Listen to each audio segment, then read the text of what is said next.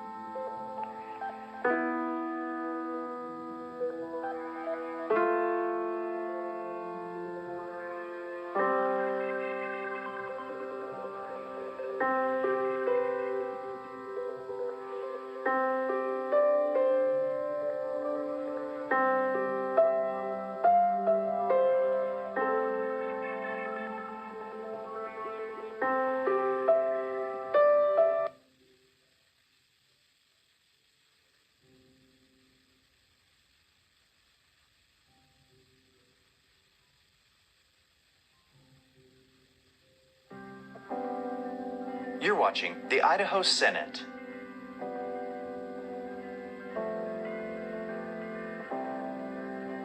Hardware and closed captioning for Idaho in session is provided by the Idaho Legislature and Idaho Legislative Services Office.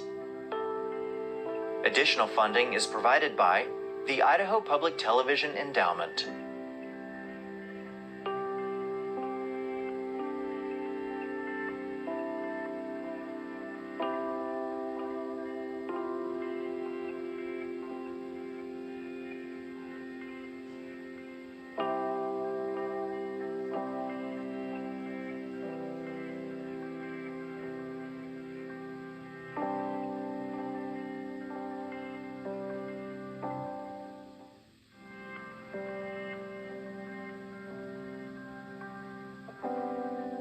You're watching the Idaho Senate.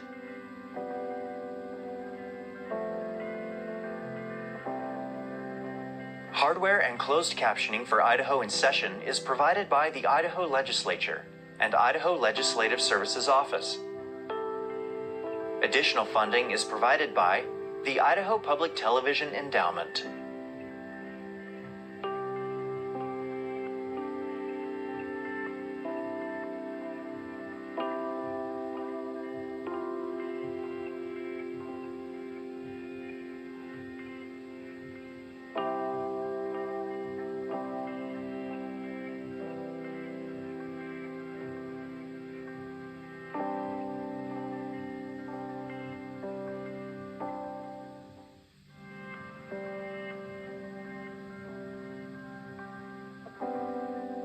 You're watching the Idaho Senate.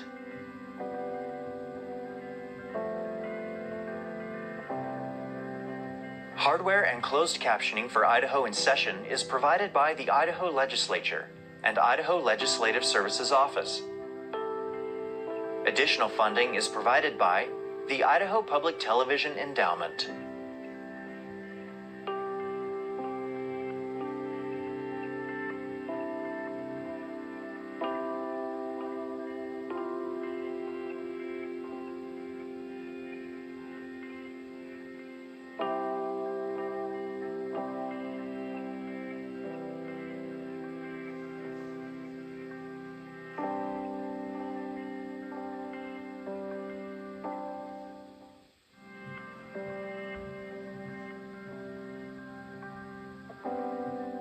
You're watching the Idaho Senate.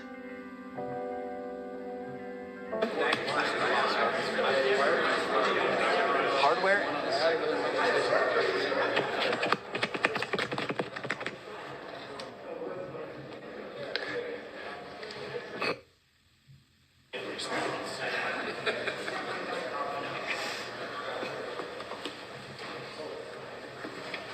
Recess is over.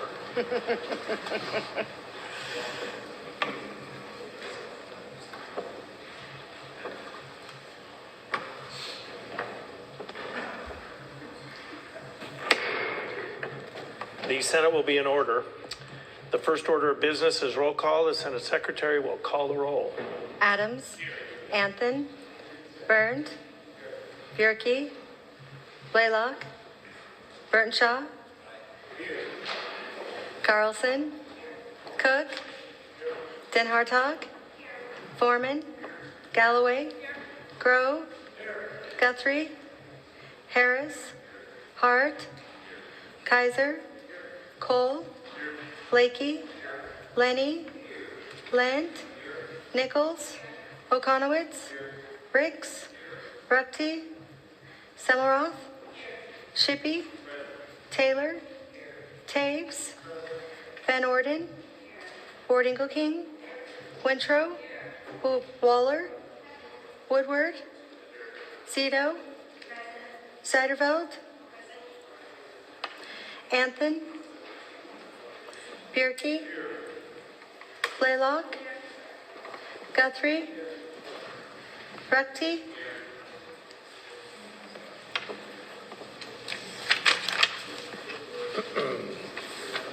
The roll call shows 34 senators present with one absent excused. A quorum is present and the Senate is ready for business. The Senate will now advance to the second order of business, prayer and pledge of allegiance. Today will be led in prayer by our Senate chaplain, Doug Armstrong, and then led in the pledge of allegiance by our page, Ava Larson. We invite the guests in the gallery to please stand.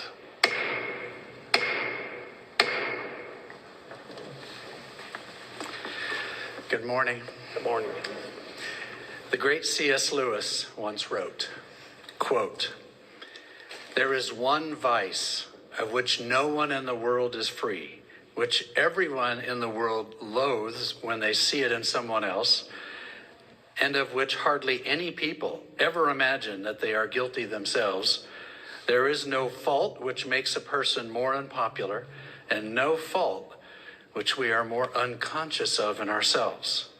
The vice I am talking of is pride or self-conceit. And the virtue opposite to it in Christian morals is called humility." And as your chaplain this year, I submit that pride and self-conceit are not attractive traits for a legislator. But I also want to say, and I'm going to not read this at all, I just want you to know I am proud of you. I watch almost all the debate online, and I am very proud to say that you have done a really good job this year, in spite of disagreement, of being nice and respectful to each other. And I just want you to know that. Please pray with me. Heavenly Father, we acknowledge that pride can lead us away from your truth. It blinds us to our faults, it separates us from others, and it keeps us from fully relying on truth. Lord, help us to continue to resist pride and embrace humility. Keep us from seeking our own glory, and instead let us glorify you in all we do. May we walk in humility, find strength in surrender, and joy in serving others. I pray this in Jesus' name. Amen. Amen.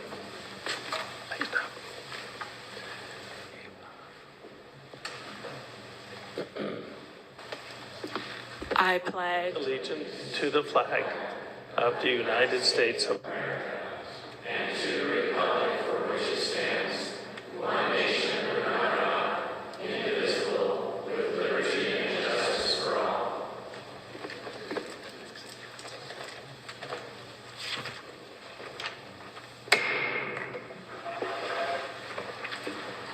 The Senate will now advance to the third order of business, reading and correction of the journal. The Senate is at the third order. March 27, 2025. The Judiciary and Rules Committee reports that the Senate Journal of the proceedings of March 26, 2025 was read and approved as corrected. Lakey, Chairman. The corrected journal will be filed in the office of the Senate Secretary. Mr. President.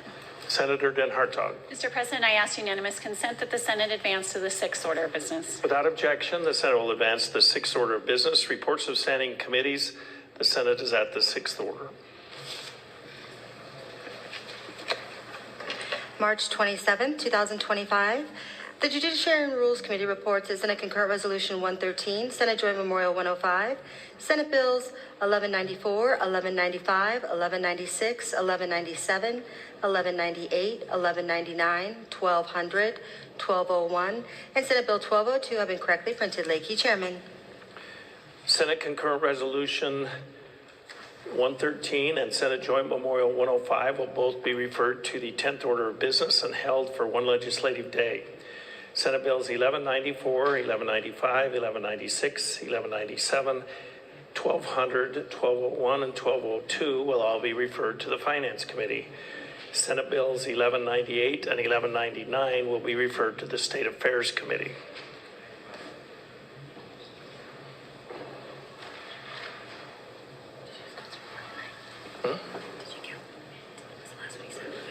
Yeah, I skipped around. Over there. Yeah.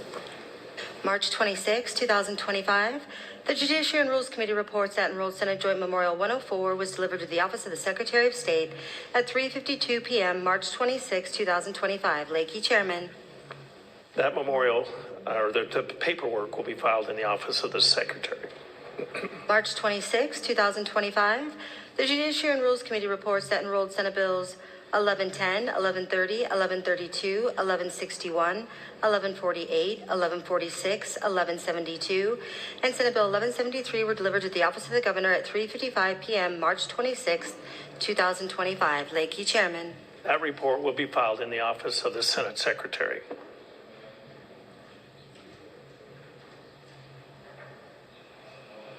Mr. President. Senator Den Hartog. Mr. President, I ask unanimous consent that the Senate advance to the 8th order of business. Without objection, the Senate will advance to the 8th order of business. Messages from the Governor. The Senate is at the 8th order.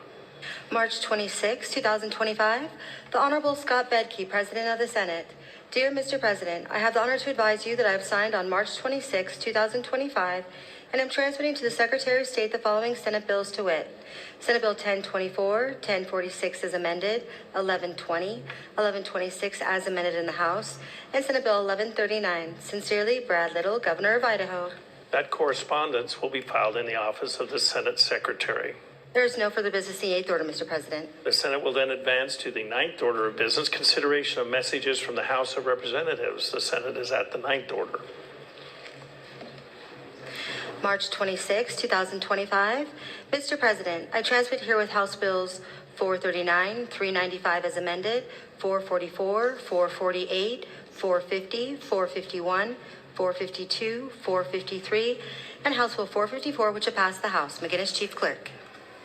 House Bills 439, 395, as amended, 444, 448, 450, 451, 452, 453, and 454 will all be referred to the 11th order of business for introduction. March 26, 2025. Mr. President, I return here with Senate Bill 1087 as amended, which has failed to pass the House. McGinnis, Chief Clerk. Having failed to pass the House of Representatives, Senate Bill 1087 as amended will be filed in the Office of the Secretary.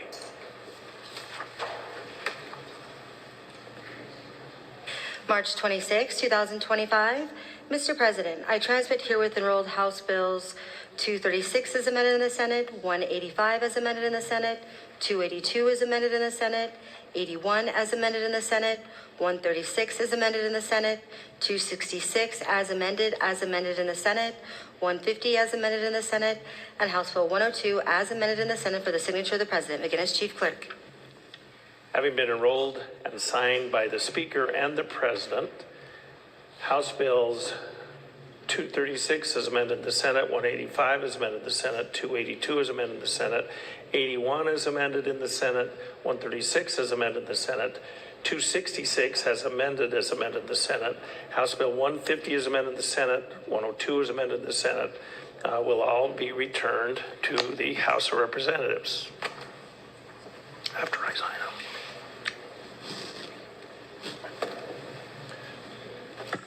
Mr. President. Senator Den Hartog. Mr. President, I ask unanimous consent that the Senate advance to the 11th order of business. Without objection, the Senate will advance to the 11th order of business, introduction, first reading, and reference of bills. The Senate is at the 11th order. Mr. President. Senator Den Hartog. Mr. President, I ask unanimous consent that all bills on first reading be read by number, author, and title only, and the journal show they've been read at length. Hearing no objection, it is so ordered. The Senate Secretary may read. In the House of Representatives, House Bill 439 by Appropriations Committee, an act relating to the appropriation to the Department of Administration, appropriating additional monies to the Department of Administration for fiscal year 2026. In the House of Representatives, House Bill 395 as amended by State Affairs Committee, an act relating to public utilities to establish provisions regarding competitive procurement and ratepayer protection. In the House of Representatives, House Bill 444 by Appropriations Committee, an act relating to the appropriation to the Department of Lands, appropriating additional monies to the Department of Lands for fiscal year 2026. In the House of Representatives, House Bill 448 by Appropriations Committee, an act relating to funding of the Department of Finance, appropriating additional monies to the Department of Finance for fiscal year 2026. In the House of Representatives, House Bill 450 by Appropriations Committee, an act relating to the appropriation to the Department of Fish and Game, appropriating additional monies to the Department of Fish and Game for fiscal year 2026. In the House of Representatives, House Bill 451 by Appropriations Committee, an act relating to the appropriation to the Public Schools Educational Support Programs Division of Educational Services for the Deaf and the Blind, appropriating additional monies to the Public Schools Educational Support Programs Division of Educational Services for the Deaf and Blind for fiscal year 2026. In the House of Representatives, House Bill 452 by Appropriations Committee, an act relating to the appropriation to the Public Schools Educational Support Programs Division of the Idaho Digital Learning Academy, appropriating additional monies to the Public Schools Educational Support Programs Division of the Idaho Digital Learning Academy for fiscal year 2026. In the House of Representatives, House Bill 453 by Appropriations Committee, an act relating to the appropriation to the Public Schools Educational Support Programs Division of Facilities, appropriating additional monies to the Public Schools Educational Support Programs Division of Facilities for fiscal year 2026. In the House of Representatives, House Bill 454 by Appropriations Committee, an act relating to the appropriation to the Public Schools Educational Support Programs Division of Teachers, appropriating additional monies to the Public Schools Educational Support Programs Division of Teachers for fiscal year 2026.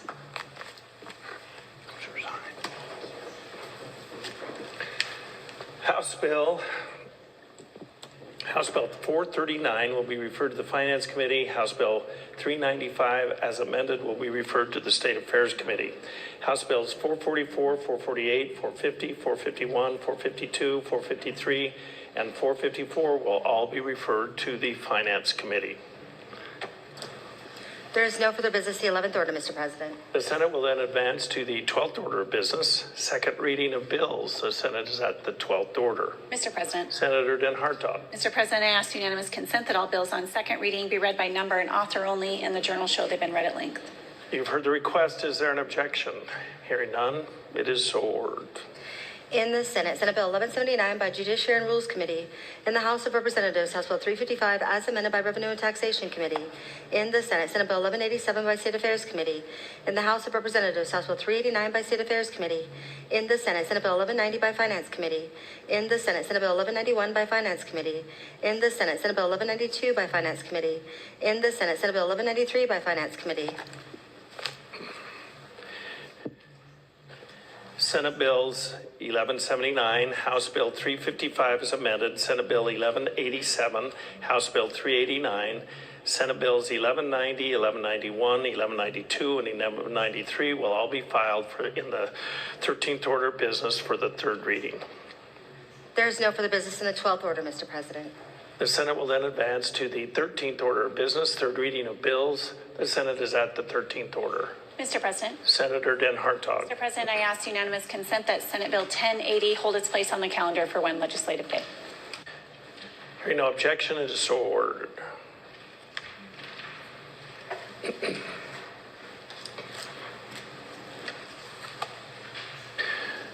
The Senate will now have before it for final consideration Senate Bill 1185.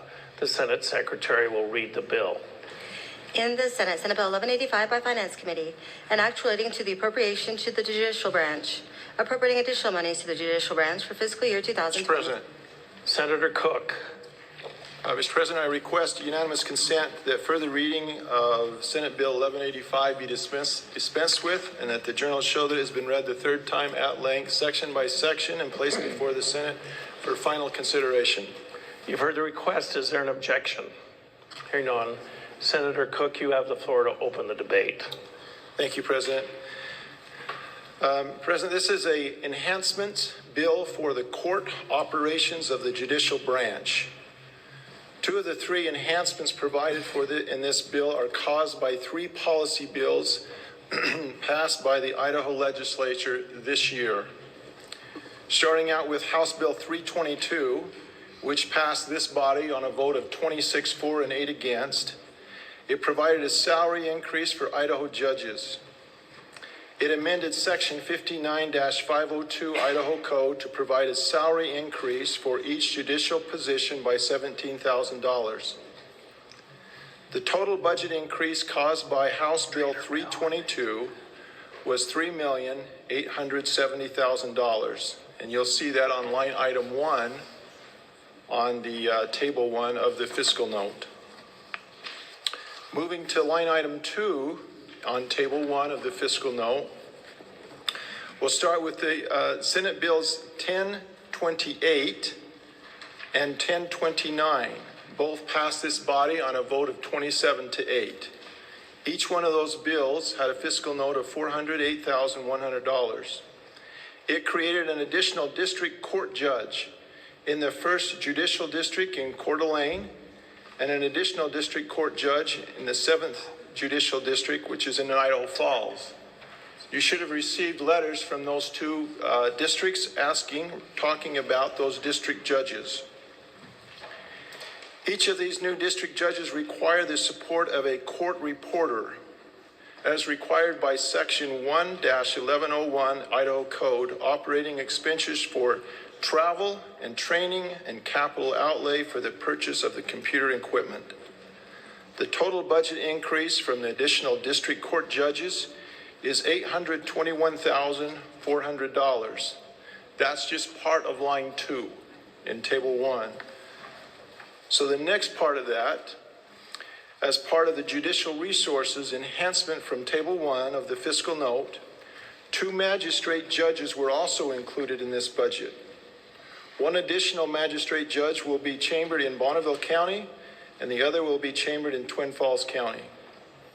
The total budget increase for the additional magistrate judges is $421,000 and includes personnel costs for the judges, funding for travel and training, and funding for the purchases of the computer equipment. So, the total impact of the judicial resources budget, which is again line 2 on table 1, is $1,242,400. Finally, as many in this body are aware, the judicial branch has undergone a significant reorganization of IT resources, ensuring network safety to protect the judicial branch from network attacks. Last legislative session, there were several positions funded to provide network support. The final budget enhancement in the budget provides an additional $77,900 in personnel costs to fund these positions with a competitive market adjustment salary. Overall, this budget is a 5.5% increase above fiscal year 2025, of which $4,691,400, or a 4.9% of the increase, was caused by the 3 aforementioned bills. So if you were to take away those 3 bills that we passed on this body, the percent change or increase of this budget would be less than 0.6%. So the reason why this budget is a little more is because of what we passed here. It's for those judges which were asked for. The additional increase was caused by adding the magistrate judges and also the district judges, the caseload, and the critical IT support in the 3rd branch of the government running. And with that, debate is open.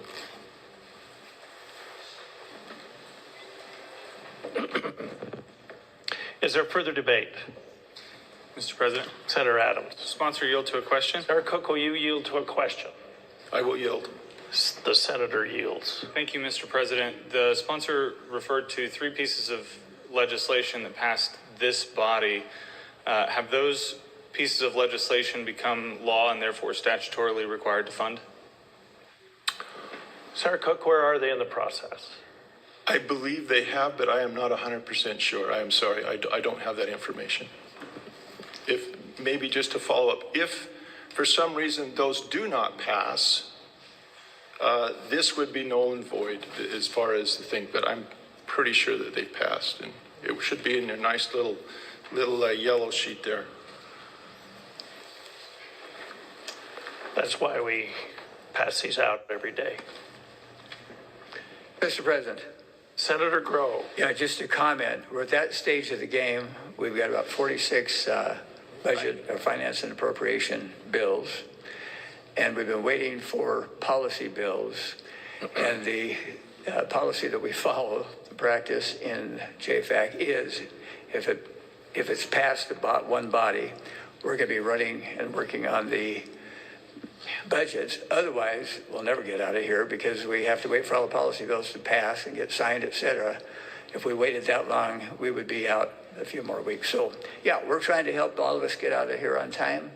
And so if it's passed one body, we're bringing it to you with the appropriation to fund it. Thank you. Thank you, Senator. Senator Lant. Mr. President, I'd just like to thank the senator from 32 and those who serve on our JFAC committee. Having served there 4 years myself, I know the time and energy and resource it takes to put these budgets together. And sometimes as they come across to us, we're making quick decisions based on one thought or another, but I have confidence in these good folks that have spent time, energy, and resource. I know how hard it is to put all this together and then stand on the floor and defend these budgets. So I just wanted to let them know how much I appreciate their work, and I'll be supporting these budgets. Is there further debate? Mr. President. Senator Nichols. Thank you. Mr. President, I do appreciate the work of our committee and the process, and I know the hard work that they have put into it. But because of some recent issues that have been brought to my attention from constituents in our state, I have some concerns about what's happening in the judicial system, especially with the accountability process. It seems that it's not being adequate for a number of our Idaho families. And so at this time, I am not going to support this budget because I don't feel that we are adequately helping our families that are in the state of Idaho with what's transpiring. So until I can get some resolution in regards to that, I can't support this budget. Is there further debate? Senator Adams. Mr. President, to debate in favor of the bill. You have the floor, Senator. Thank you, Mr. President. And thank you to the sponsor for trying to answer my Senator question. Adams, I think I kind of owe you an apology for pointing it out here. That was not my place to tell you what you should have known. I accept your apology, Mr. All right, President. so thank you. Anyway, please continue with your debate. No, I do appreciate what JFAC does. Similar to the senator from 33, I also served on the Finance Committee and understand that when we pass legislation through both chambers and it gets signed into law, then we are obligated to fund it. And all 3 pieces of legislation that were referred to by the sponsor have been signed into law, and therefore we are required to fund it. This is a good budget, and I encourage your aye vote. Thank you. Is there further debate? Senator Cook, you're recognized to stand and close the debate. Thank you, President. Thank you, those from District 12, 33, and 10. For your comments. I appreciate that. In closing, contrary to any claims made by the ill-informed who refuse to recognize the connection between legislation authorizing this budget and existing Idaho law, this appropriation represents exactly what was promised to legislators and fulfills all legal obligations. No one was misled, as a third party claims. First, the policy bills are required to authorize new district judges. Both Senate Bill 1028 and Senate Bill 1029 amend Idaho Code 1-802 and 1-808 respectively to increase the number of district judges for 1 in the 1st and 7th judicial districts. Second, court reporters are statutorily required with every new district judge. Idaho Code 1-1101 mandates that every district court judge be accompanied by a court reporter. The fiscal notes for Senate Bill 1028 and Senate Bill 1029 acknowledges this requirement. Both Senate Bill 1028 and Senate Bill 1029 are now law. As the good senator asked the question from District 12. To comply with that law, we must also approve funding for the respective court reporters. Third, the law doesn't require a separate policy bill to authorize new magistrate judges. The 2 magistrate judge positions for Bonneville and Twin Falls counties are administrative placements that do not require statutory change. They were requested by judicial branch and are included in the budget to address workload increases driven by population growth. These 2 positions were listed on this budget clear back in September of 2024 and on the governor's budget as of January 2025. There was no one misled. Fourth, the fiscal note for this appropriation reflects what was requested in Senate Bill 1028 and 1029, the judicial branch request. It includes, and this is your letters that are on your desk, it includes the 2 district judges, the 2 court reporters, and also on the budget, the 2 magistrate judges. That equals 6 FTPs total, which were approved through the legislation or requested through the budget submission process last September. Finally, the overall timeline and actions taken reflects transparency from all parties. Both the executive and the legislative branch were notified months ago about these requests. This appropriation bill represents the final step of responding to a request we received and then approved from the judicial branch.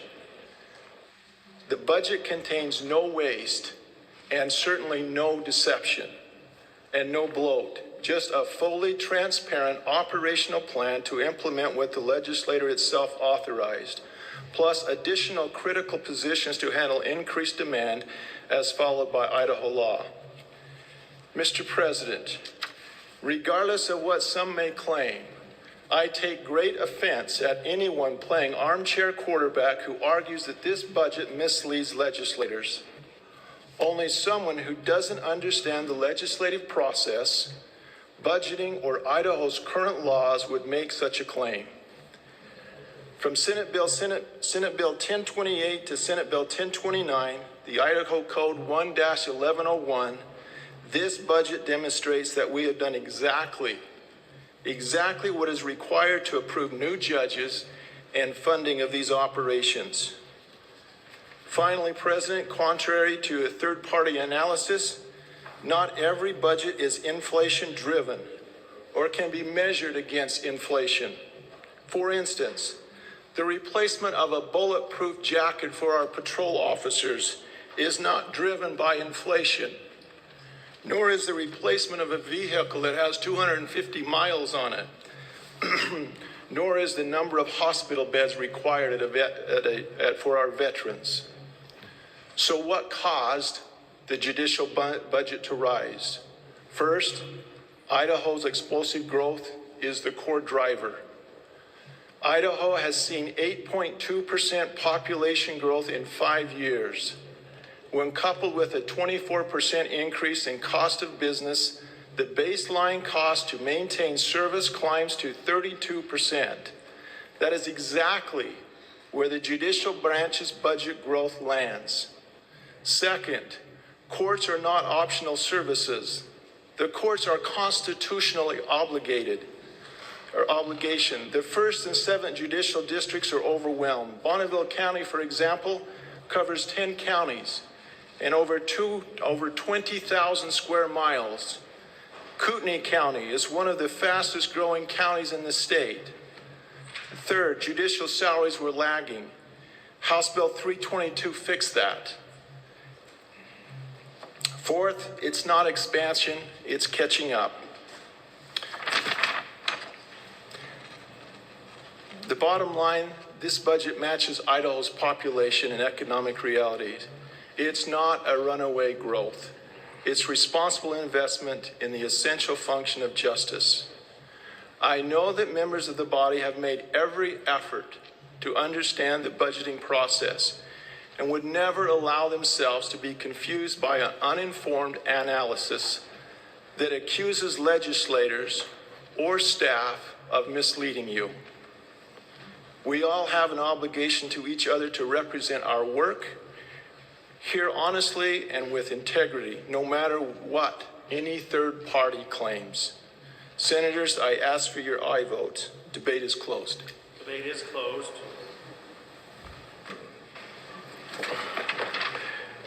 The question before the Senate is, shall Senate Bill 1185 pass the Senate? The Senate Secretary will call the roll. Adams. Anthony. Burnt. Bierke. Blaylock. Burtenshaw. Carlson. Cook. Aye. Den Hartog. Foreman. Galloway. Grow. Guthrie. Harris. Hart. Kaiser. Cole. 60 seconds, Mr. President. You have 60 seconds, Senator Cole. Thank you, Mr. President. Thank you to the sponsor for bringing forward this budget. I understand that these are policy appropriations. I didn't vote for those policies, so in order to stay consistent on this issue, I'll be a no. Senator Cole votes no.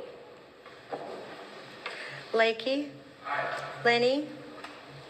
Lind. Nichols. Okonowitz. Ricks. Ruckty. Samaroff. Shippey. 60 seconds, Mr. President. Starting now, Senator.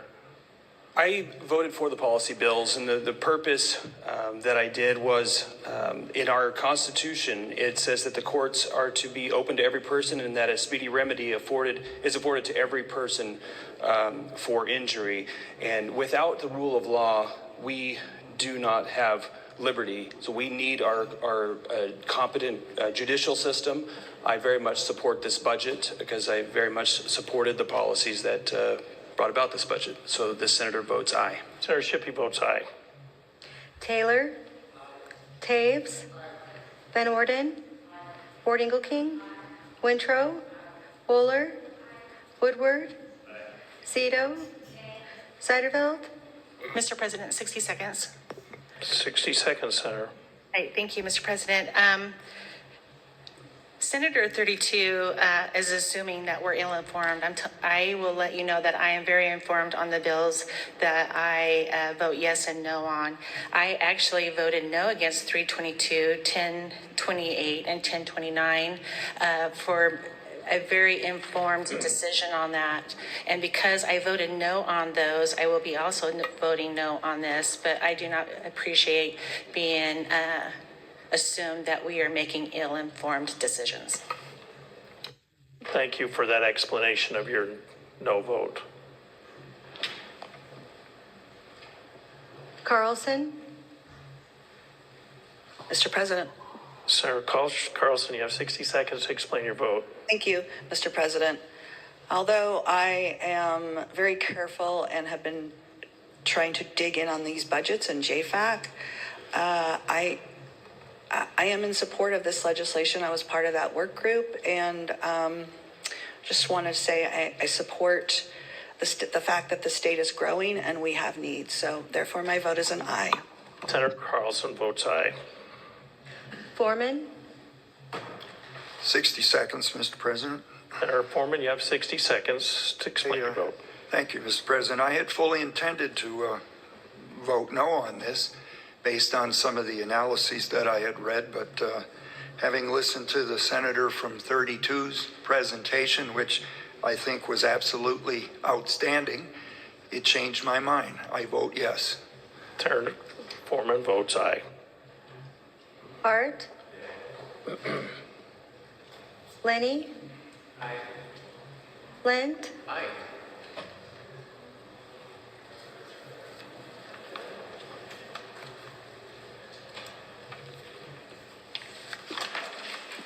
The vote count shows 29 in favor with 6 against, a majority having voted in the affirmative. Senate Bill 1185 has passed the Senate. Hearing no correction to the title is approved, and the bill will be transmitted to the House of Representatives. The Senate will now have before for final consideration Senate Bill 1142. The Secretary will read the bill. In the Senate Bill 1142 by State Affairs Committee, an act relating to education, relating to statutory construction and non-public school students, relating to the Empowering Parents Grant Program, relating to a certain report and evaluation. Mr. President. Senator Blaylock.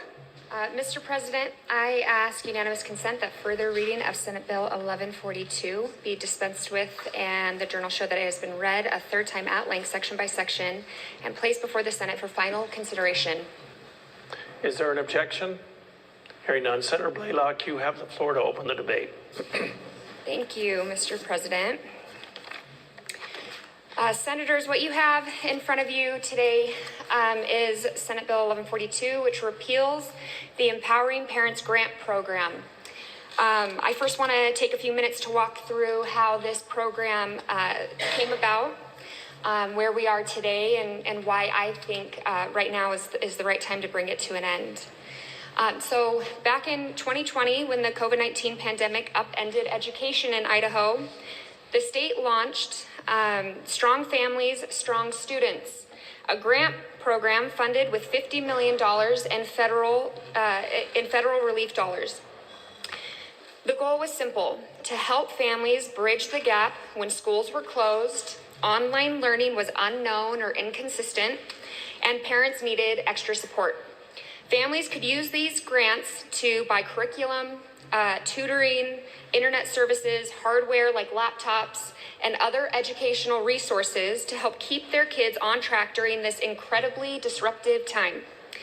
In 2022, the legislature decided to continue the program under state control, creating what we now know as the Empowering Parents Program. The funding structure stayed the same, with up to $1,000 per student and $3,000 with a $3,000 household cap. But now, instead of federal funds, it became a permanent state-funded program, and today this program is an ongoing expense of $30 million to the Idaho taxpayer.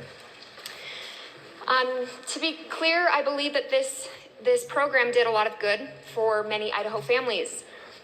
Even with some of the missteps in implementation or misuse of some of the grant funds, I largely think it served its purpose. But here's the reality. The emergency that justified this program is over. Schools are open, students are settled, and our educational operations are back to normal. So we have to ask ourselves, senators, are we the kind of legislature that can make the tough call to end a program when its time has passed? Or are we going to be more like Congress, who just adds new programs without considering what is being spent today? This grant program was meant to be a temporary solution to a temporary problem. The problem is over, and if we don't take action now, the program risks becoming a permanent entitlement where, we are talking about $30 million allocated year over year without asking if it's actually the best use of our taxpayer money. And every year that this stays in place, the expectation that it will always be there gets more entrenched. And here's what the data tells us. In fiscal year 2024, families spent over 60% of these grant dollars on electronics, primarily computers and laptops and tablets. And so far this year, the data shows us that that number has jumped to over 80%. At the same time, less than 5% of the total spending went towards things like tutoring or educational classes, the types of services that we typically associate with direct academic support. This program has drifted far from its original intent. It's turning into a technology slush fund. And if we choose to continue funding it, we are no longer empowering parents, we are creating entitlements. With that, Mr. President, debate is open. Thank you, Senator. Is there further debate? Mr. President, Senator Lenny, to debate the bill. you have the floor, Senator. Mr. President, I have to admit, I'm kind of jealous because I wanted to do a bill like this, but apparently Senator from 11 got to it first.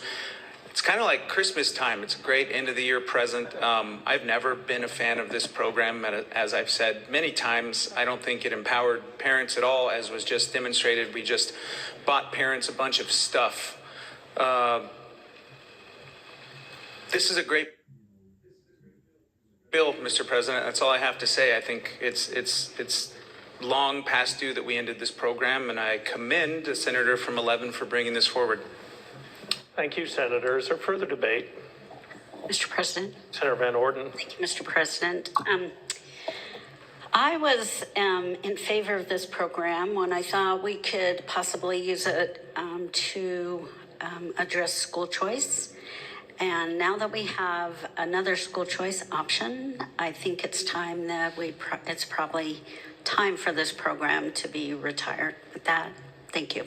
Thank you. Is there further debate? Mr. President. Senator Burnt. Thank you, Mr. President. I commend the senator from 11. I think this is a fiscally responsible bill. Just a little story. I recently got a text from one of my constituents. Her daughter's in competitive cheer, and she forwarded me an email that came from the competitive cheer organization that she cheers for, which was an email sent out to all of the parents who have kiddos in this particular competitive cheer class or cheer team, saying that they could use empowering parents to pay for their dues. I saw the email. I believe at one time this was beneficial, like the good senator from 11 mentioned, but I think that now that time has passed and it's time to be fiscally responsible and to repeal this program. Thank you. Is there further debate? Mr. President. Senator Carlson. To debate the bill. You have the floor, Senator. So I've heard the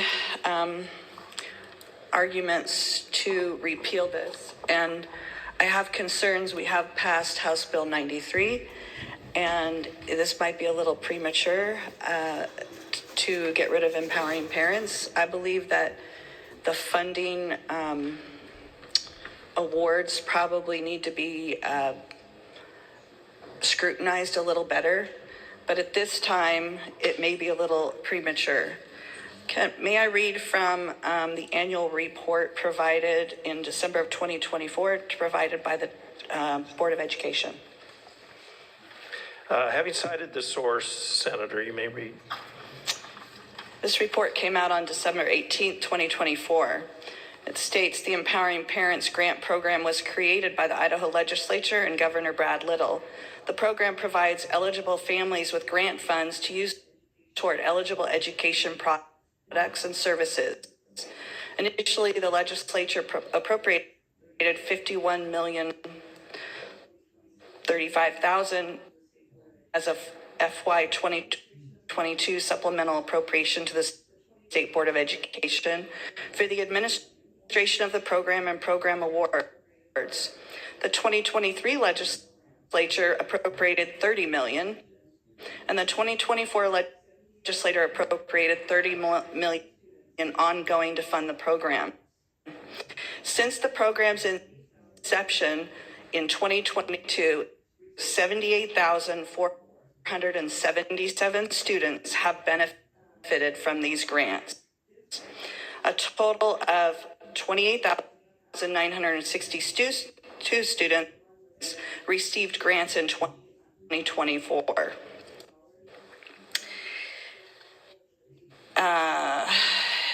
This program has awarded, they have had priorities of award. Priority number 1 was households with an AGI under $60,000. And priority number 2 was households with an AGI of under $75,000. I'm afraid that with House Bill 93, that legislation will not benefit people of lower income levels as much as Empowering Parents have. And under the people benefited with the under 60,000 has been 69%. So 69% of the money has gone towards the lower income families. I have concerns about this program and how the money is being used. That doesn't mean we should just completely throw out the program at this point in time. I believe we could put some side rails on it, but the previous legislators that have passed this legislation have done great work on it. The last thing I want to say is homeschoolers that have been affected by this in 2024 was 2,972. Public school and charter school and virtual students benefit has been 25,240 students. The last thing on this report says from the State Board of Education, they regularly hear positive and heartfelt feedback from Idaho families across the state about the impact of this program, and they will work to ensure educational programs, products, and services are easily accessible for students. Once again, I believe it's a premature move, and I am going to be voting no. Thank you. Thank you. Is there further debate? Hearing none. Sarah Blaylock, you're recognized to close the debate. Thank you, Mr. President, and to all the senators for debating in favor and even against this bill. I appreciate all the points that were brought up. Just to address a couple things, again, I believe that this program did do a lot of good, but some of those things, like the data shows us, a lot of how this program is being used now, again, is on electronics, so computers and tablets, and I even had one mom that on a call say, well, I'm talking on the laptop that this program bought, and then I've heard from plenty of vendors, some even talking about how much they've grown since this program was introduced, and that's lovely. These are Idaho companies, and that have grown because of this, but that doesn't mean we need to continue growing these companies, and like one of the senators mentioned about cheerleading, I've heard about piano lessons and swim lessons. These are all wonderful things. These are things, of course, you want your kids to be able to have those opportunities and take a piano lesson and enrich their lives that way. But is that the government's role? I don't think so, and that's what this is turning into. So thank you again, and with that, debate's closed. Debate is closed. The question before the Senate is, shall Senate Bill 1142 pass the Senate? The Senate Secretary will call the roll. Adams. Mr. President. Sir Adams. Thank you, Mr. President. In my short 5 years in the legislature, this is the first time I've ever seen an entitlement program repealed or attempted to be repealed. The Senator votes aye. Senator Adams votes aye. Anthony. Berndt. Bjorky. Blaylock. Burtonshaw. Carlson. Cook. Den Hartog. Foreman. Galloway. Grow. Guthrie. Harris. Hart. Kaiser. Cole. Lakey. Lenny. Lind. Nichols. Okonowitz. Ricks. Ruckty. Samaroff. Shippey. Taylor. Taves. Van Orden. King. Wintrow. Wooler. Woodward. Cito. Seiderveld. Den Hartog. Ricks. Winthrop?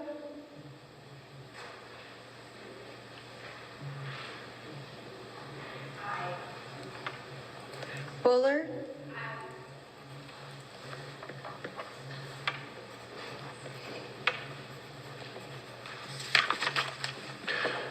The vote count shows 32 in favor with 3 against, a majority having voted in the affirmative. Senate Bill 1142 has passed the Senate. Hearing no correction of the title is approved, and the bill will be transmitted to the House of Representatives. The Senate will now have before it for final consideration Senate Bill 1180. The Senate Secretary will read the bill. In the Senate, Senate Bill 1180 by Judiciary and Rules Committee, an act relating to traffic enforcement to establish provisions regarding automated license plate readers and data. Mr. President. Senator Okonowitz. Thank you, Mr. President. I ask unanimous consent that further reading of Senate Bill 1180 be dispensed with and that the journal show it's been read for the third time at length, section by section, and placed before the Senate for final consideration. Hearing no objections, Senator Okonowitz, you have the floor to open the debate. Thank you, Mr. President. Mr. President, this is a bill directed at license plates. There are 2 parts. The first part deals with license plate readers, which are passive cameras that populate intersections, typically on traffic lights, and collect data continuously.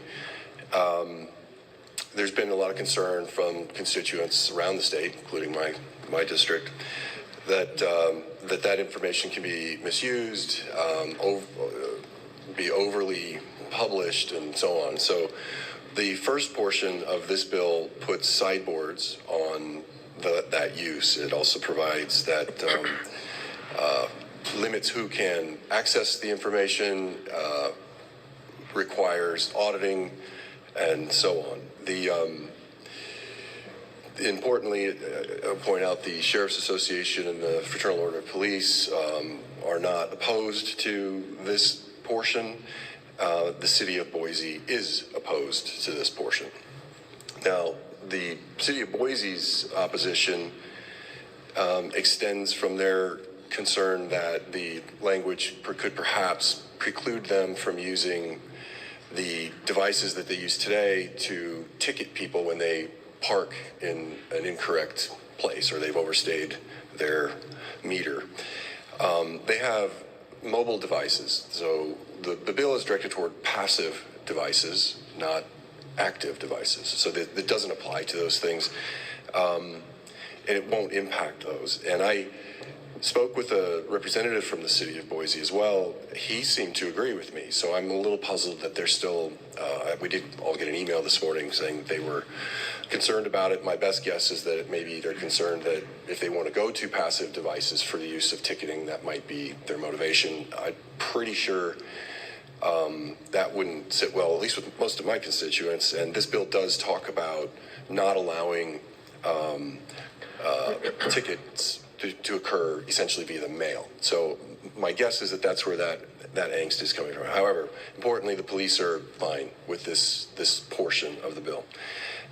The second portion deals with front license plates, and all it does is it says if a vehicle does not have a license plate bracket from the manufacturers, then you don't have to install one. You don't have to drill holes in your Shelby Cobras or whatever other kind of vehicles you may collect, and many of the newer vehicles and sport cars don't have brackets any longer. It is still a minority of the cars, so most cars will still have front license plates in the state. The city of Boise did not care about that, but the FOP remained neutral on that, the Fraternal Order of Police, but the Sheriff's Association is opposed to it. And I'll tell a little bit of a story about license plates, front license plates. I've been in the Transportation Committee the entire time I've been in the legislature, even in the House, and we've seen front license plate elimination type bills come up from time to time. A couple of years ago, was the last time I recall one coming through, and it was to completely eradicate front license plates. The law enforcement folks were not in support of that. And I didn't really have much of dog in that fight. Didn't really care too much. Personally, it didn't seem like a big deal until I had a constituent, former law enforcement officer, who was really riled up that law enforcement in Idaho doesn't enforce the law today, currently, which dealing with not having front license plates. And so he'd been exchanging with me in conversation about that. And it got me to start looking as I'm driving to and fro. And in my area, I think I counted at a minimum 10% and perhaps as high as 20% of vehicles that I saw that had an Idaho license plate on the rear plate that weren't sporting front license plates. And so I asked the colonel of the state police, as well as our local sheriff, why that is. Why it appears you're not enforcing the law that requires a front license plate. And is that true? And if so, why is that? And they both said in different terms that they don't enforce that typically. It is the colonel suggested it was a teaching opportunity and not an enforcement opportunity. Our sheriff in Kootenai County who I know a little bit, so he was a bit more direct, said, they got better things to do, essentially. And I even had the same conversation with a sheriff from down in this area, Sheriff Donahue, 2 years ago. And he acknowledged that that nature of that conversation was one where he was trying to stress how important it was that every car have a front license plate. And I said, well, if it's that important, then why aren't you enforcing the law? And he acknowledged that I might have a point. So the point of that whole story, I think, is that it's probably not that big of a deal because we're going to have roughly the same percentage of vehicles with no front license plate as you have today. They're just not going to be de facto breaking the law. Everyone will still be issued 2 plates. If you've got a bracket, you still have to put your front license plate on. But it does preserve collectibles, restoration cars, and some of the newer cars that are just not designed for front plates from having to have one. And again, on that, City of Boise was neutral. Fraternal Order of Police was neutral, but the sheriffs were opposed. With that, Mr. President, debate's open. Is there further debate? Mr. President, Senator Foreman. to debate against the bill. You have the floor, Senator. I'm fine with the first part of this bill, the laying out the rules for how these readers will be used. I don't have any heartburn with that at all. But it's the second part of the bill that troubles me. And I'm speaking from firsthand experience here. I've been there and I've done this. When you're trying to find a suspect vehicle and you're passing at 60 miles an hour in opposite directions, trying to get a visual on the rear plate as the car's going the other way and you're reading it reversed or inverted, if you will, in your side mirror is darn near impossible. There have been times where the only information we had with respect to identifying a suspect vehicle was the license plate. There's a sound requirement for having a front plate. It is absolutely essential to law enforcement. If we're in pursuit of a suspect that allegedly just raped somebody, robbed a bank, committed an armed robbery, and I've pursued people in all of those situations, having that front plate is extremely important to law enforcement. Now, granted, it kind of messes up the looks of the front of some of the cars. I've owned cars that didn't have provision for a front plate, but you don't have to drill holes. There's ways to attach plates either magnetically or with sticky materials or with some sort of lanyard that you can put on and not deface the front of your car. But I think it is absolutely essential that we preserve the requirement for a front plate. As far as the enforcement aspect, our department did enforce it. I used to pull people over for not having a front plate or for having the front plate displayed in a manner that's not in accordance with Title 49 Idaho Code.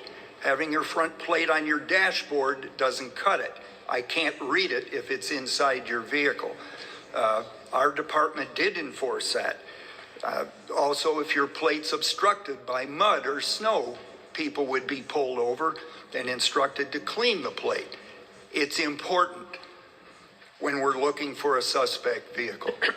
I understand the intent behind the bill, and it's sound. And again, the first part is just fine, but it's necessary to assist law enforcement in every way possible if you want bad actors taken out of circulation. And having a front plate greatly assists us in doing that. So I will not be able to support the bill. Thank you, Mr. President. Thank you. Is there further debate? Mr. President, Senator Kaiser. debate in favor of the bill. You have the floor. Thank you, Mr. President. I like this bill. I'm in support. I just want to point out that when you're driving 60 miles an hour in the opposite direction of a vehicle going 60 miles an hour, it's also very hard to actually read the plate. For those that do have a front license plate, you can't stop and take the time to look at each letter. But also, if you do have a description or a license plate of a vehicle, it's going to give you a description of the type of vehicle it's used, which is typically what you're looking for when you're out there on patrol. So I think that it's an appropriate bill. We don't need to require every vehicle to then physically damage their vehicle to attach a license plate. I would urge your aye vote. Is there further debate? Mr. President.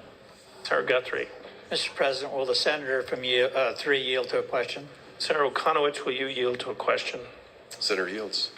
Senator yields. Mr. President, senator from 3, on page 2, lines, starting on line 12, where the new language is incorporated, license plates assigned to a motor vehicle shall be attached, one in the front, and then the new language, if the vehicle is equipped with the front license plate mounting bracket. So what that says to me is that all I have to do is take my mounting bracket off, and now I'm exempt as well. And so you could theoretically have everyone just taking that mounting bracket off that comes on your car. Is that the way, the intent, or the way you read this? Senator Okonowicz. Mr. President, no, that's not the way I would read this. I would read that as saying if it's equipped, it means it's had one. If you've tampered with it, then I think it would be tampered with. So I don't think it would be read that way. And frankly, if, like lots of bills, if we needed to clean some stuff up in coming years, we always have the ability to do so. Thank you, Mr. President. Senator from 3. Is there further debate? Mr. President, Shippey. to debate the bill. Go ahead. Thank you, Mr. President. I am having a hard time with this bill, as the question was raised earlier from the senator from 28. That if somebody's a bad actor and they're wanting to keep their identity hidden from oncoming police traffic, they would just have to remove the bracket, and they would be exempt as well in this. If we're acknowledging that it's really not that important to have a front license plate by exempting some, of course we're creating winners and losers here on some level, but we're acknowledging that it's arbitrary that we require a front plate. There's really no particular reason except that some just prefer not to have a front plate. If current law enforcement is not enforcing it, that's really not the legislature's issue. In my mind, we have to treat things fairly and justly and evenly across the board. And so I don't particularly have a problem with removing the requirement for a front plate. I would just say let's do it across the board and make it fair, so that one is not committing a crime and another is completely exempt because they simply have removed the bracket. So I will be opposing this legislation. Mr. President. Senator Anton. In favor of the bill. You have the floor. Thank you, Mr. President. We get pieces of legislation, and I've said this many times, they are complicated in that they come with pluses and minuses. And then our vote is simple, it's yes or no. And that's what I see in this piece of legislation. I think that many of the senators today have been able to articulate very well the pluses and minuses. For me, the pluses of this bill come in the first part. They're talking about protecting private information. They're talking about putting protections for Idahoans in place on the government, so that when they are using new technology and gathering up information about you as you drive down the street, that information is protected. That to me is a pretty important thing in this bill. I think we as a legislature are going to have to continue to face those issues. The technology is going to almost outpace our ability to legislate. And so I think that is a very, very important part of the bill as we tackle the automated license plate reader issue.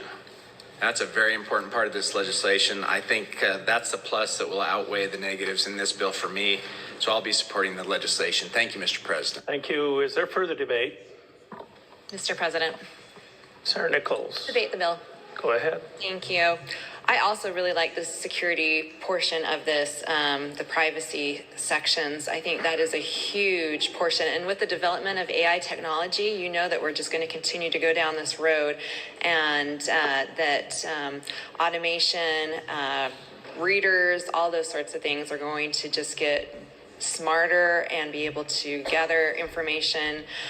So I think this is a good step to protecting that. I also wanted to point out that there's at least 20 states that don't require front license plates at this time. And it does not seem like they're having any, out of the ordinary type issues going on.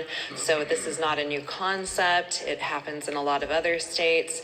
And we have people right now in our own state that don't put front license plates on. So I think this is a good measure for safety and security. And I also think it cleans up some of the current code. And like I said, other states already do this, and I don't see any issues that are going on there. So I'll be supporting this legislation. Is there further debate? Hearing none. Senator Okonowicz, you have the floor to close the debate. Thank you, Mr. President. Thank you, everyone, for the debate. I don't think there's really anything I can add to that. I think we've covered everything. I'm always amazed at which bills get the most attention and debate. This, once again, surprised. But I think everything's been said that can be said, so debate's closed. Debate is closed. The question before the Senate is, shall Senate Bill 1180 pass the Senate? The Senate Secretary will poll the members. Adams. Anthony. Byrd. Bierke. Blaylock. Burtonshaw. Carlson. Cook. Den Hartog. Foreman. Galloway. Grove. Guthrie. Harris. Hart. Kaiser. Cole. Lakey. Lenny. Lind. Nichols. Okonowitz. Ricks. Ruckte. Semoroff. Shippey. Taylor. Taves. Van Orden. King. Wintrow. Wooler. Woodward. Cito. Seiderveld. Lent. Ruckte.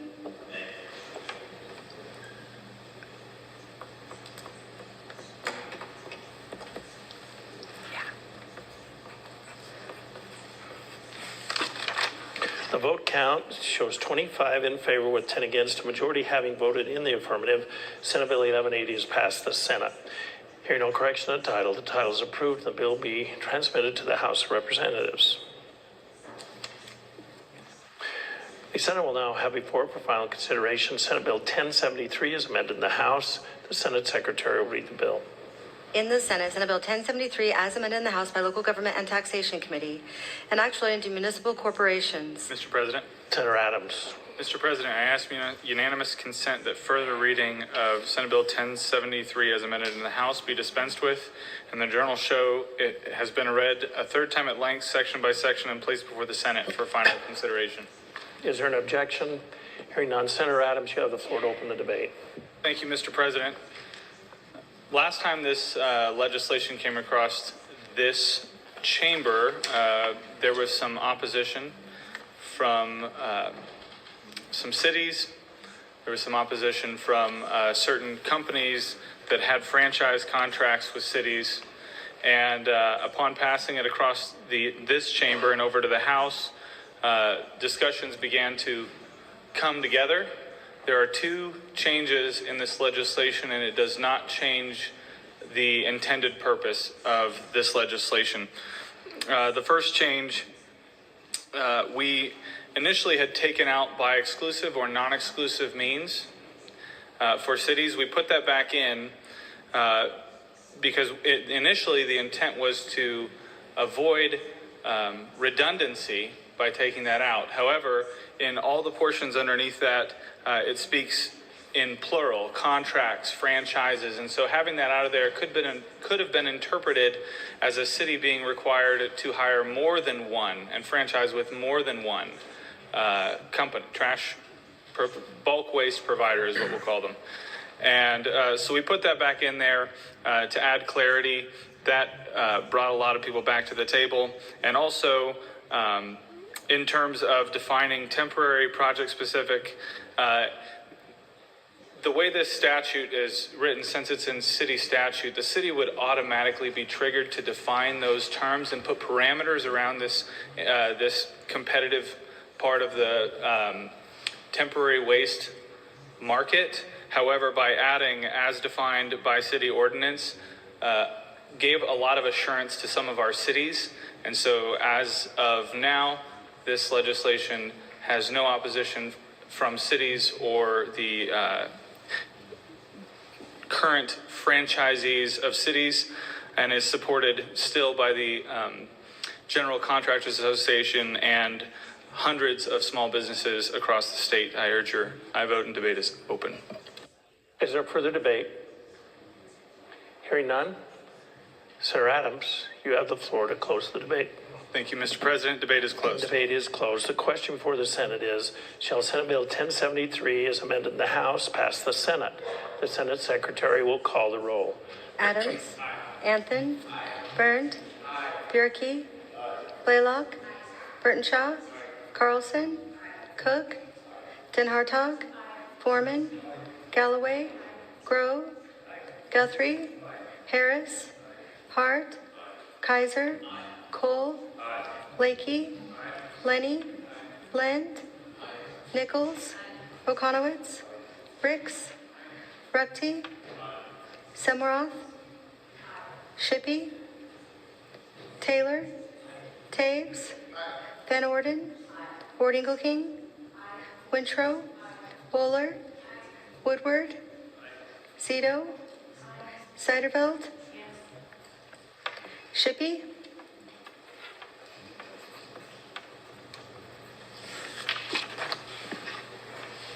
The vote count shows 34 in favor with one absent. A majority having voted in the affirmative. Senate Bill 1073 is amended in the House has passed the Senate. Hearing no correction of title, the title is approved. The bill will be transmitted to GNR, actually, to be enrolled. Mr. President. Senator Den Hartog. Mr. President, I ask the Senate go at ease for the purpose of graduating the pages. The Senate will be at ease for the aforementioned purpose.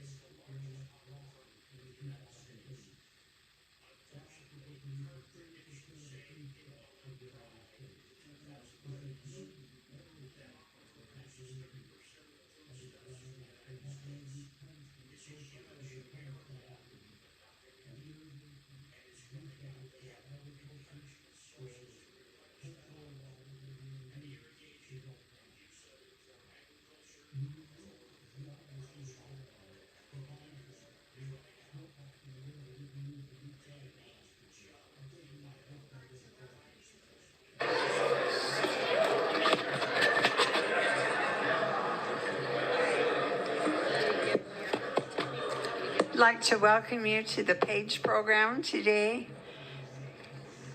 The PAGES are just absolutely a wonderful part of our legislature. We couldn't do what we do without them. They save us so many steps. They're so helpful. And they make it really fun besides. The first page that we have is Elise Ballard. She's from Fairfield. Elise plays the baritone in her school band and is a teaching assistant. She enjoys her government class. She plays the guitar and loves to read and draw. She likes to say that she's a first-generation American, as her mother is from Perth, Australia. She has a somewhat morbid fascination with the details of crime scenes and wants to go to Florida Tech and study forensic psychology. Elise.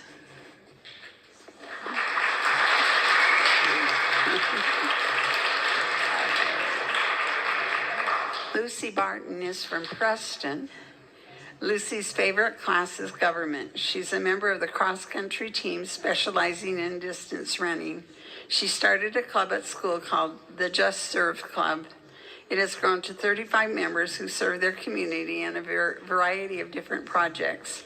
She likes archery and learning about health. She also plays the violin.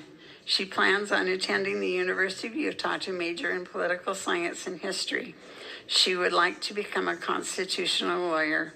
She loves public service and she loves Idaho. And I just found out yesterday that she has a twin that looks just exactly like her, but doesn't like political science. Lucy. Okay. Ainsley Braithwaite is from Idaho Falls. Ainsley attends Compass Academy, a school that Senator Lent was very instrumental in establishing. Her favorite classes are government, American history, and English. She took a one-year CTE pharmacy technician course last year.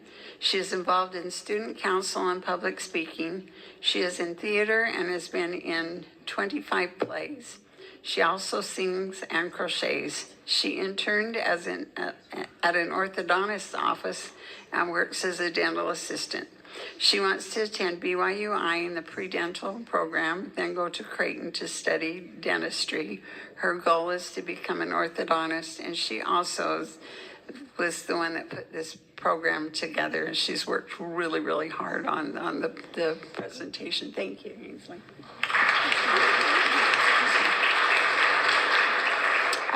Aaliyah Ferrari is from Caldwell. Aaliyah is part of her school's Earth Club, a recycle group. History is her favorite class. She likes to read all kinds of literature and hang out with her friends. She says her talent is that she talks a lot. She wants to become a criminal defense attorney. She will go to whatever university will give her the best deal, which shows she has very good sense. She was very traumatized this morning with a school project where she had to dissect something. Won't tell you what. Aaliyah, whenever I wanted something done really, really fast, I knew who to find. She's amazing. Calvin, he's from Desmet, and Desmet is, nobody had heard about where it was. We were trying to assign him to Julie Van Orden. We figured it was somewhere around there, but it's very, very far north. Calvin lives and works on his family's ranch. They have cows, sheep, pigs, horses, and chickens. He is an avid reader. His favorite books are the Lord of the Rings and Narnia books. However, when he would be sitting there filling in for the doorkeeper, I would notice that his choice of literature was far beyond what I usually read for fun. He's very intellectual. You may have observed what he was reading when he was the doorkeeper. His hobbies include blacksmithing, bow making, socializing, and playing the guitar. He works full-time in a sheet metal manufacturing company. After graduation, we would like to travel through Germany, Italy, or any of the Slavonic countries. For his professional, he will go into surgical instrument repair, which I never even thought about that was a career. But that's what he'll do. Calvin. Thank you. Shiley Johnson is from McCammon. Shiley attends a virtual high school.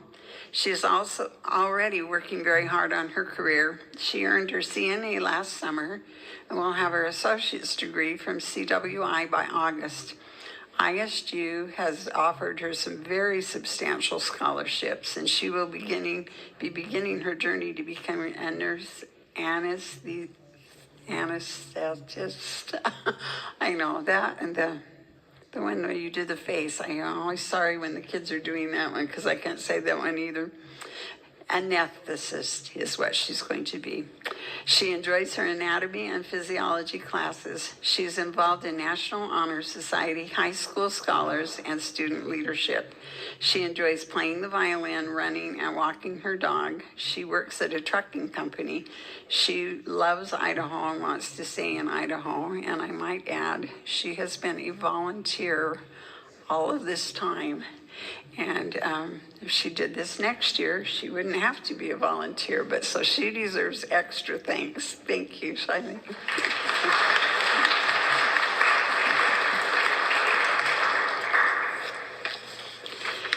Ava Larson is from Nampa. Ava is on the School Student Council, the National Honor Society, the Nampa Mayor Teen Council, and Youth in Government. She seems to like fire. Her grandpa taught her how to weld. She also does pyrography, which is the burning of letters and objects into wood. She loves to read.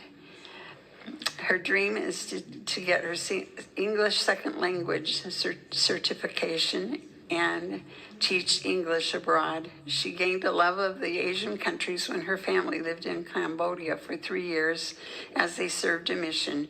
She would particularly like to go to Cambodia, Thailand, or Malaysia. Ava?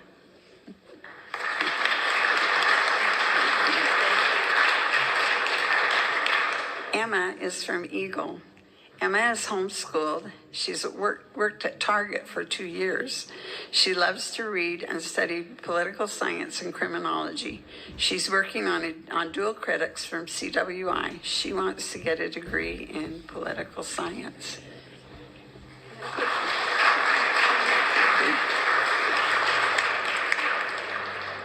Maddox's mom is from Boise. His favorite classes are science, chemistry, math, and American and European history. He's in the Vinyl Records Club. He particularly likes to listen to the Beatles and Led Zeppelin.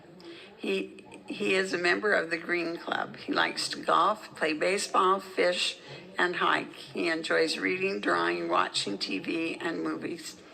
He will attend the University of Idaho to take pre-med courses in hopes of becoming a surgeon. And those of you who are on JFAC understand how committed the page has to be in JFAC. They do not do much socializing. They mostly just hang out with you committee members, and he's done such a good job. Thank you, Maddox.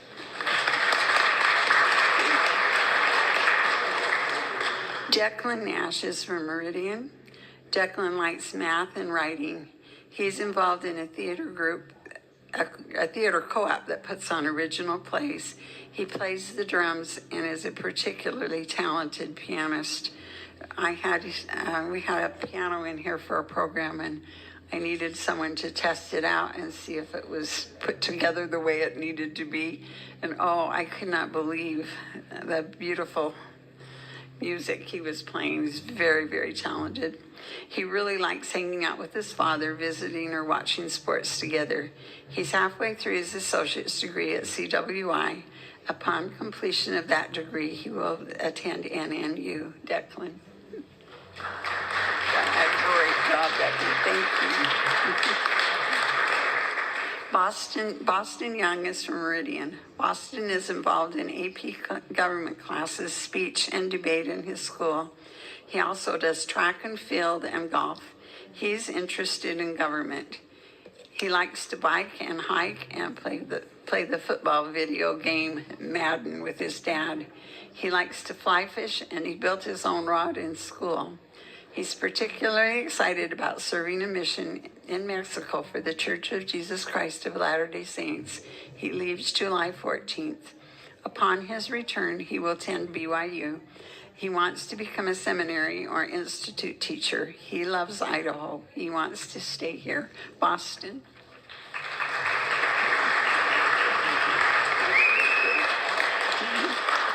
Okay, now they have a video for you that is unlike any other I've ever seen. It's going to be, I hope we're okay on it. They've worked really hard on it, I will tell you that much. Thank you. Sarah Jane, before we get to the video, I have a little presentation I'd like to give to each one of them as well, with everyone's indulgence. I have been around the pages for a while now and directly responsible for 10 years worth when I was the Speaker of the House and then here as well. I want to point out one thing to you. Remember the first day that you came to the as pages? You know, as you've heard, this is a very accomplished bunch of kids. But when you came the first day, you didn't emanate confidence. You were out of place. You were definitely out of your comfort zones. And now fast forward 6 weeks, you act like you own the place. And I think there's an important principle there, and it's encapsulated in a quote that I have here. My father made me memorize a lot of poetry. And there's 2 verses here and 2 different poems that I would like to give to you. One is, that which we persist in doing becomes easier to do. Not that the nature of the thing has changed, but our power to do it has increased. So the change happened with you guys. Now, this is a process that can repeat itself time after time after time. These senators are evidence of that. They came outside of their comfort zone as well, and now many of them act like they own the place. And so that's a principle I want you to remember as you go out into the world. And then never forget this one: the great heights by great men reached and kept were not attained by sudden flight, but they, while their companions slept, were toiling upwards in the night. Work hard, nothing will replace hard work. We're on many levels jealous of the many opportunities that you all have ahead of you. Please make us all proud. Count us as your support group as you go forward. We can also write letters of recommendation. So thank you for your service here to the State Senate. And I'll end it.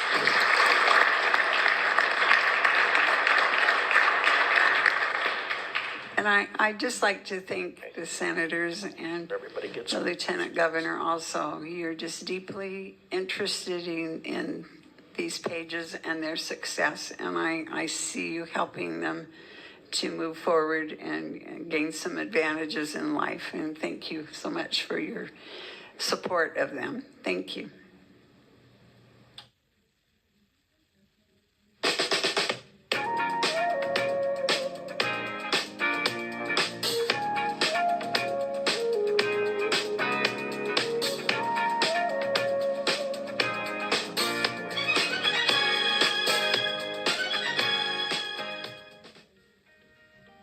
Hi, my name is Emma. I'm a part of the Senate Page program. This is our 6th week, and I really liked the experience of how the bills work and learning the thoughts and ideas behind them, and it's just been a really good experience behind the scenes of the Idaho legislature, and I just really loved it.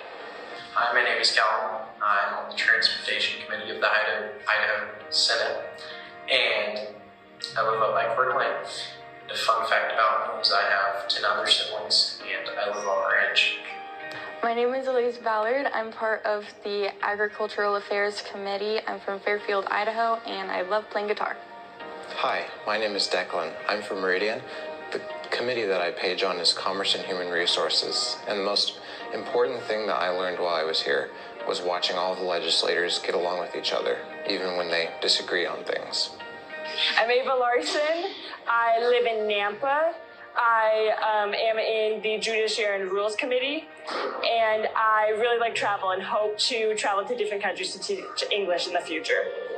Hi, my name is Ainsley Braithwaite. I'm on the Education Committee. I'm from Idaho Falls, and I want to be an orthodontist when I grow up. My name is Shiley Johnson. I'm a page for the State Affairs Committee. I'm from McCammon, and something that I've learned while being here is I've been able to interact with senators and government officials, improving my communication and professional skill set.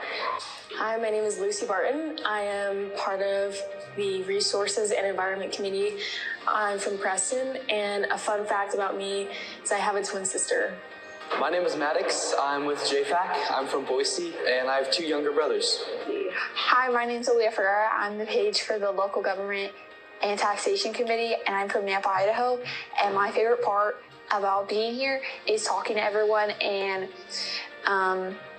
wasting time by talking so I don't have to do my job. Hey, I'm Boston Young. I'm a Senate page. I'm in the State Affairs and Health and Welfare Committee. And one of my favorite things about being a page is working with all of the senators and learning about how real change can be brought at the local and state level.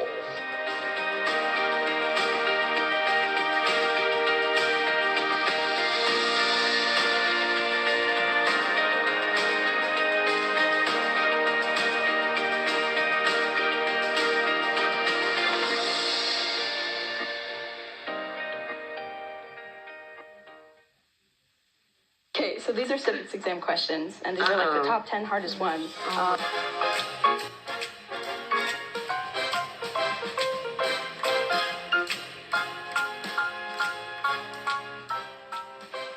9.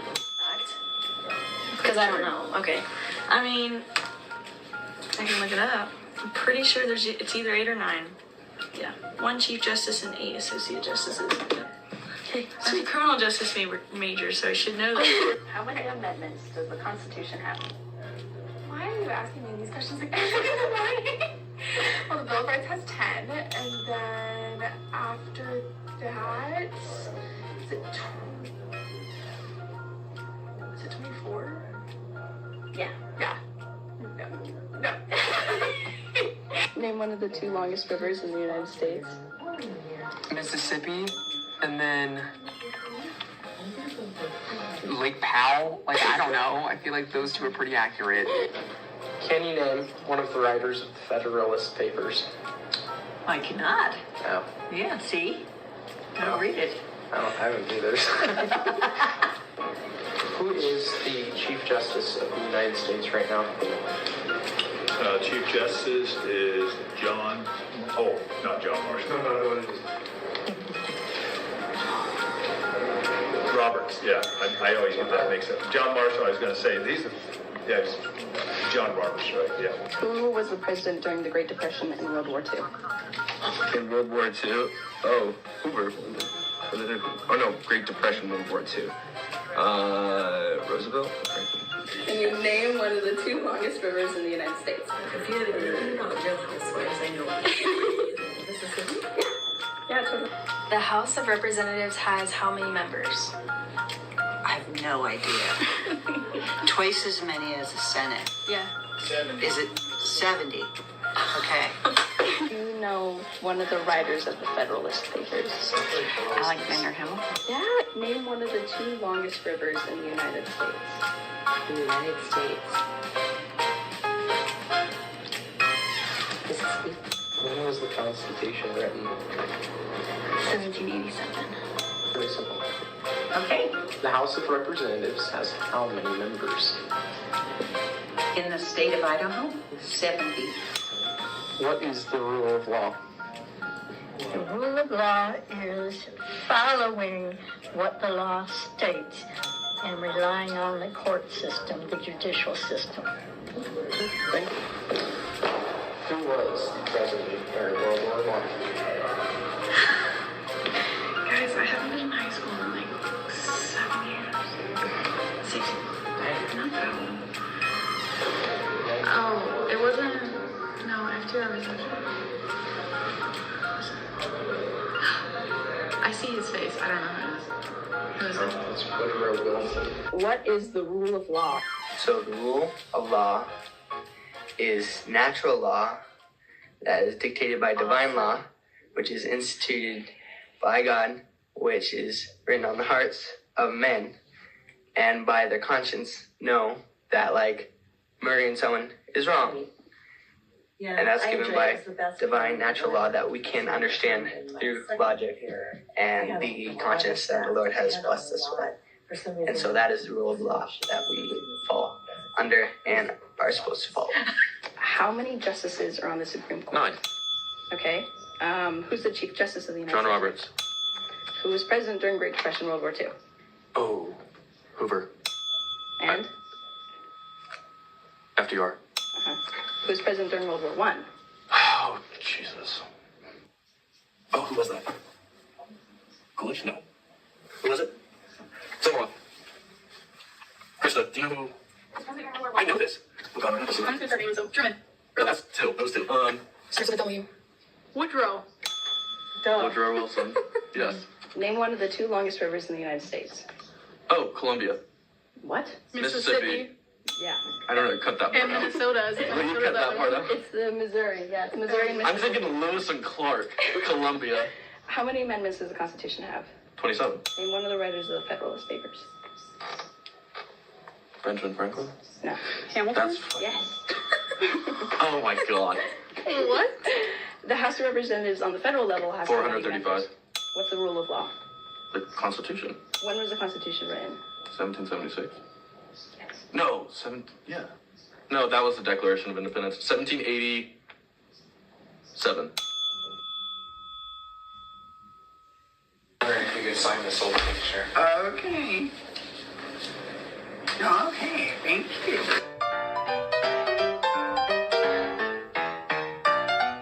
Oh, that is an excellent choice. Heard you check that. Someone's up to trouble.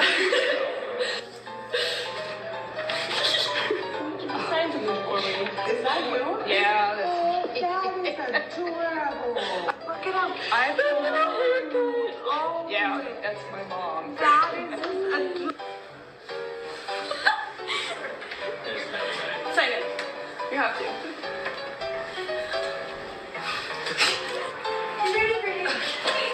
Beautiful. Oh, looky there. Wow. Where'd you get that? Those are good old days.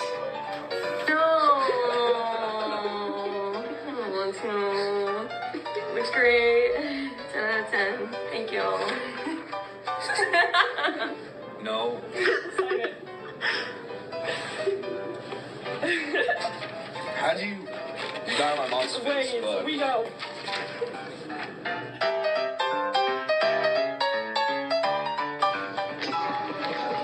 Wow, that was a wow.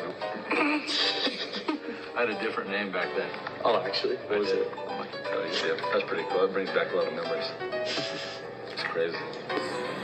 Holy cow.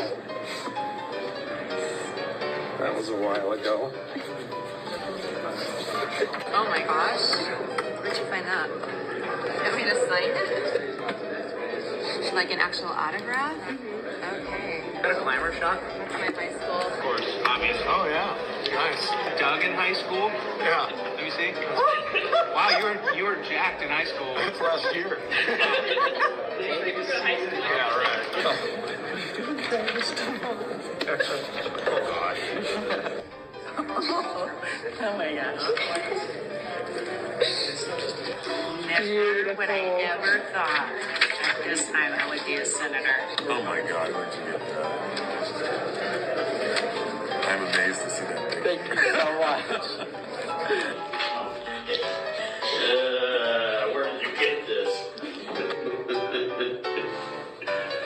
This is the only proof that I once had hair. All right. Where did you get that? Wow, that's creepy. Actually, really creepy that you even got that, because I wouldn't even know where to find this. That's a good looking guy, though. Still am. Handsome dude right there. Oh my goodness, look how beautiful that is. at that hat. It's a big old hat. Oh my goodness. Oh, I'd love to sign that. No, I'm just looking at it. Okay. Why do I want to sign that?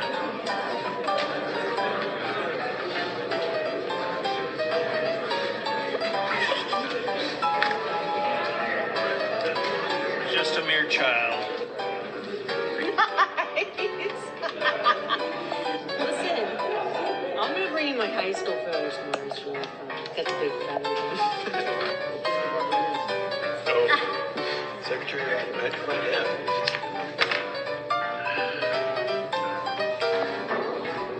Dude, you look like a freaking baller back in the day.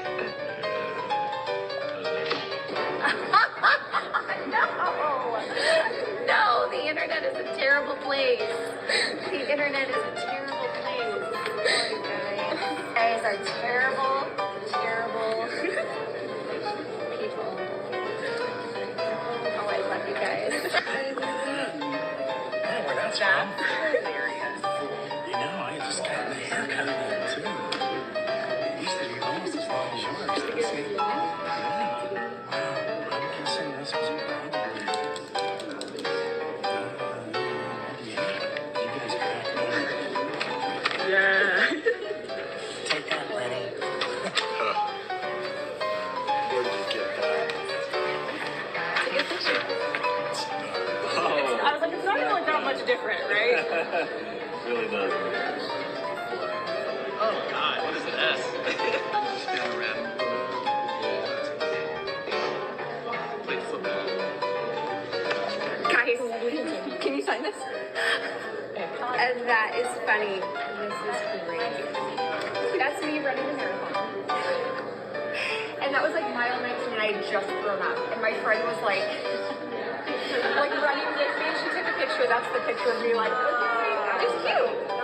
You want to sign it? Yeah. No, don't let me write it down. Then we have to moderate. Oh, wow.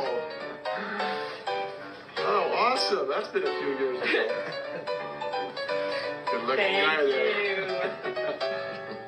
Where did you get that? Where did you get that? You're kidding me. Who is that handsome dude? Right, it'll be all over that book face tonight. This one. Where'd you find out? Not me. No, it's you. Tell me to sign that, not me. No, you got to sign with your signature. You like my little fanny pack? You look like a really like a dad in that. Tourist? There you go. Oh my gosh. Where'd you find that? On Facebook? Nice. There you go. Oh, where'd you get those cute pictures? You like that big, thick pen? Where'd you go? Go over to Everybody's yearbooks. That's what you've been doing. Huh? Yeah. Oh my gosh, where did you find that? That is, I can't believe you did that. Oh my word.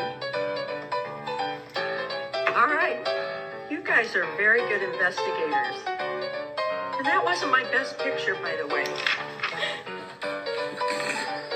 That's a terrible picture. Oh my gosh, what is this?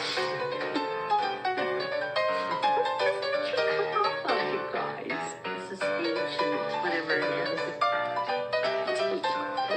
Thank you so much. Oh my gosh! Oh my goodness. I knew this was coming actually.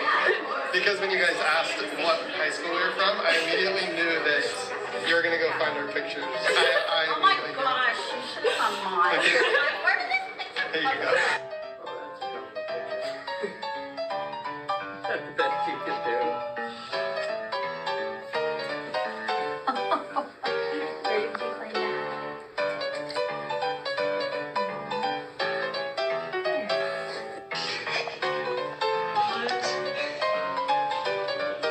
Where did you get this? I don't even know what these pictures. Where is this from?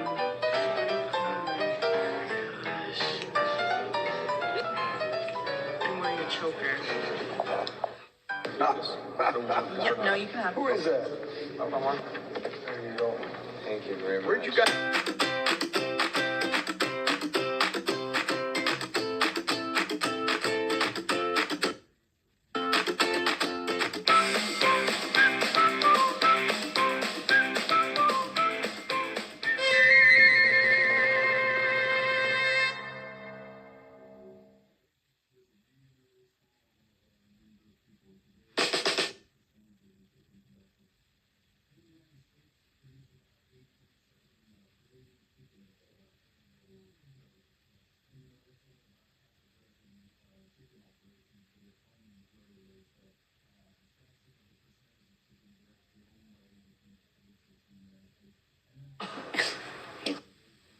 Roll.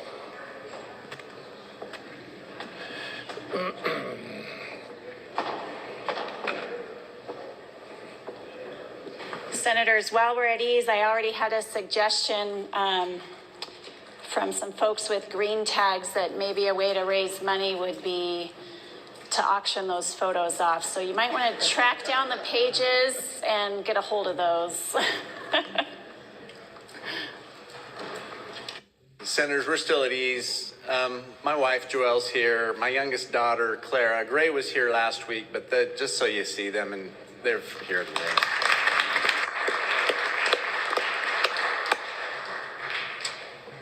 Mr. President, Senator for Leakey. introduction. Go ahead. Senators, my much better half, Jan, is here for the first time this session. Also, my daughter, Savannah. Please welcome them to the Senate. Also, for a comment, if I might, Mr. President. At the floor. Just for the record, Senators, posing for a sculptor is hard work. But for those of you that are interested, Apollo and Indigo can be seen in the museum in Marsing for a couple of weeks. Senator Harris. Mr. President, Senators, we're going to go into the 14th order this afternoon, and then we'll go again into the 14th Friday morning. If you have any amendments that can be fit in there, please give them in to Jen by 4 o'clock this afternoon. Could also acknowledge some of the other page parents in the audience and the galleries. The Senate.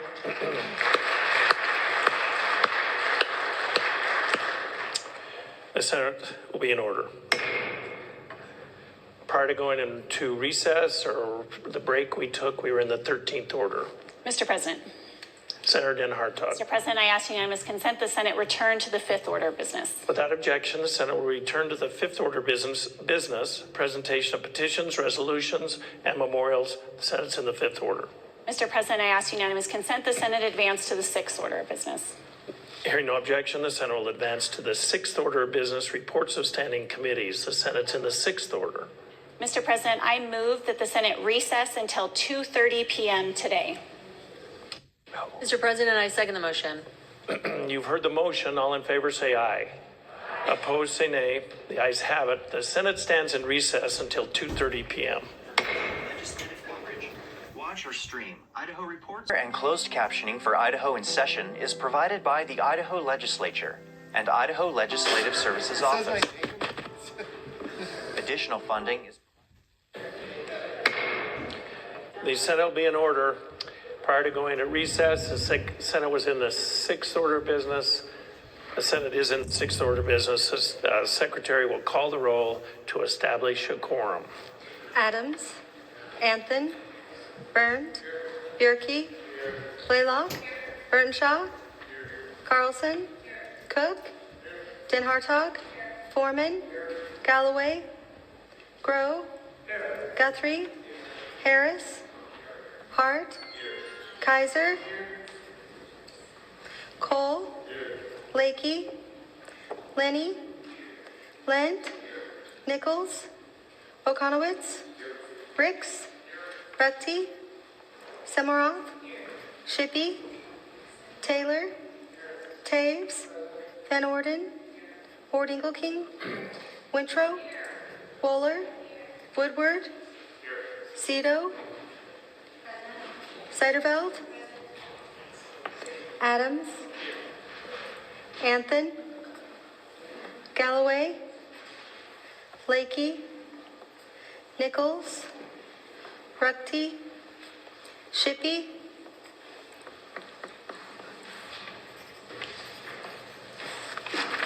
The roll call shows 29 senators present with 6 absent and excused. A quorum is present, and the Senate is ready to go back to work in the 6th order of business.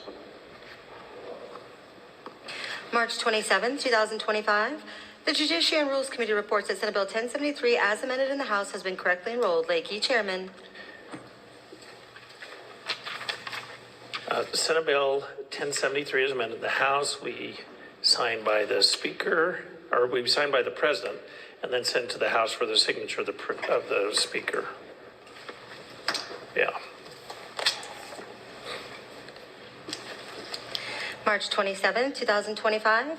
The Finance Committee reports out House Bills 444, 448, 450, 451, 452, 453, 454, Senate Bills 1194, 1195, 1196, 1197, 1200, 1201, and 1202, and recommend they do pass. Grow, Chairman. Having received a do pass recommendation, House Bills 444, 448, 450, 451, 452, 453, 454, Senate Bills 1194, 1195, 1196, 1197, 1200, 1201, and 1202 will all be referred to the 12th order of business for the second reading.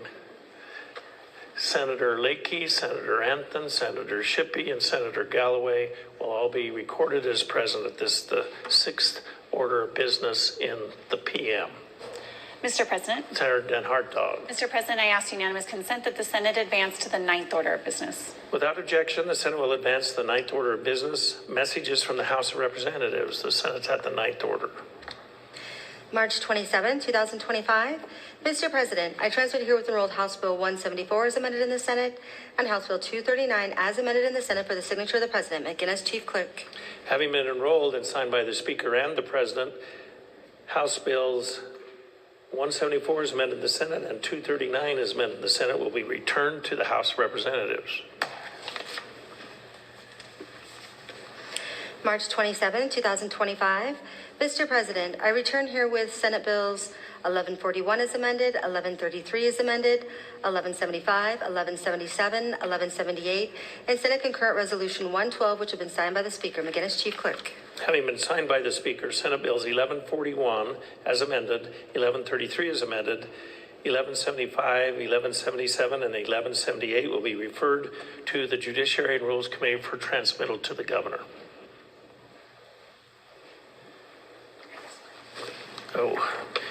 And as usual, there's a Senate concurrent resolution that doesn't go to the governor's desk and goes to the Secretary of State. Mr. President. Senator Den Hartog. Mr. President, I ask unanimous consent that the Senate advance to the 14th order of business. Without objection, the Senate will advance the 14th order of business. Consideration of general calendar. The Senate is at the 14th order. Mr. President, I ask unanimous consent that the Senate go at ease for the purpose of resolving itself into the committee of the whole, and that we have the senator from 35 chair. Hearing no objection, the Senate will be at ease while the Senate goes into a committee of the whole. Senator Harris, please come forward. Senate's at ease.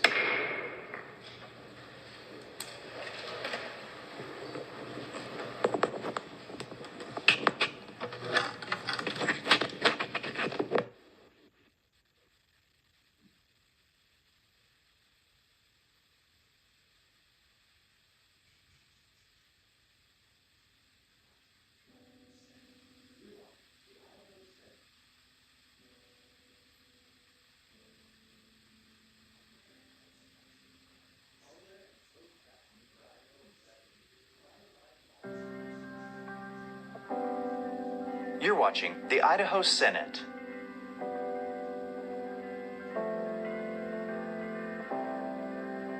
Hardware and closed captioning for Idaho in session is provided by the Idaho Legislature and Idaho Legislative Services Office. Additional funding is provided by the Idaho Public Television Endowment.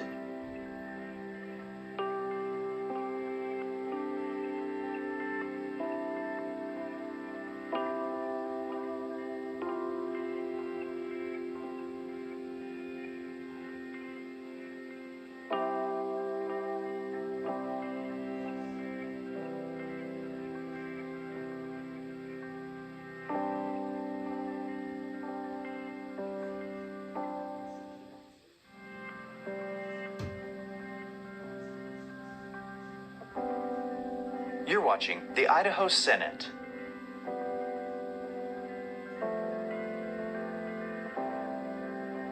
Hardware and closed captioning for Idaho in session is provided by the Idaho Legislature and Idaho Legislative Services Office. Additional funding is provided by the Idaho Public Television Endowment.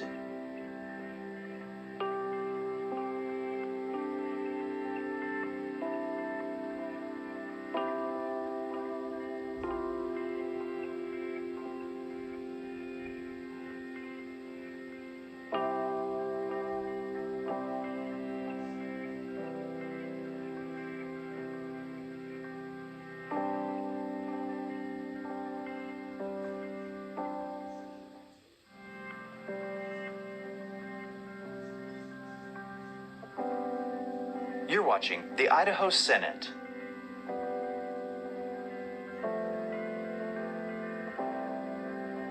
Hardware and closed captioning for Idaho in session is provided by the Idaho Legislature and Idaho Legislative Services Office. Additional funding is provided by the Idaho Public Television Endowment.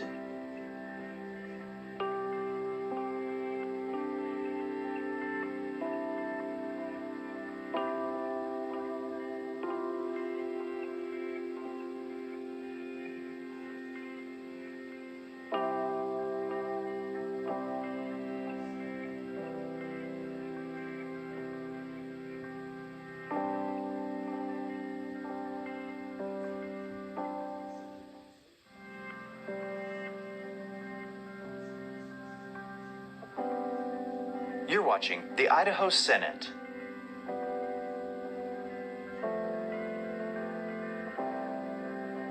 Hardware and closed captioning for Idaho in session is provided by the Idaho Legislature and Idaho Legislative Services Office. Additional funding is provided by the Idaho Public Television Endowment.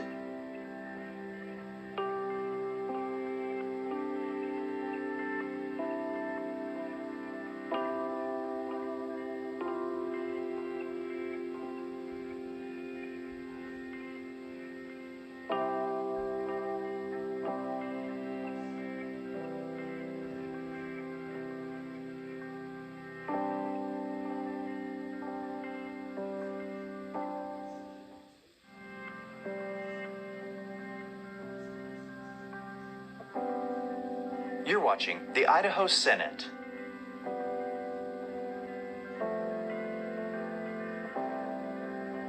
Hardware and closed captioning for Idaho in session is provided by the Idaho Legislature and Idaho Legislative Services Office. Additional funding is provided by the Idaho Public Television Endowment.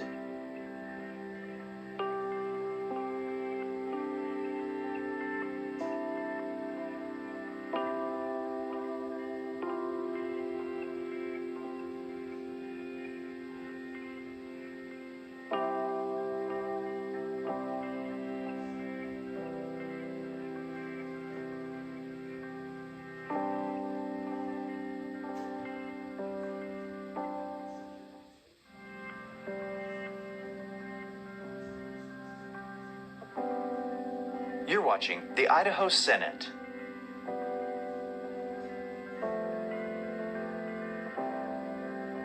Hardware and closed captioning for Idaho in session is provided by the Idaho Legislature and Idaho Legislative Services Office.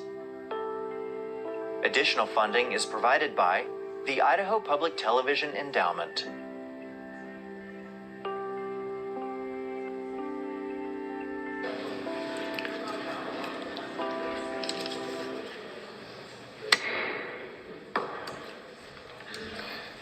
Committee of the whole Senate will come to order, and the Secretary will read a list of the bills before the committee.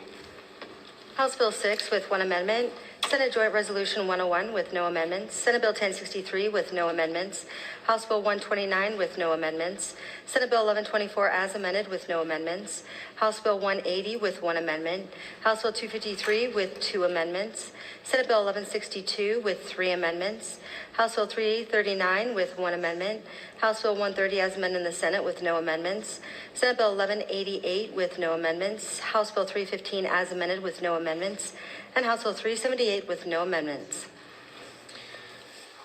The committee will now have under consideration an amendment to House Bill number 6. If there are no objections, the amendment to Section 1 will be considered read. Moved by Senator Anthony, seconded by Senator Harris, that the amendment to Section 1 be adopted. Senator Anthony, you're recognized to open debate on amendment to Section 1. Thank you, Mr. Chairman, members of the Committee of the Whole. Amendment to Section 1 clarifies in the legislation that there is not exclusive jurisdiction in the bill for the Attorney General, that in fact the process that's being used currently in local jurisdictions will remain, that local county attorneys or adjacent county attorneys can do investigation and or prosecution. With that, Mr. Chairman, debate is open. Debate being open, is there debate in opposition? Not seeing any. Senator Anthony, you're recognized to close debate. Thank you, Mr. Chairman. Debate is closed. Debate being closed, the question is, shall amendment to Section 1 be adopted? All those in favor say aye.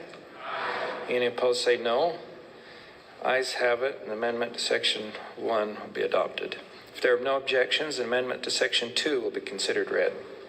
Moved by Senator Anthony, seconded by Senator Harris, that the amendment to Section 2 be adopted. Senator Anthony. Thank you, Mr. Chairman. Members of the committee, again, if you look at the two amendments that are there on the page, they're almost, well, they may be identical. So this is the exact same explanation, providing non-exclusive jurisdiction, making sure that it's clear that the current practice remains. With that, Mr. Chairman, debate is open. Debate being open, is there debate in opposition? Seeing none, Senator Anthony, you're recognized to close debate. Amendment to Section 2. Thank you, Mr. Chairman. Debate is closed. Debate being closed. The question is, shall amendment to Section 2 be adopted? All those in favor say aye. Any opposed say no. Ayes have it. Amendment to Section 2 will be adopted. If there are no objections, correction of title will be considered read. Moved by Senator Anthony, seconded by Senator Harris, that the correction to title be adopted. Shall the correction of the title be adopted? All those in favor say aye. Any opposed say no. Ayes have it. The motion passes. Senator Taves. Mr. Chairman, I move that when the committee rise, it report that it has had under consideration House Bill 6 and return same as amended without recommendation. Mr. Chair, I second the motion. It's been moved and seconded. All those in favor say aye. Any opposed say no. Ayes have it. Motion carries. If there are no the committee will now have under consideration amendments to House Bill 180. If there are no objections, the amendment to Section 2 will be considered read. Moved by Senator Ricks, seconded by Senator Taves, that the amendment to Section 2 be adopted. Senator Ricks, you're recognized to open debate on amendment to Section 2. Yes, thank you. This Bill 180, House Bill 180, deals with resolving problems regarding local permitting in anticipation of more broadband fiber projects statewide coming. And this amendment has to do with adjusting some of the timelines to be a little more accommodating to work with cities, counties, and high-rate districts on the timing of some of these permits. So with that, debate is open. Debate being open, is there debate in opposition? Seeing none, Senator Ricks, you're recognized to close debate. Thank you. Debate is closed. Debate being closed, the question is, shall amendment to Section 2 be adopted? All those in favor say aye. Any opposed say no. Ayes have it, and the amendment to Section 2 will be adopted. Senator Taves. Mr. Chairman, I move that when the committee rise, it report that it has had under consideration House Bill 180 and return the same as amended without recommendation. Mr. Chair, I second the motion. It's been moved and seconded. All those in favor say aye. Any opposed say no. Ayes have it. Motion carries. Senators, the next amendment that we consider will be House Bill number 253. There's an A1 and A2. They are not in conflict, so we'll debate each one of those and then vote on them. So if there are no objections, the amendments to Section 3 will be considered read.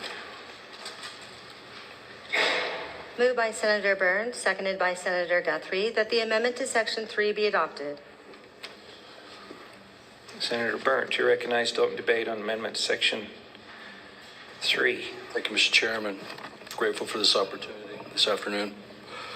The First Amendment on this has to do with changing the number of days from 30 to 21. This just meets current statute that's in the part of the code. We're taking, if you go down a little bit further, if you're looking at the bill, probably not, but if you are, we're taking the days from 45, which is currently in the bill, to amending that to say 35 days.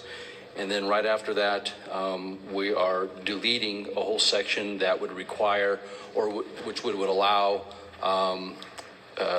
requests to from out-of-state interests or out-of-state media would be there for perpetuity. And so we're just making it so that it sticks within these time frames that are in these amendments. With that, Mr. Chairman, debate is open. Debate being open, is any debate in opposition? Seeing none, Senator Burnt, you're recognized to close debate. Thank you. Debate is closed. Debate being closed, the question is, shall amendment to Section 3 be adopted? All those in favor say aye. Any opposed say no. Ayes have it. Motion carries. This committee will now have under consideration amendments to House Bill number 253A2. If there are no objections, amendment to Section 1 will be considered read. Moved by Senator Rutte, seconded by Senator Semmelroth, that the amendment to Section 1 be adopted. Senator Rutte, you're recognized to open debate. Thank you, Mr. Chairman. The amendment to Section 1, page 2 of the printed bill is just a different definition of resident. It will change it to mean a person who has resided in the state of Idaho continuously for a period of at least 30 days. Just refine that definition. And with that, debate is open. It's open. Debate being open, is there any debate in opposition? Mr. Chairman. Senator Burnt. I believe that this amendment would be considered hostile, so I would agree. I would ask for your nay vote. Any other debate in opposition? Seeing none, Senator Rutte, you're recognized to close debate. Mr. Chairman, debate is closed. Debate being closed. The question is, shall amendment to Section 1 be adopted? All those in favor say aye. Aye. Any opposed say no. No. The motion fails. Amendment to Section 1 will not be adopted. If there are no objections, amendment to Section 2 will be considered read. Moved by Senator Rutte, seconded by Senator Semmelroth, that the amendment to Section 2 be adopted. Senator Rutte, you're up, recognized to open debate on amendment to Section 2. Thank you, Mr. Chairman. This amendment would modify the section requiring an affidavit, but still keep some of the other provisions of that section. With that, debate is open. Debate being open, is there any debate in opposition? Senator Burnt. Thank you, Mr. Chairman. And it pains me to say this because I love the senator from District 29 like a brother, but this amendment is also hostile. There's your nay vote. Is there any other debate in opposition? Seeing none, Senator Rutte, you're recognized to close debate. Thank you, Mr. Chairman. It pains me to receive that criticism from a fellow Pocatellan, but so it is in love and war. Debate is closed. Debate being closed. The question is, shall amendment to Section 2 be adopted? All those in favor say aye. Aye. Any opposed say no. Noes have it. The amendment will not be adopted. Senator Taves.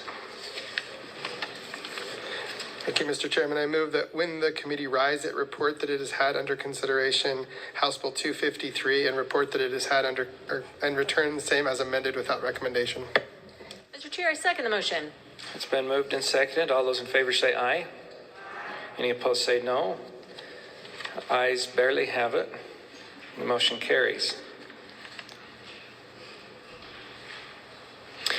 Senators, next up we have under consideration amendments to Senate Bill 1162, A4, A5, old Senator Harris there, he must have good ears. He says, just barely passed. There's 35 Idaho senators. And I guess he just tunes in. Maybe his left ear or his right ear can count. Well, maybe, how does he know? And you can hear it yourself. I call this a dog and pony show. So with that, we'll have under consideration Senate Bill amendments to Senate Bill 1162A4. If there are no objections, the amendment to Section 1 will be considered read. Moved by Senator Burnt, seconded by Senator Ricks, that the amendment to Section 1 be adopted. Senator Burnt, you're recognized to open debate and amendment to Section 1. Thank you, Mr. Chairman. There are a couple of amendments here. We are adding a part that says that zoning requirements be applicable. This is an important amendment, and we are deleting the word. We're deleting on this on the next page in 2B. We are striking the word only. Those are the two amendments. Okay.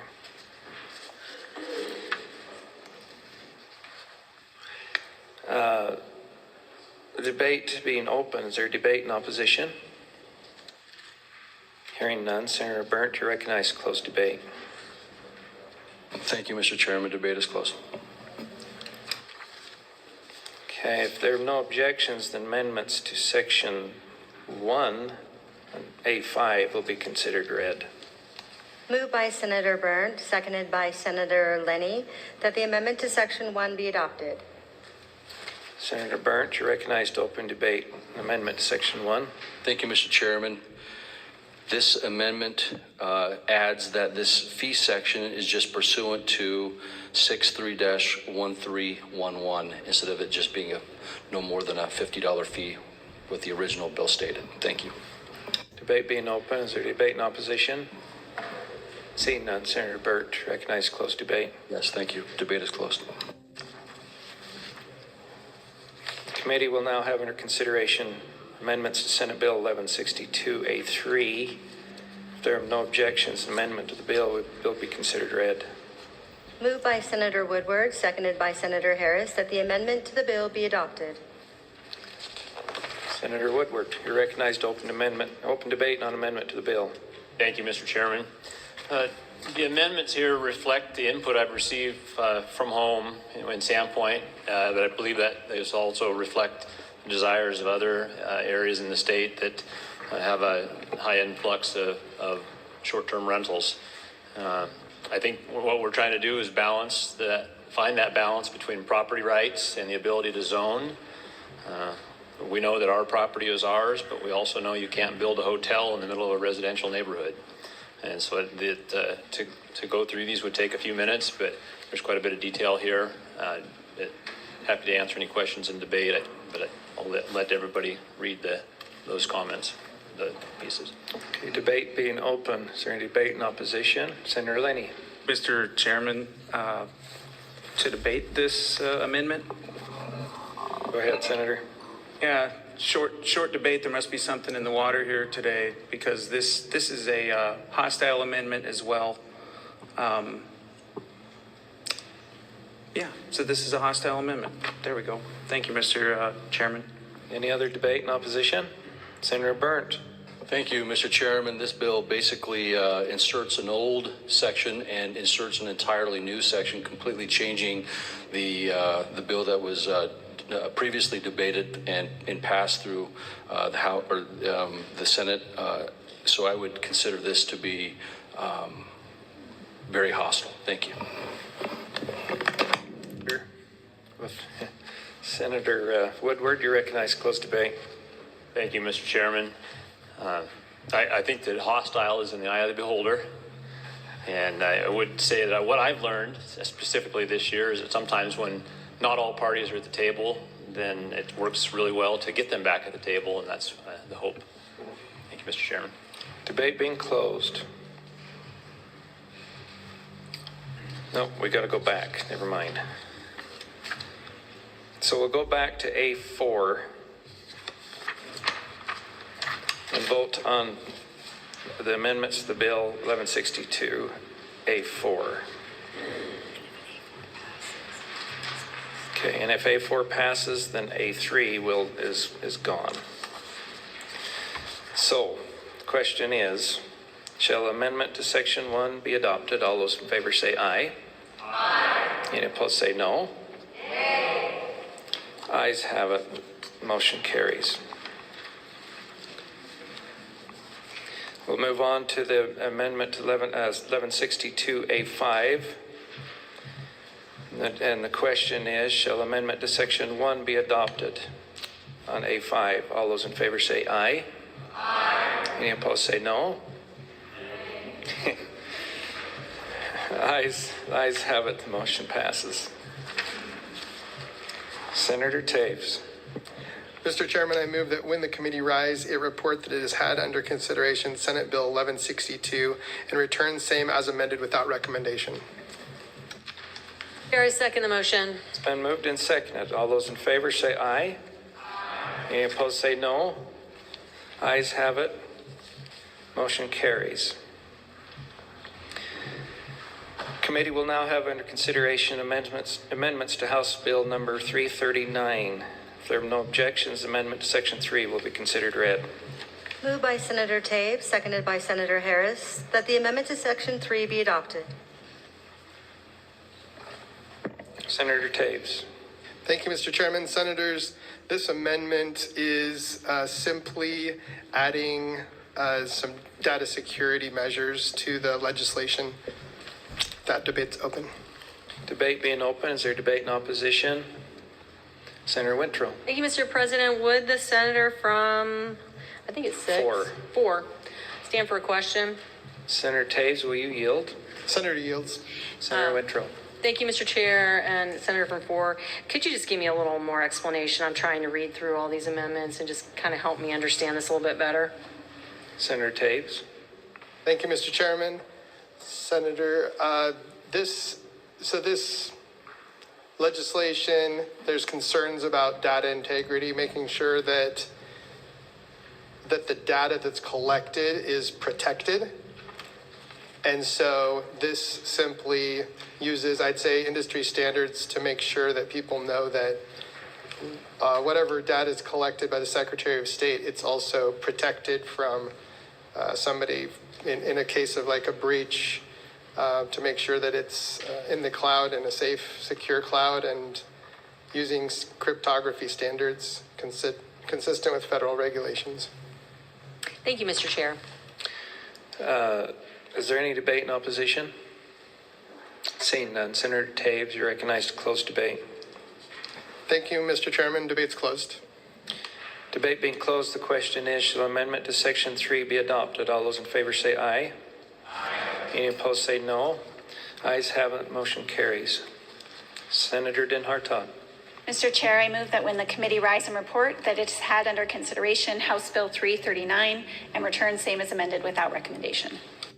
Mr. Chair, I second the motion. It's been moved and seconded. All those in favor say aye. Aye. Any opposed say no. Ayes have it. Motion carries. Senator Taves. Mr. Chairman, I move that the committee rise and report. Motion. You've all heard that motion. All those in favor say aye. Aye. Any opposed say no. Ayes have it, and that motion carries. And with that, the Committee of the Whole Senate will be dissolved.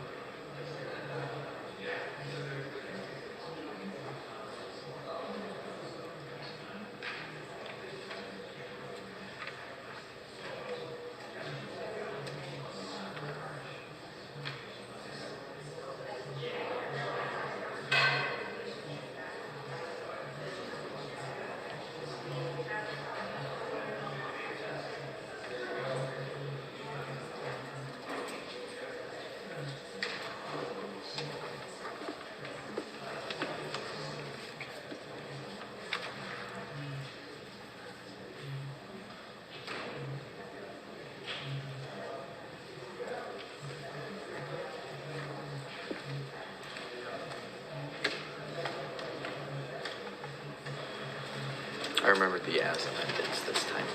And the as amendeds in the sentence, I know. The microphone's on.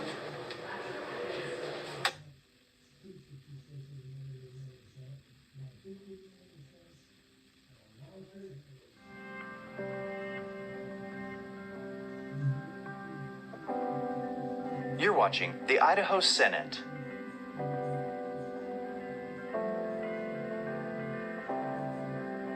Hardware and closed captioning for Idaho in session is provided by the Idaho Legislature and Idaho Legislative Services Office. Additional funding is provided by the Idaho Public Television Endowment.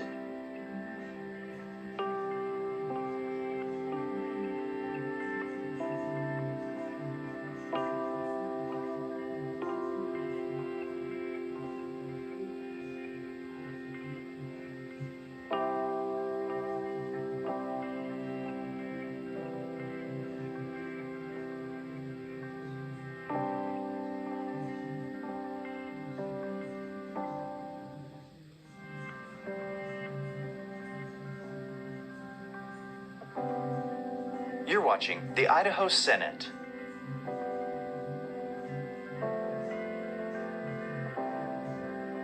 Hardware and closed captioning for Idaho in session is provided by the Idaho Legislature and Idaho Legislative Services Office.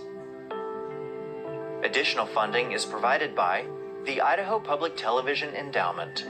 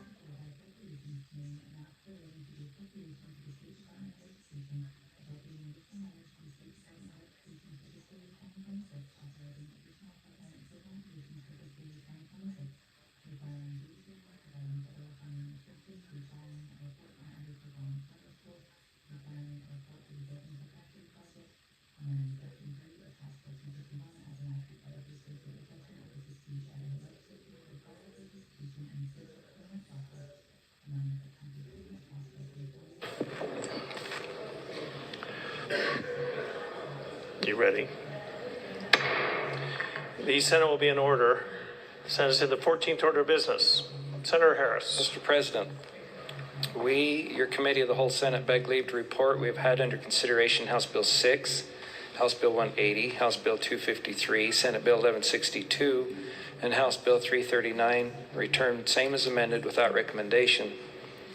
We further report we have had under consideration Senate Joint Resolution 101, Senate Bill 1063, House Bill 129, Senate Bill 1124 is amended, House Bill 130 is amended in the Senate, Senate Bill 188, House Bill 315 is amended, and House Bill 378.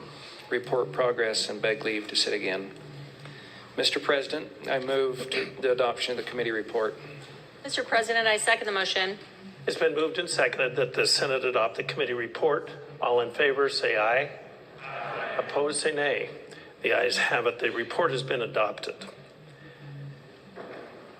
Senate Bill 1162 will be referred to the Judiciary and Rules Committee for engrossing, and the amendments will be referred to the Judiciary and Rules Committee for printing.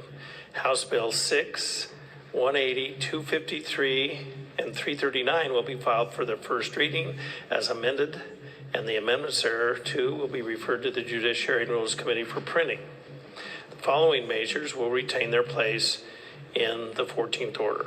Senate Joint Resolution 101, Senate Bill 1063, House Bill 129, Senate Bill 1124 is amended, House Bill 130 is amended in the Senate, Senate Bill 1188, House Bill 315 is amended, and House Bill 378.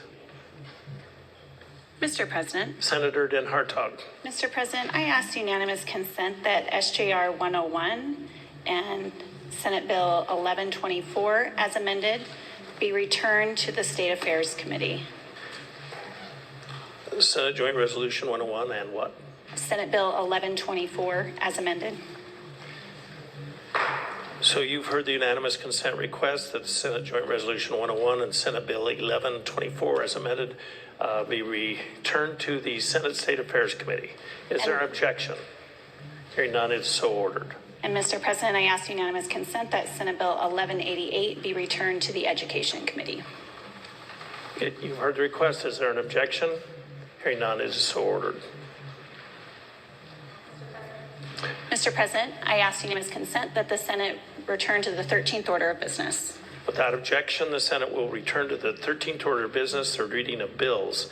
The Senate is at the 13th order.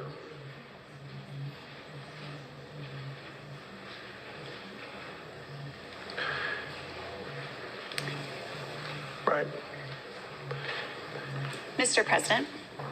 Senator Den Hartog. Mr. President, I ask unanimous consent that House Bill 248 hold its place on the calendar for one legislative day. Is there an objection? Hearing none, House Bill 248 will hold its place on the calendar for one legislative day.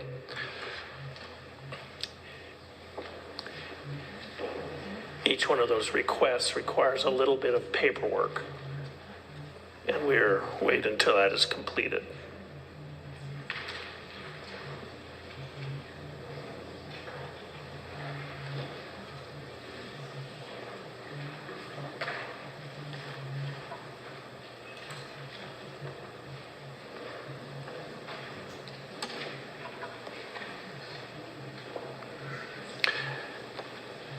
The Senate will now have before for final consideration House Bill number 391. The Senate Secretary will read the bill. In the House of Representatives, House Bill 391 by Appropriations Committee. An act relating to the appropriation. Mr. President. Senator Ward Ingle-King. Thank you, Mr. President. I ask consent that further reading of House Bill 391 be dispensed with, and the journal show it has been read the third time at length, section by section, and placed before the Senate for final deliberation. Hearing no objection, Senator, you have the floor to open the debate. Thank you, Mr. President. This is what's needed in 6 of our agencies. It's what's left that should be added to their budgets.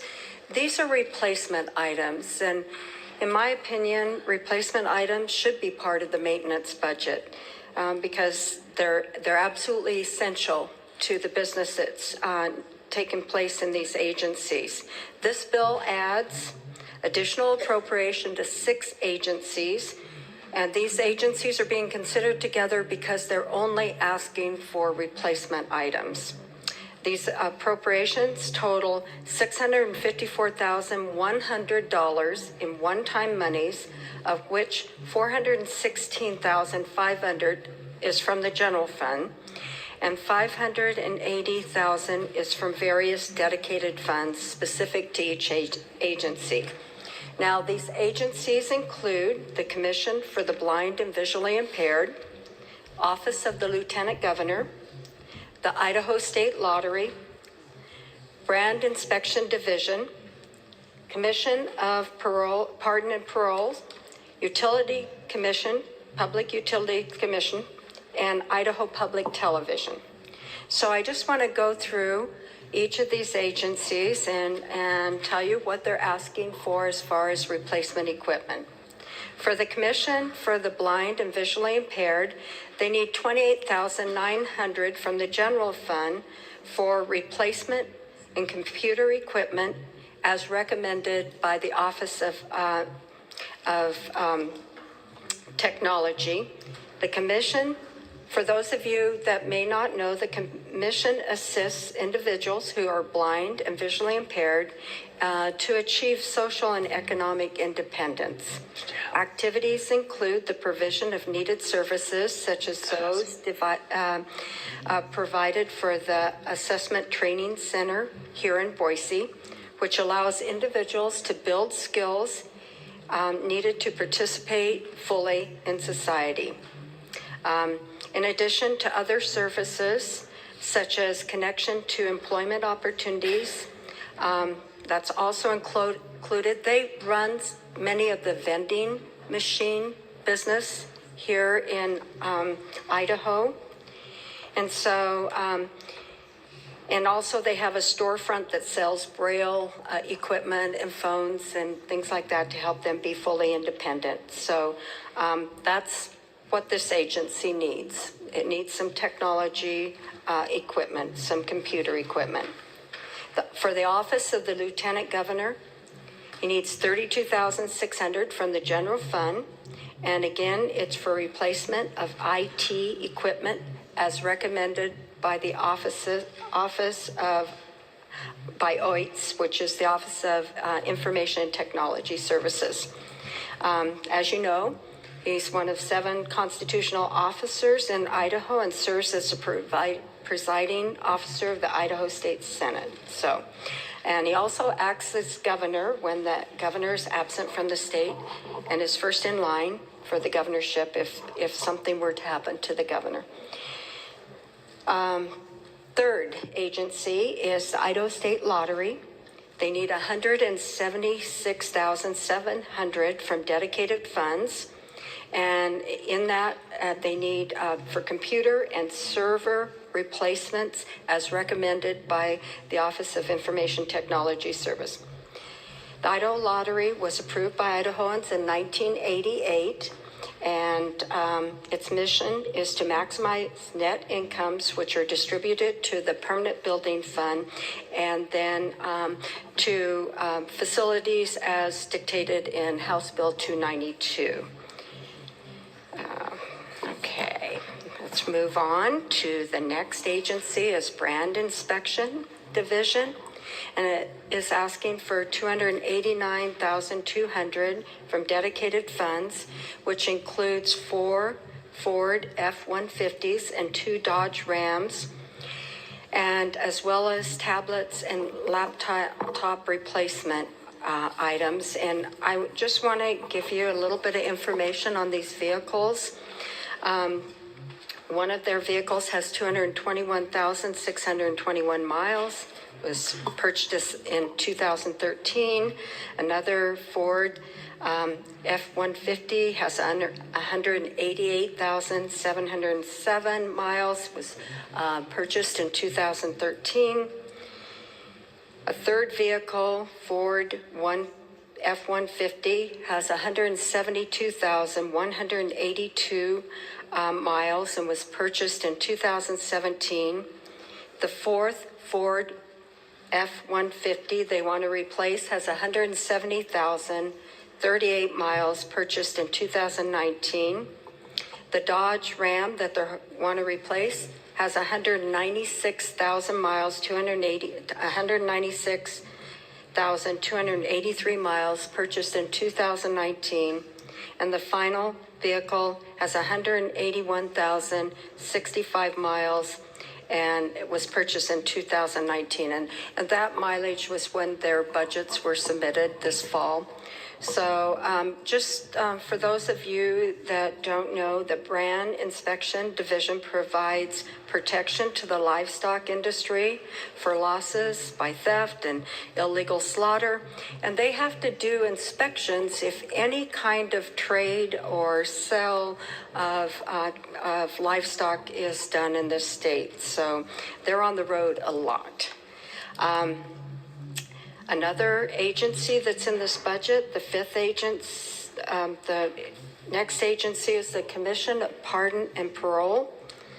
And they're requesting $12,600 from the general fund. Again, it's to replace 9 laptops. Next would be the Public Utilities Commission, $114,100 from dedicated funds. And this is dedicated funds is included for replacement pipeline safety truck, $4,000, as well as a computer network and software replacement as recommended by the Office of Information Technology. The commission oversees the intra-state operations of investor-owned electric, gas, water, and telecommunications utilities, so as well as pipelines and railroads. So They also have a responsibility that includes rate setting, auditing, engineering, telecommunications, technical analysis, and consumer assistant responsibilities. And the final agency that we're looking at here is for Idaho Public Television. It's for $342,500 from the general fund. And in those replacement items, we have $42,500 to replace a 2008 heavy-duty truck that currently has 134,800 miles. And they want to replace it with a similar truck to be used by the field engineering team in northern Idaho. Idaho Public Television reports that this vehicle needs extensive service performed on the transmission, tires, front end alignment, brakes, winch, coolant system, and more. So as a result, this truck is currently limited to in-town use only and not the mountaintop transmitter work that is required. So this isn't the full cost of the truck. They will look at trying to find that money through private sources to finish the amount needed. And the remaining $300,000 is to replace equipment at the Network Operations Center, which includes equipment related to broadcasting and emergency communications. And it's really important to know, I think, that the Idaho Public Television is critical to Idaho's Office of Emergency Management. While the military handles the communication with the emergency responders, it's Idaho Public Television that provides communication and alerts to the public. So without this $300,000 investment to replace that equipment, we put our emergency alert system at risk. I might add that all of these line items, these replacement items, have been screened very carefully, not only with the people that work on JFAC, but we've met with the agencies, and these are the things that are absolutely essential to make sure that our agencies can continue to work as they should be able to work and not have glitches. Some of this is on a rotation basis, some of the technology equipment, so that we're not, as a state, replacing all the technology in the same year. And that has been gone over by the Office of Information Technology Services. So with that, debate is open. Debate being open, is there further debate? Mr. President. Senator Cole. Debate the bill. You have the floor. Thank you, Mr. President. Thank you to the sponsor for bringing forward this bill. I'm a little bit frustrated with the fiscal note. It's very vague on this bill. And I think that's in part because we have over 6 different agencies in one bill alone. This is not a good way to budget our government. We should be splitting these agencies apart, and they should all have their separate budgets that we can go over and make sure that we're spending the people's money wisely. I would just say, from my research, looks like over the last 3 years, Idaho Public Television has seen an increase of over 83% in the last 3 years. The Lieutenant Governor's Office has seen an increase of 71%. So those are some pretty large increases. Also, I don't think we should be bundling agency budgets like this. So I'll be a no, Mr. President.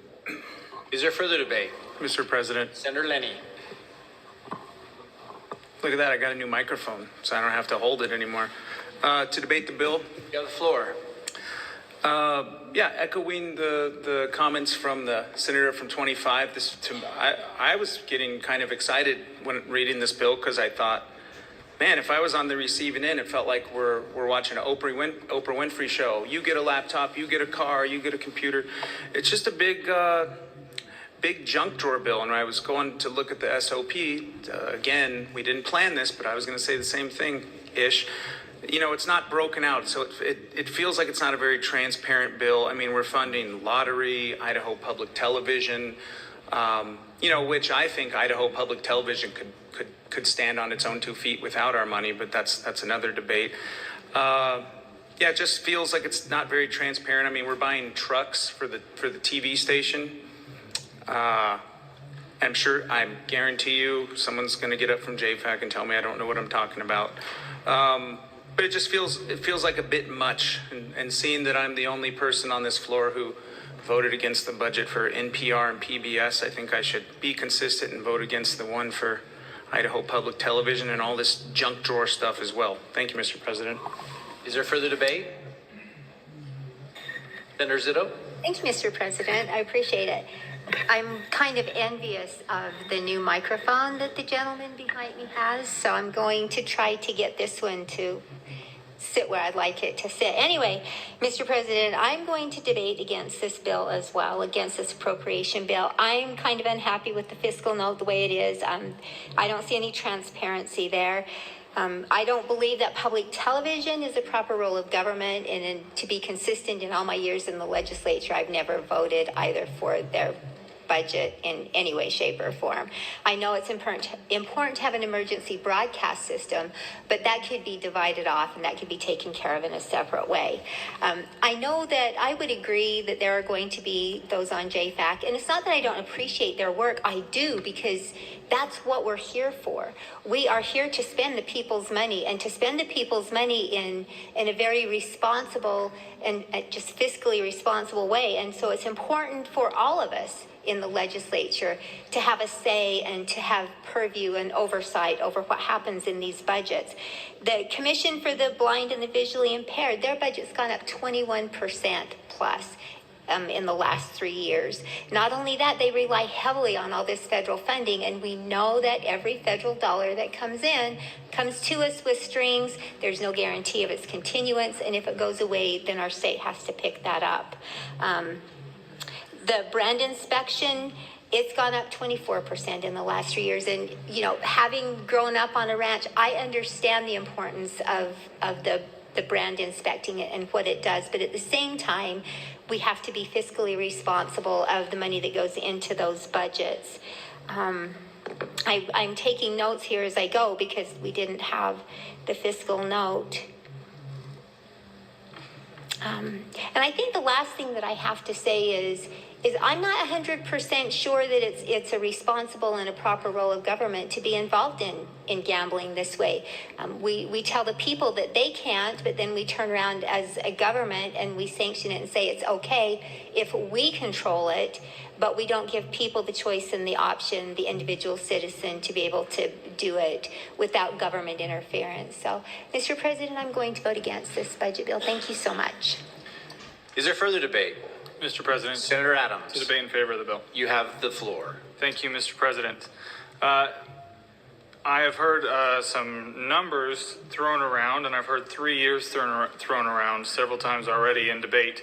I just want to point out, we don't vote on 3 years of budgets. We vote on the budget that's right in front of us. And the budget that is right in front of us is less than $1 million. For replacement items of things that break, wear and tear, that we are responsible to provide for. Statutorily, these things are in place. Now, these items specifically, that has gone through the Finance Committee. They've weighed the pros and cons of these specific replacement items. And I'm not on that committee, but I am aware of a lot of these replacement items because some of them were requested last year and we didn't give them. I really wanted to stand up and point out again, we are talking about less than $1 million in this budget. We are not talking about 3 years of increases. We don't retroactively vote on increases. And so, Mr. President, I will be supporting this small budget. Thank you. Is there further debate? Go ahead. Mr. President. Senator Woodward. Thank you, Mr. President. As some have noted, this is a multi-agency replacement item budget. And so we see, because we've consolidated some of or run split the budgets and run the base budget separate from the enhancements, then we thought this would be a way to move things along a little bit. We did consider adding an 8th budget here. We could have put in a replacement item for microphones in the chambers. We opted not to because we think we should lead by example. And so you'll notice that they're not in there this year. Is there further debate? Mr. President. Senator Wintrow. Thank you, Mr. President. To debate in favor of the bill, I'd like to echo the senator from 12. I think his comments were very astute. But also, too, I hear some of the other question marks coming, especially from the senator from 25. And we used to have a process by which we had every budget considered as a whole. But we've gone to a different process where we now send these huge maintenance budgets across the floors that have a bunch of stuff in them, and then we consider everything separately. And these enhancement requests weren't part of that process. So now we're trying to figure out another way to do it. So I hear the concern, and I think that it is less transparent, and I wish we would go back to how we used to do it. I'm sorry to say it that way, but we used to consider every single agency as a whole. The engine of the car, we looked at it all together and how the parts work together, and now it's all over the place and we can't track it. So I do hear that sympathy. However, right now, these replacement items are needed. It's not very expensive, and it's for a lot of different agencies. So I hope that we'll vote for this and maybe think about the process later. Is there further debate? Senator Grow. Mr. President, thank you. I'd like to debate the bill. You have the floor. Thank you, sir. So you might say, what in the heck does brand inspection have to do with school for the deaf and blind? And the relationship is not by function, it's by category. We're talking about replacement items here. As of today, we have 46 budgets that you're going to be voting on in the next couple of days. 46 budgets. Those are what normally you would have seen those as part of huge bills coming through. But the maintenance budgets are out of the way. That was what was agreed on last year. There have been minor adjustments for the CEC, the compensation increase. And now these are the trailers that are coming along, which are this year's requests for things they would like for this year, not last year or the year before. This is what they would like to have this year. This particular budget, we could have done 6 separate budgets, and so instead of 46 budgets ahead of you right now, you'd have 52. And we can split up others, and we can have a whole bunch of budgets and make everybody really happy if you want to go down to little teeny budgets. This is a grouping. It's a small dollar amount in total for the 6, and the reason they're grouped is so you can vote on them once, get them out of the way, rather than going through our roll call and hearing the debate 6 different times on 6 different computer requests that we're hearing. Primarily is what we've got going on here. Our Office of Information Technology is a broad group that does the look-see over all the departments and agencies. They make a determination on the rotation of software and equipment. And that's a standard process. Typically, it's a 5-year rotation. I think most folks are aware of that with computer equipment. So that's the primary thing that we're seeing here. In regards to that truck that was mentioned, that truck is for being up in the mountains working on the emergency work, on the emergency broadcast system that we have, which is part of what they have to do. It's an unsafe truck. They can't take it in the mountains now. So do we not maintain our transmitters? I guess we don't need the emergency. That's kind of what we're talking about here. And in regards to the big increase on the public television, over the last 3 years, the real increase is 15%. 15%, 5% a year. Now the total you're looking at, I think it's that 85, that's from the Millennium Fund. Millennium Fund's a totally different thing, and that's on anti-drug funding, et cetera, that they focus on. That is a that's a settlement that's been made with the tobacco companies trying to stop smoking and all that kind of use. And so that was dumped into the Idaho public television budget so that they could broadcast and tell people not to do all of the negative things with alcohol and tobacco and those kinds of things. So the real increase in the television budget itself is 15% over the last 3 years. So with that, we're trying to save ourselves time here. If you think we need to break down every little thing, we can do that. But we already have over 100 departments and agencies we're trying to fund, and that's our job. We have to have a constitutional mandate to balance the budget. That's what we're attempting to do. This is what we thought you would appreciate, not hearing about computers 6 different times in 6 little dinky budgets. So with that, I would encourage your support. Thank you. Is there further debate? Mr. President. Senator Shippey. Thank you, Mr. President. Sorry to delay the vote here. I really appreciate the senator from 18 and her thoroughness in presenting this legislation, this budget, this appropriation bill. I thought that was really helpful and going through that line by line. It has been mentioned. It was mentioned. I appreciate the senator from 14. And his comments, and I understand that on JFAC that there's a lot of work to do, and so I get consolidation. I think it's helpful as I go down through these line items. You know, the lottery one; these are dedicated funds, and you know the revenues generated, in my understanding, from that. So it's back to that. So a lot of these I don't have a big problem with. I have hesitation on the main one is 7. I just struggle with Idaho Public Television and why the state is involved in this. And I don't know that I'll ever get over that, honestly. And for some reason, public television tends to become fairly woke, and programming that comes through the larger programming for Idaho Public Television is, tends to kind of go, I think, the wrong direction for our state. So I have I guess my biggest pause with this legislation is 7 there, and I get why it wasn't broken out into in a separate one. But Mr. President, that's kind of where I guess I'm coming from. So I'm having trouble with this one. Thank you. Is there further debate? Mr. President. Senator Den Hartog. Mr. President, Senators, we understand our statutory and constitutional obligations and responsibilities, and if there are things that we no longer wish to fund because we don't agree with the policies, we had an example here on the floor this morning of a bill to repeal that policy. Senators, we are sitting in seats where we have the ability to carry legislation and consider those things which we may no longer want to be statutorily obligated to fund. We are sitting here today with a budget that is responsible and identifies replacement items. And I appreciate the senator from 18 also providing the detailed information. Senators, I would suggest to you to consider these budgets carefully and consider what opportunities and options you have available to you in the future if there are policies and programs and divisions that you no longer wish to support. Thank you, Mr. President. Is there further debate? Mr. President. Senator Bergshaw. Just on the note of public television reaches 98% of Idahoans.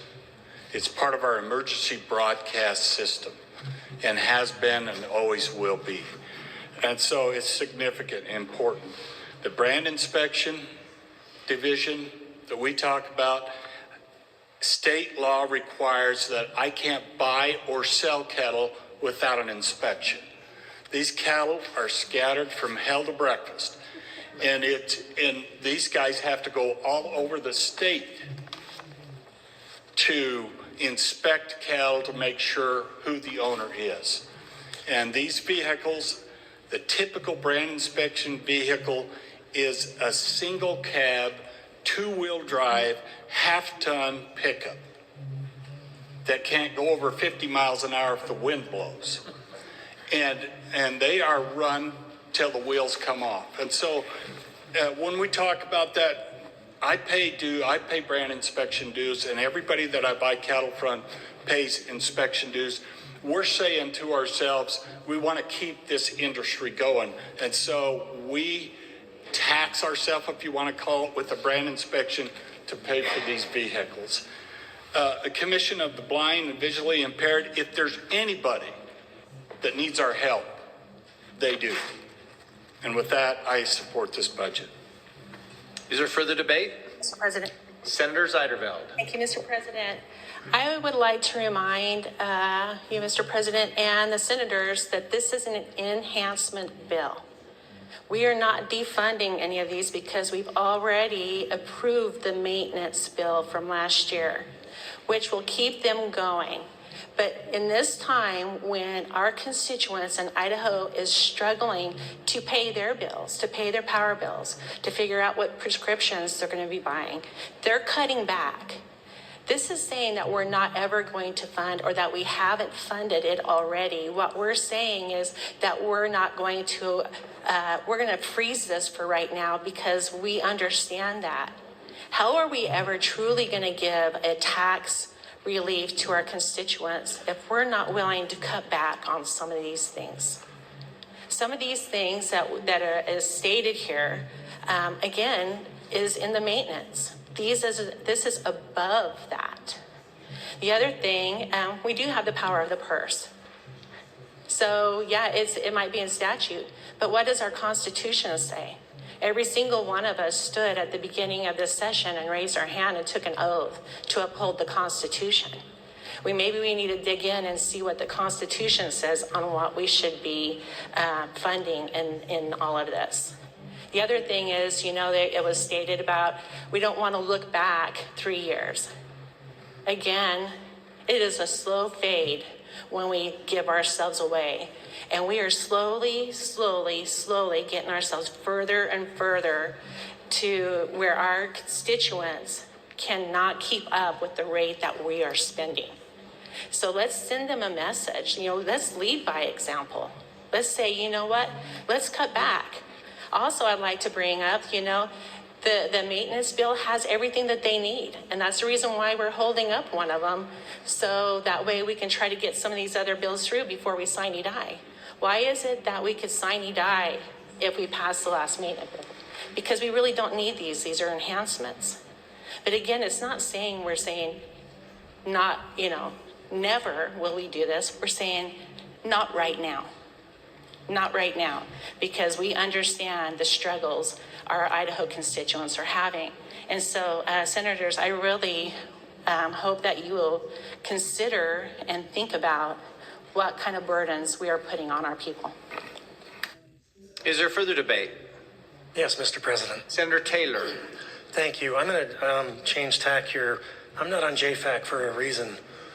I can balance my own checkbook, but that's about it. But I would just like to commend the senator from 18 and her counterpart, because I think that the statement of purpose is perfect. It's 3 lines. It's very clear. It's very concise. It says exactly what's in the bill. On the fiscal note, I don't know what's wrong with that, but it says exactly how much is being asked for and where it's coming from. I believe that's exactly what we should be looking for in a statement of purpose. I'll be supporting. Thank you. Is there further debate? Mr. President. Senator Van Orden. Thank you, Mr. President. Just a couple of comments. I think what the senator from 18 had talked about as far as replacement items and what replacement items really are considered and what maintenance items are considered. I think the discussion that's happened about vehicles, maybe some of those vehicles should have been in the maintenance budget. That's kind of what I'm hearing here, is that those should have been in the maintenance budgets. But for some reason, they were not. They were put in this one.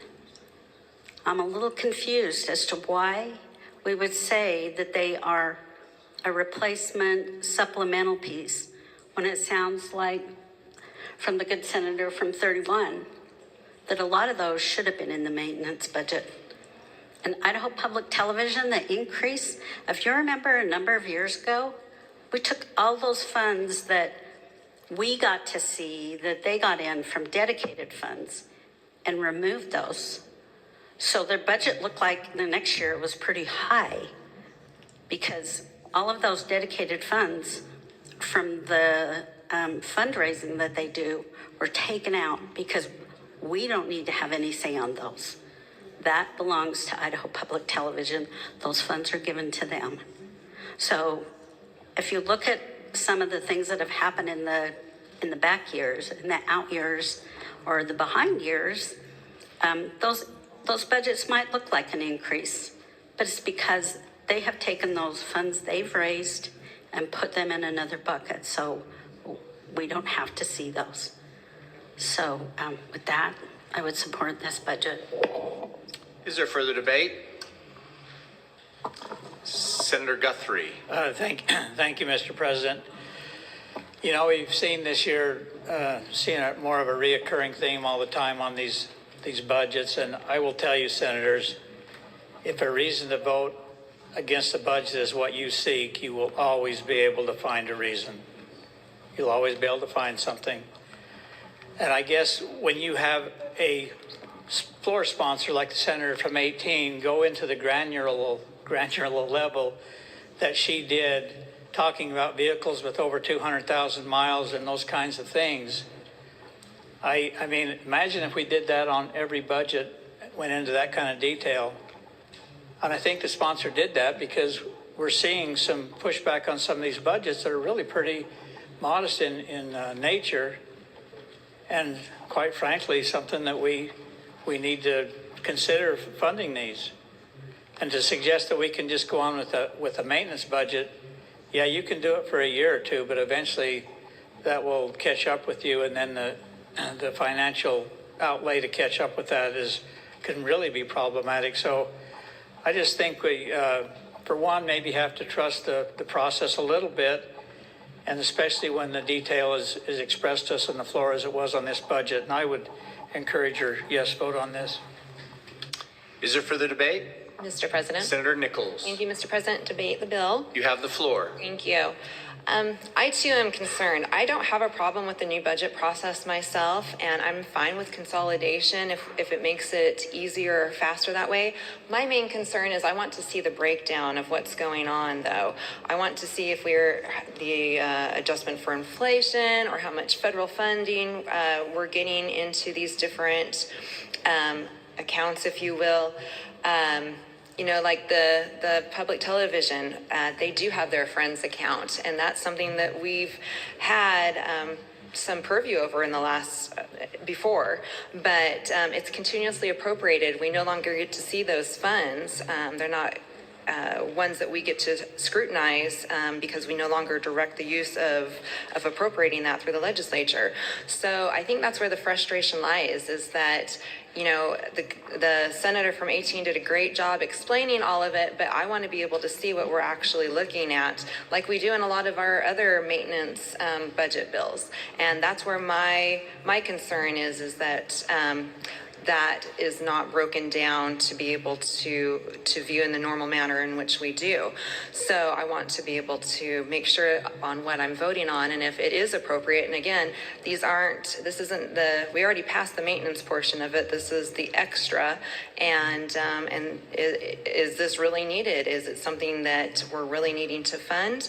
I don't know, because I can't see the breakdown on it. Is there further debate? Mr. President. Senator Cook. Thank you to debate. You have the floor. Senators, this is not an enhancement. We call them replacement items. Many of these items have to be replaced. And if you don't replace them, we're going to have some serious problems here in the Capitol. And so I wouldn't say it was an enhancement bill.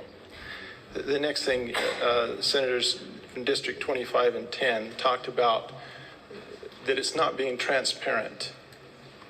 Well, I want you to think back of those maintenance budgets that we did. We had between 8 and 15 budgets wrapped up together that were between 15 and 30 pages long. This body last year went through quite an uproar about, do we want to do these maintenance budgets this way? And there was a serious debate, and lots of people got in trouble over it, including myself, because I didn't think it was transparent. It's hard to see when you're looking at a 30-page bill that has 15 different budgets in it wrapped up into one. It wasn't transparent, but we debated it, and the decision was we are going to stick with the maintenance budgets. That ship has sailed, and I'm on board with it, and that's where we're going. So for you to say that this bill is not transparent is just is really weird to me, because you've only got a few items here. And so I want you to think back. If this isn't transparent, then you think back at your maintenance bill budgets that we did. The senator from District 23, jokingly, he said, I would love to have that truck that we're buying for the emergency broadcast, for the public thing. And I agree, that'd be kind of fun. But I don't think I want that truck, because we only gave him enough money for, I think it was 0.43% of the truck. That's all the money we gave them. We didn't give them enough money to buy the whole truck. Because we thought we needed to be conservative. We needed to cut money back. We needed to make sure money is going back to our constituents where we can. District 8, you talked about the blind and hearing impaired, that the budget is going skyrocket. I think you need to look at how many students are involved with that school, because that's on the rise. Now, here's the neat thing, though, is they're not trying to bring all of these students to one location. They're trying to help them in their own area. And so that's costing us a little bit more, but not near as much if we were to bring them to the school. They're trying to cut some costs, and we're trying to help them out. We talked about why is the public television? Why do we have that? And the real reason is one of them is the emergency broadcast system. And I think the senator from 22 mentioned that if we don't like that, it's a policy bill. We need to fix the policy. If we want to remove that, then let's get a policy bill. But right now, that's not where it's at. And so we have money that's going to the public broadcast to help our emergency broadcast system. A good chunk of this money is for replacement items for IT. And being a computer geek, I want to share a little thing that happened in 2018. 2018, the Colorado Department of Transportation was hit by a ransom attack. They figure it took approximately 40,000 intrusions or tries on a password before they got it right. Once they broke into the system, they granted the attackers administrative privileges. They were able to approximately 1,300 workstations and 400 servers, effectively crippling the entire CDOT. In response, Colorado's Governor John Hickenlooper, the governor declared a state of emergency. Financially, the attack imposed a substantial burden on the state. The recovery cost was between $1.5 and $2 million. Michael Dell, the founder of Dell Computers, once said, he says, technology is evolving at an unprecedented pace, and keeping hardware current is not just about performance. Senator, are you reading? May I ask what you're reading? This is just a quote that I have always had on hand. I don't know where it's from, though. So would you rather me not quote it? Senators, is there any objection from the body of Senator reading? With permission from the body, then, Senator, we'll let you read. Thank you. It's about security. Outdated systems are vulnerable systems. You've all heard the saying, you are only as strong as the weakest link. That is true for our computer systems here at the state capitol and throughout the state. If you have one piece of hardware that is old, that's your weakest link. These replacement items are not enhancements. They are required. We need to replace those. If I may speak to a text message, read a text message from our director, Alberto Gonzalez. He is the director for the Idaho's Office of Information Technology Services. Having identified the source, the senator may read. Thank you. I quote, IT hardware replacement allows us to provide a physical guard around the perimeter of our network and data. Old hardware stops receiving proper patches and security updates, creating a greater risk, end of quote. Senators, this budget again, it's not an enhancement. Are there things we could get rid of? I guess we could cut the truck down to maybe a third. But some of that stuff needs to happen in order to keep the wheels on the bus. And so with that, I would urge you to reconsider, to think about this, and give your aye vote. Thank you. Is there further debate? Mr. President, Senator Ricks. to debate in favor of the bill. Senator, you have the floor.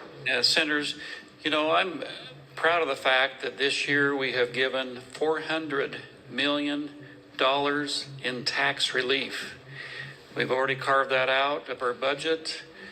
We've given it back to Idahoans.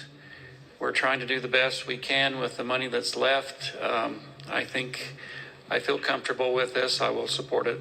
Thank you. Is there further debate? Mr. President, Senator Nichols, for what purpose do you rise? to debate the bill a second time. Is there a senator who wishes to debate for the first time? I see Senator Bierke. Mr. President, yes, I would like to debate. Senator Bierke, you have the floor to debate the bill. A lot of good things have already been said, so I'm not going to repeat myself, but a phrase does come to my mind. It's called no good deed goes unpunished. And what hasn't been mentioned yet, when we had the battle over maintenance budgets and then line item budgets, we, at that time, last session, kept replacement items in the maintenance budget. So to be more transparent, you're looking at what this bill is offering today. Replacement items that last year would have been hidden in the maintenance budget. No good deed goes unpunished. We wouldn't be talking about this bill right now if we would have kept those items in the maintenance budget. No good deed goes unpunished.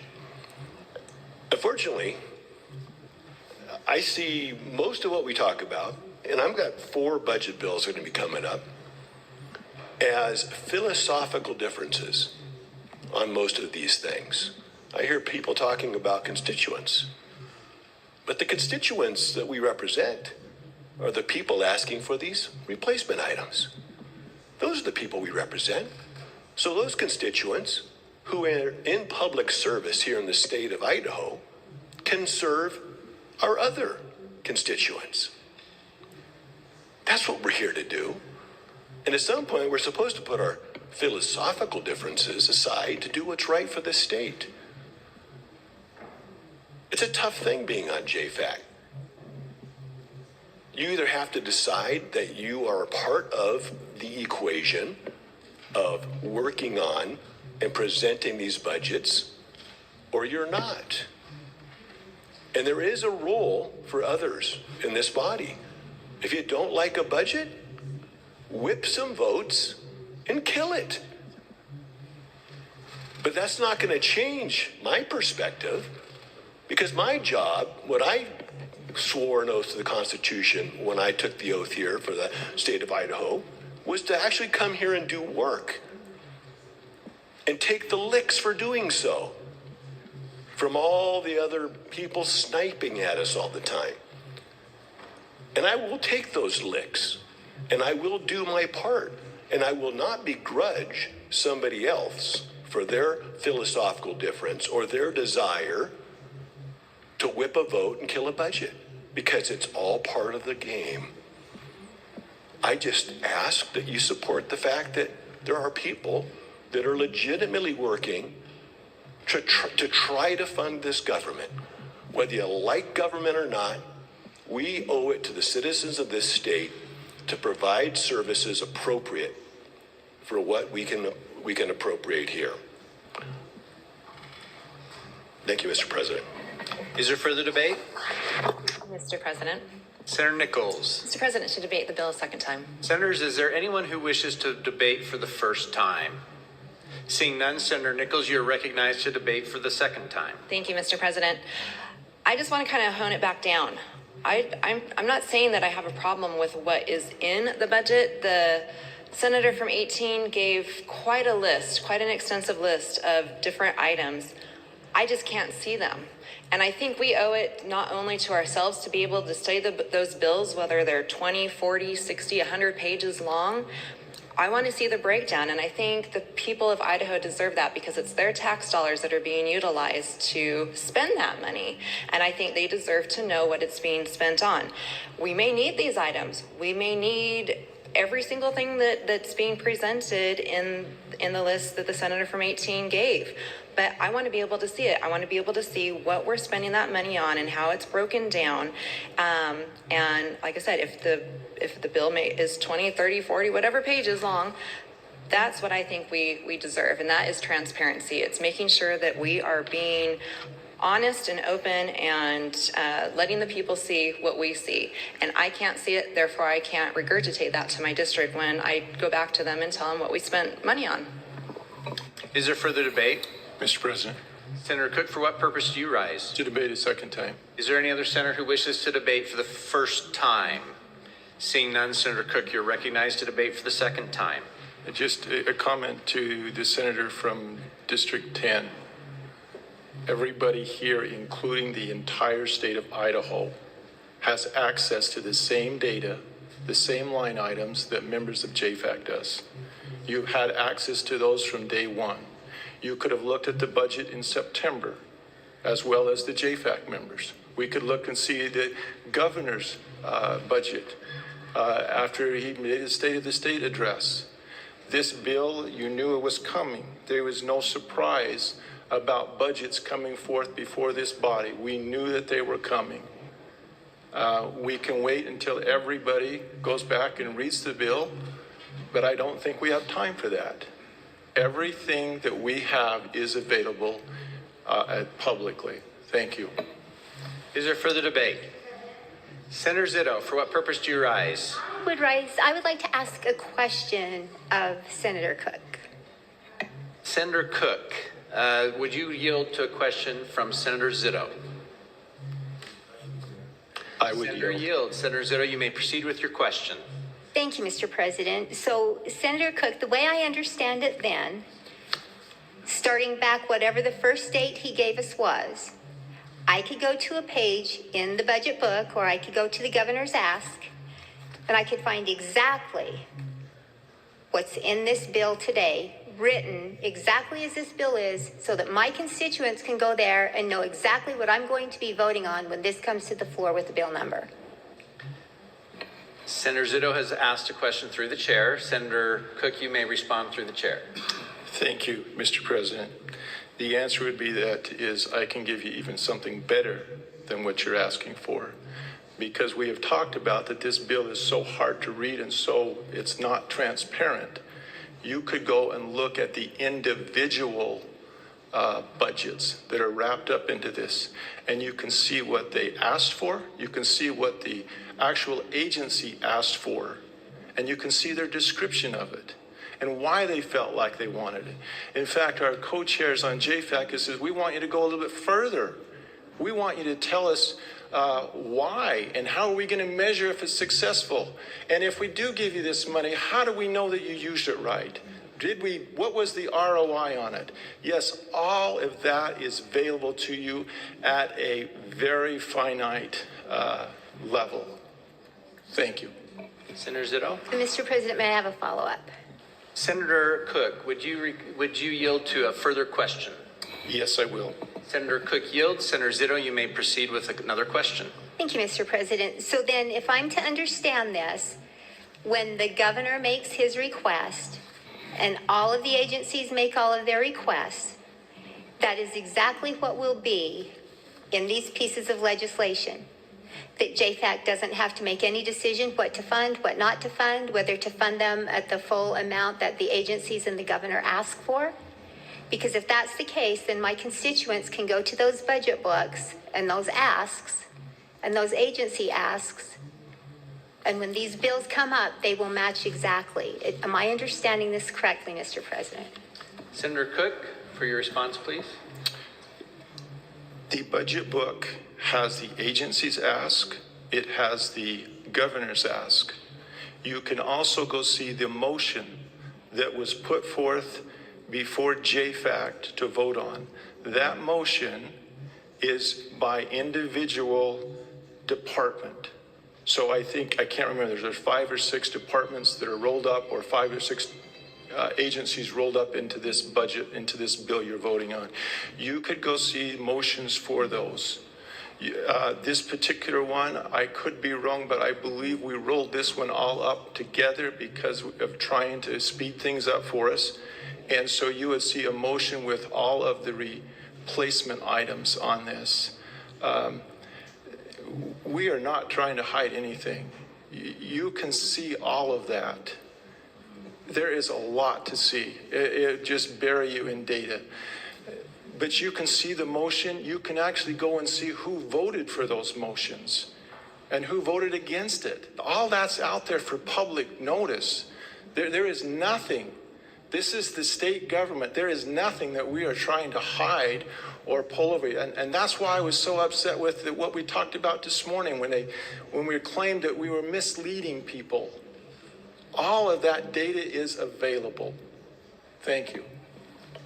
Senator Zito. Mr. President, thank you, Mr. President. I just want to clarify that I'm not saying that anything has been hid.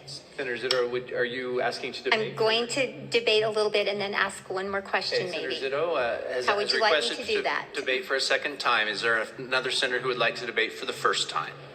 Seeing none, Senator Zito, you're recognized. Oh, I'm sorry, Senator Foreman, you have risen. Would you like to debate for the first time? Mr. President, I move the previous question. It's been moved for the previous question. Is there a second? It's been moved and seconded for a previous question.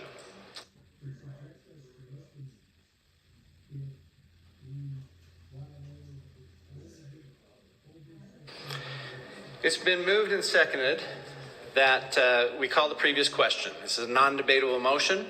It requires a majority vote. The secretary will call the roll. Adams.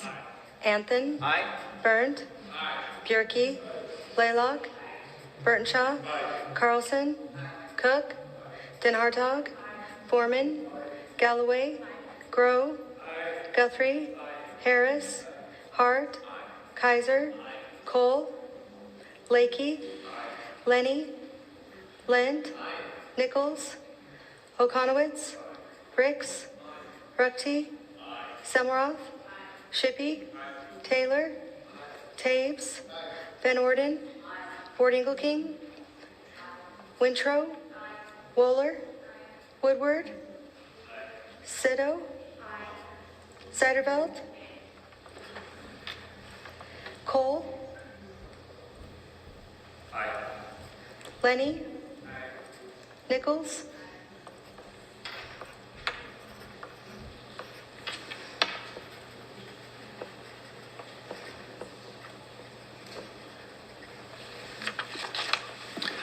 Roll call on the motion for previous question shows 34 aye, 1 nay, 0 absent and excused. A majority having voted in support of the motion, the House Bill 391 is before the Senate for final decision.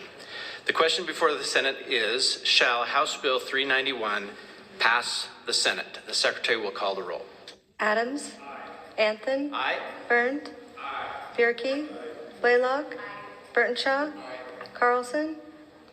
Cook. Den Hartog. Foreman. Galloway. Grow. Guthrie. Harris. Hart. Kaiser. Cole. Lakey. Lenny. Lent. Nichols. Okonowitz. Ricks. Ruckte. Samaroff. Shippey. Taylor? Taves? Van Orden? Wardingle King? Wintrow? Buller? Woodward? Zito? Zeiderveld? Carlson? Lakey? Shippey?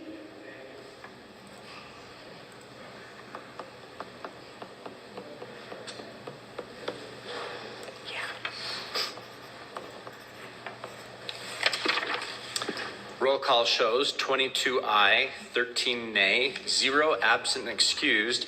A majority having voted in the affirmative, House Bill 391 has passed the Senate. Is there a correction to title?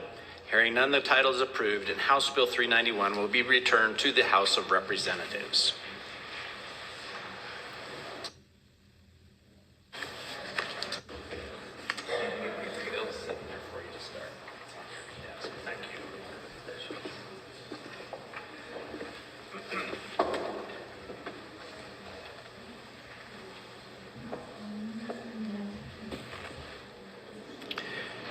The Senate will now have before it for final consideration House Bill number 417. The Secretary will read the bill. In the House of Representatives, House Bill 417 by Appropriations Committee, an act relating to the appropriation. Mr. President. Senator Wardingle King. Mr. President, I ask unanimous consent that further reading of House Bill 417 be dispensed with, and the journals show it has been read the third time at length, section by section, and placed before the Senate for final consideration. Is there an objection? Hearing none, Senator, you have the floor to begin the debate. Thank you, Mr. President. I'm a little gun shy here, but I had kept track of all of you guys, and I was so excited to read all of your names, and thank you for that last debate. But guess I just couldn't do that this time. I had some good stuff to say, too, but thank you. And this, hopefully, this bill is a little easier.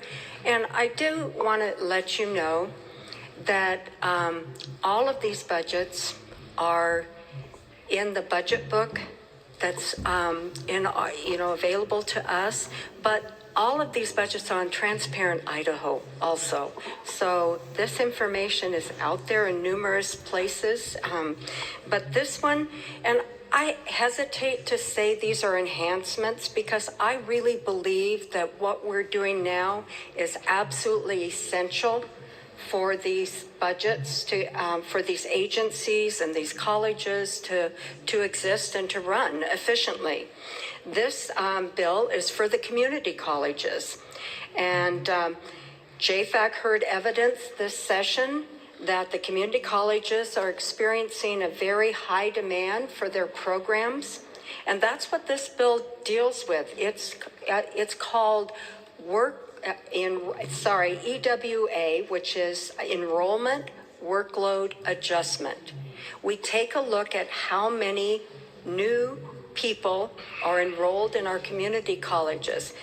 Unfortunately, it's kind of a complicated formula that's used to reimburse these community colleges and to pay for these additional students because they do it on a 3-year average. So the EWA is a formula based on a 3-year rolling average for weighted credit hours. The more advanced credits, the more weight to them. And this means an increase in funding. Sometimes it's a decrease. And so in calculating EWA, the total award is adjusted to comply with the governor's 3% cap. And I don't know if you know that, but the governor puts a cap on agencies and community colleges and colleges, and they can't request more than 3% above their last year's budget. So this year, because of the tremendous increased enrollment, we, JFAC, elected to award full enrollment workload adjustment. And that is the amount determined by the formula and not to cut because of the governor's cap. We know these students are there. We know they've been attending college. We need these students to come through the pipeline. And then we also made a decision to be fair to North Idaho College. As you know, NIC has had some problems over the past several years with its accreditation, and there was a decline in enrollment. But this year, the new president has turned those trends around, and NIC's enrollment is increasing, and its accreditation problems are being corrected. And so the EWA formula would have cut NIC's budget, but the work group and JFAC voted to not punish NIC's success. They're doing good things. So NIC has 0 EWA. We didn't subtract anything. We kept them at 0 because they do have an increase this year. Yes, they had a decrease the 2 previous years, but we didn't want to penalize them for the great things that they're doing. So JFAC is focused on fiscal accountability and performance. And one other thing that this bill does, it says we want to move these colleges and universities to outcome-based funding. And so it encourages the community colleges to meet the increasing demand for their programs and will help to prepare Idaho's workforce for the future. But we want to see that the money that we're putting in has really great outcomes. And so we want that report sent back to us. So I think this is a good budget. We're just rewarding what the colleges need because of their increased enrollment. And I will just read the amounts for the enrollment workload adjustments.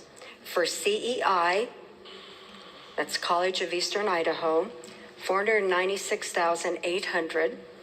For CSI, College of Southern Idaho, $690,000. For CWI, that's College of Western Idaho, $493,000. And then for North Idaho College, we kept it at 0. We did not subtract money because they are doing really great things. So total enhancement, or what I consider absolutely mandatory in this bill, is $1,679,800. It's a 2.4% increase. With that, debate is open. Is there further debate? Hearing none, Senator Ward Engelking, you're recognized to close the debate. Thank you, senators. I hope I get your aye vote. Debate is closed. The question before the Senate is, shall House Bill number 417 pass the Senate? The Secretary will call the roll. Adams. Anthony. Berndt. Bierke. Blaylock. Burtonshaw. Carlson. Cook. Then Hartog. Foreman. Galloway. Grove. Guthrie. Harris. Hart. Kaiser. Cole. Blakey. Lenny. Lind. Nichols. 60 seconds, Mr. President. Starting now, Senator. Thank you, Mr. President. Okay, so this is what I'm talking about. I love this. I can actually look at this and see what's in it. And so it makes it really easy to read. It makes it really easy to be able to understand. There wasn't a whole long list of everything that was in it. I like this. This is what I want to see moving forward.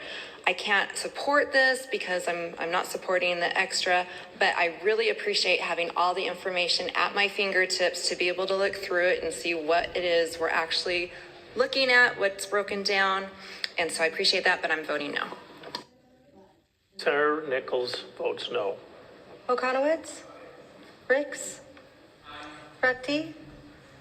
Samorov. Shippey. Taylor. Taves. Van Orden. Ward Engelking. Wintrow. Bowler. Woodward. Cito. Zeiderveld. Mr. President. 60 seconds, Senator. Thank you, Mr. President. Senators, I just would like to remind us of our Constitution, our Idaho State Constitution, Article 9, Section 10. The only thing that we're really obligated to fund is a state university, which is the U of I. And I just really would encourage you guys to go and read that to make sure that we know what we are obligated to fund. And with that, I will be a no.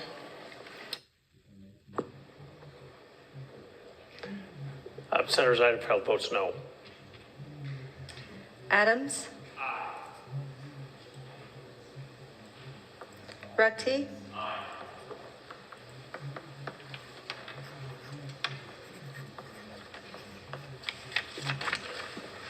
The vote count shows 30 in favor with 5 against. House Bill number 417 has passed the Senate. Hearing no correction of the title is approved. The bill will be returned to the House of Representatives. The Senate will now have before for final consideration House Bill number 418. The Secretary will read the bill. In the House of Representatives, House Bill 418 by Appropriations Committee, an act relating to the appropriation to the Division of Career Technical Education for fiscal year 2026. Mr. President. Senator Carlson. Mr. President, I ask unanimous consent that further reading of House Bill 418 be dispensed with and the journal show it has been read the third time at length, section by section, and placed before the Senate for final consideration. Without objection, Senator Carlson, you have the floor to begin the debate. Thank you, Mr. President. House Bill 418 is the enhancement bill for the Division of Career Technical Education, or CTE. CTE is at the forefront of meeting Idaho's evolving workforce needs for both secondary and college students. The 6 technical colleges, Lewis Clark State College, Idaho State University, College of Eastern Idaho, College of Southern Idaho, College of Western Idaho, and North Idaho College serve thousands of students seeking degrees and certificates that will prepare them for high-paying jobs and to contribute to Idaho's economy. This bill includes $2 million in federal funds for career technical programs, $50,000 one time for adult literacy, $10 million for capacity building for the 6 technical colleges only, that is specified in the intent language, to be split evenly amongst all 6 colleges. What it does not include is the expansion of at-capacity programs requested by CTE. It does not include the business industry engagement manager requested by CTE. That we out of the request, $792,400 was removed.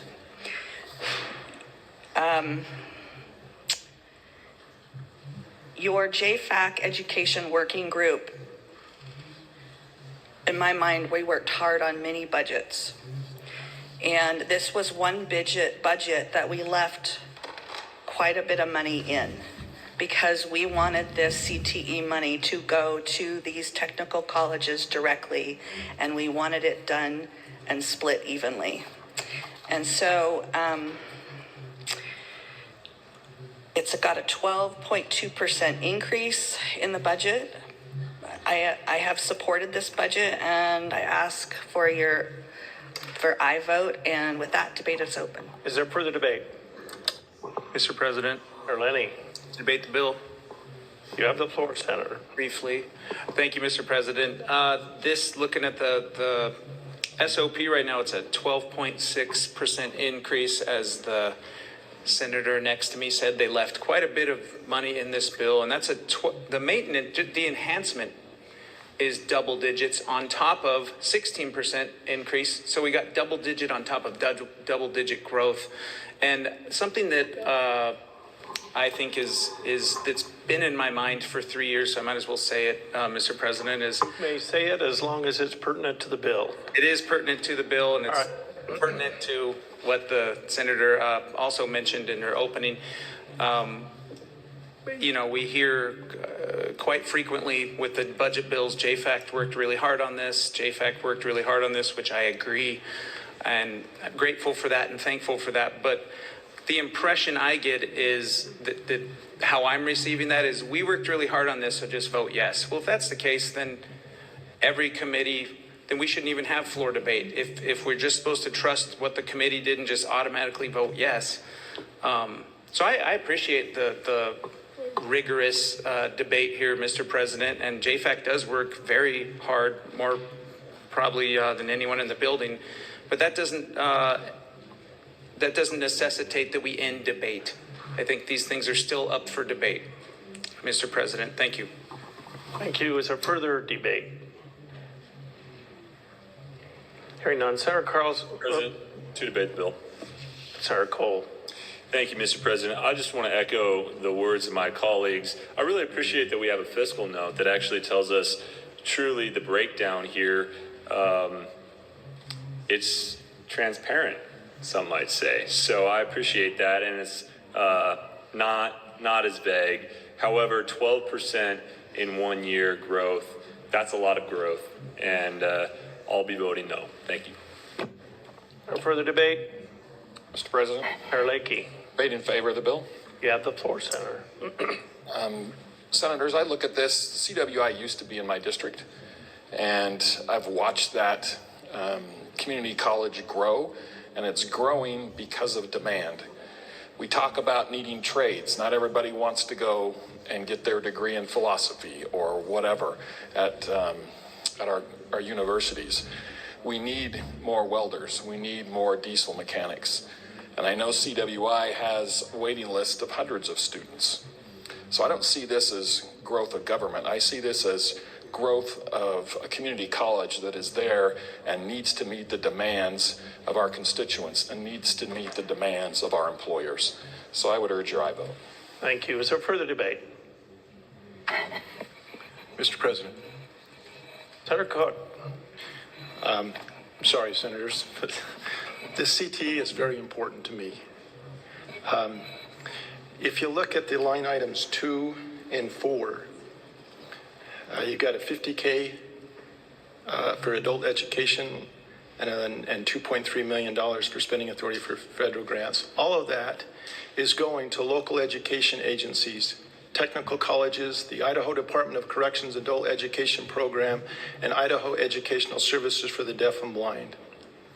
So the question should be asked is this the proper role of government? Is this really what the government should be doing? I believe it is, and so does 49 other states. 49 other states help out with their college and their state universities. So why is that? I think if I could quote somebody, and I don't know where it comes from, it's just something that I have, Mr. President. It's our forefather, James Without Madison. objection, Senator Cook, you may read from the quote that you have in your head. Thank you. James Madison said, "Knowledge will forever govern ignorance. And a people who mean to be their own governors must arm themselves with power which knowledge gives." President Ronald Reagan, if I could quote him, it comes from President Ronald Reagan. For the Federalist Papers for next time. Oh, thank you. Yeah. I will make a note of that. This one comes from the Proclamation 5024, July 2nd, 1983. Having cited the source, Senator Cook, you may read it. President Ronald Reagan said, "A literate America is a strong America. Each citizen who learns to read and write becomes more productive and responsible member of our society." End of quote. The federal government has identified CTE as a critical policy priority. Let me give you some numbers, and I believe these numbers will help you defend your aye vote when you go home. Idaho's labor force participation rate is 63.9%. That's about 7% lower than its highest ever rate. Coupled with unemployment rate of 3.8%, those that are available within that gap to go up a little bit farther are going to need some extra help.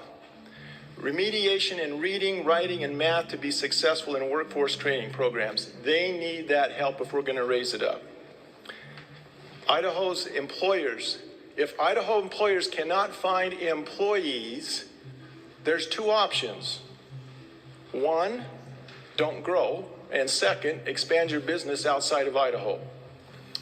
Here's another one, a number that I think you should write down. Each percent increase in the labor force participation rate translates to over 10,000 people that can be working in our economy. It is the proper role of government to provide infrastructure for business to thrive. We make sure we have electricity, water, sewage lines, highways and roads and bridges to get things to the market. But we also need to make sure we have a working force, employees that are trained and know how to work. Enhancement number 5, the technical college capacity building. House Bill 418 contains an additional $10 million appropriation for expanding CTE capacity. Why do we need that? Let me give you a few more numbers. 458% oversubscription rate for welding at CEI.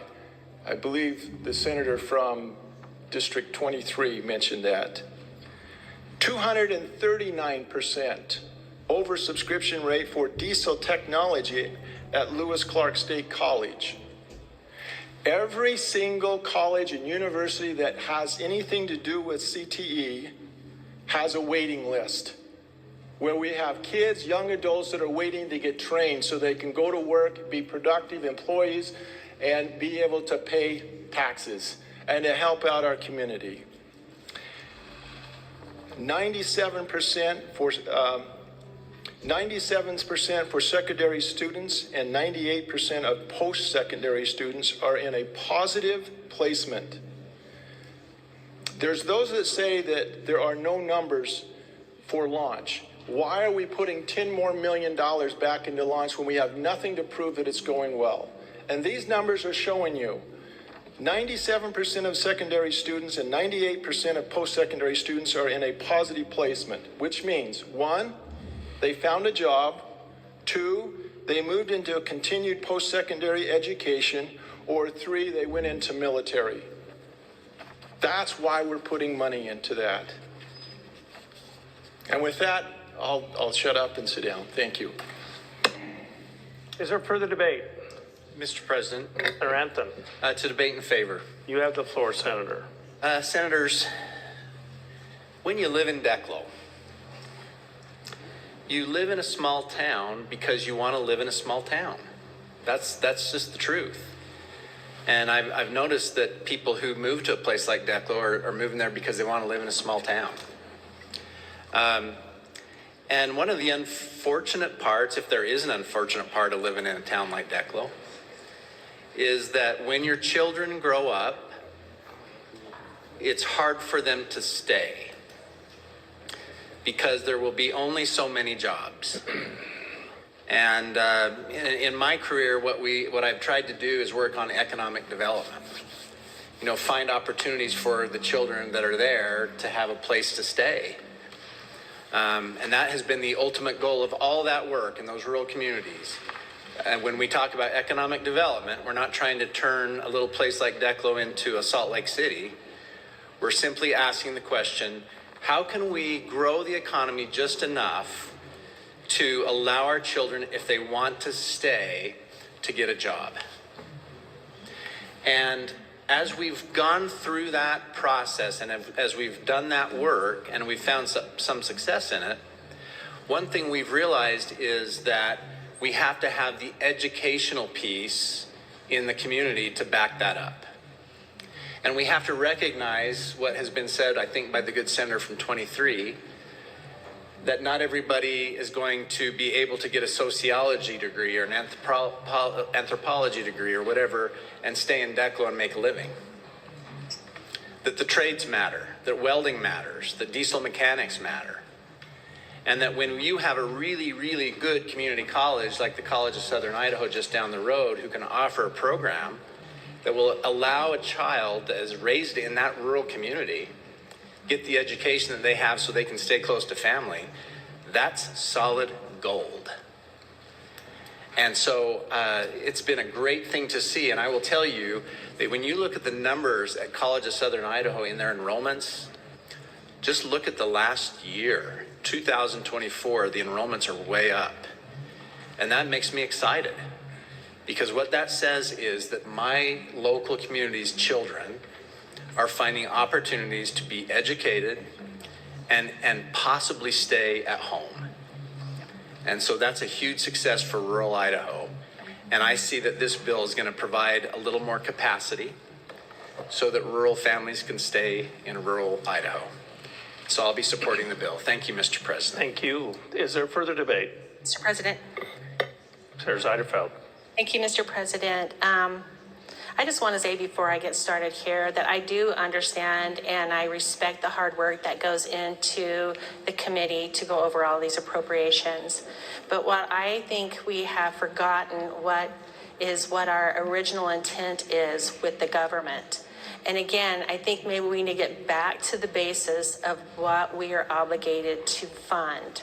And as the senator from 32 had shared about the Constitution, it is. So the very first thing it says in Article 9, Section 1 is the legislature to establish systems of free schools, the stability of a Republican form of government depending mainly upon the intelligence of the people. It shall be the duty of the legislature of Idaho to establish and maintain a general, uniform, and thorough system of public free common schools. And then if you continue to go on, because I didn't have time in my 60 seconds, in Section 10, it states in our Idaho State Constitution that the state university, location, regions, tuition fees, and lands, the location of the University of Idaho, as established by existing laws, is hereby confirmed. All the rights, immunities, franchises, and endowments heretofore granted thereto by the territory of Idaho are hereby perpetuated, sorry, I'm going blind here, hold on a second, unto the said university. The regents shall have the general supervision of the university and the control and directions of all the funds of and the appropriations to the university under such regulations as may be prescribed by law. The regents may impose rates of tuition and fees on all students enrolled in the university and authorized by law. No university land shall be sold for less than $10 per acre, and in subdivisions not to exceed 160 acres to any one person, company, or corporation. When I read the Constitution, it doesn't say that our role is to fund trades. It used to be that you learned to weld. My sons all know how to weld because my husband taught them how to weld.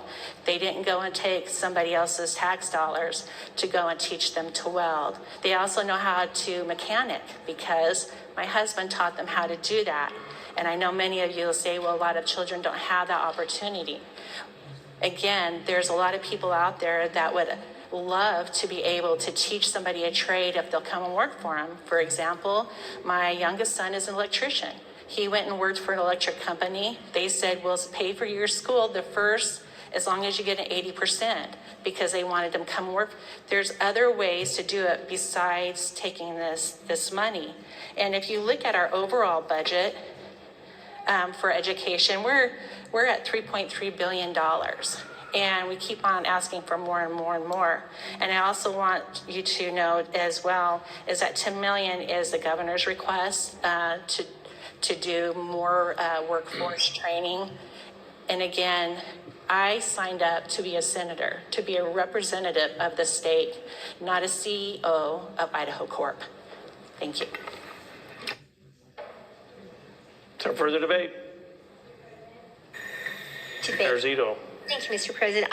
I want to tell a quick story. So we had a farm in Utah and we did all this work by hand. Picked up potatoes, picked sweet corn, picked tomatoes, cucumbers, raspberries, all this stuff. And all of my kids' friends worked on this farm. And they learned a really good work ethic.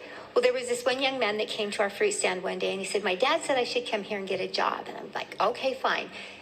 But he looked a little not like he belonged on a farm. So I told him, I said, if you're going to work here around the customers, You're going to have to change your look a little bit. So he comes back the next day, and he worked so hard, and he worked for us for like 6 years. And he graduated from high school with my sons. And he came to me the day after graduation, and I'm walking down one of the dirt roads on the farm, and he came and walked by me, and he said, I'm the first person in my family on my dad's side to graduate from high school ever. And I'm like, well, Albie, that's awesome. That's amazing. And he says, yeah, he says, I'm the first person in the history of my family on my mom's side to graduate from high school. He said, no one ever in my family ever has graduated from high school. I'm getting to the bell.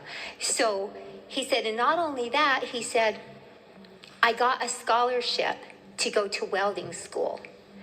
And he said, no one has ever gone to college in the history of my family. And my point is that the scholarship that this young man got was a scholarship that was put together by private businesses and entities in our area because they knew there was a need for welders and they knew there was a need for this technical stuff, and it was funded by the people in the area. They weren't looking to the government to take care of this. Well, because he knew that this scholarship came from the people, his peers, the businesses around him. He went to school, he worked really hard, and he's had a really amazing career at Union Pacific Railroad. And so my point is we can talk about what the proper role of government is and isn't, but this is another one of those areas that I believe is incumbent upon our cities and our businesses and those people who need those kind of workers to provide that. And when our schools are on more of a level playing field and not funded by the government, they excel and they become better because of the market and the competition. I'll be voting no on this bill, Mr. President. Thank you. Is there further debate? Mr. President. Senator Nichols. Thank you, Mr. President. I just wanted to point out to the body just briefly that just this session we passed House Bill 79 that became law. And what that did is it gave our community colleges the ability to raise tuition from $2,500 to $3,250. So we have given them the ability to be able to gain more money. Students aren't going to stop going, that should be able to help facilitate some of these things.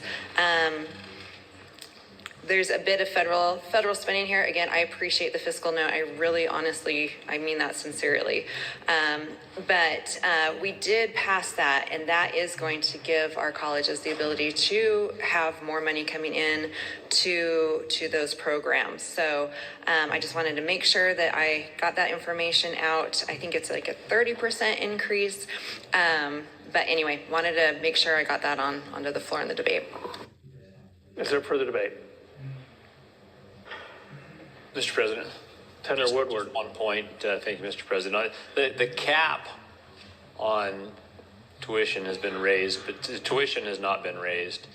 And it is my understanding that the intent is to incrementally raise tuition to cover costs over time, not to fund a new initiative to try and keep up with the Idaho economy. Is there further debate? Hearing none, Sarah Carlson. You have the floor to close the debate. Thank you, Mr. President. I know you guys are tired of sitting here listening to this appropriations bill. I just have a couple more things to give you. In Idaho, the total enrollment for CTE courses is 3,317. The wait list is 2,360. So we have many students who would like to be trained in some of these fields. The colleges, the technical colleges, are not able to handle them.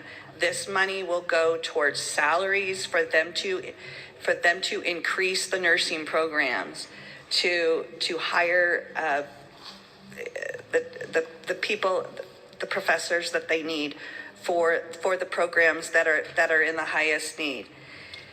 There are 751 students waiting to enter nursing programs at the technical colleges. These are huge numbers, and we have a problem with not getting enough medical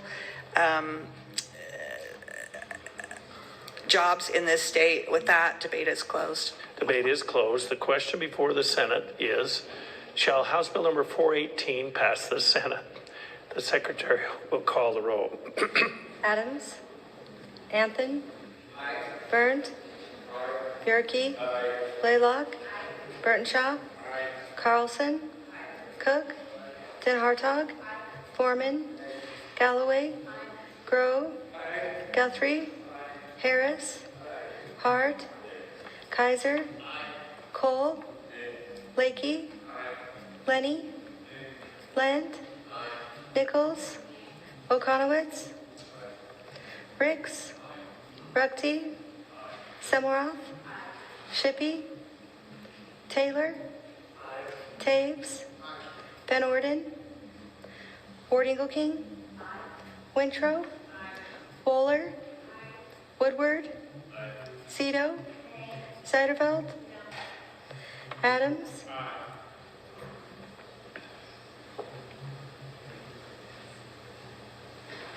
Shippey. Van Orden.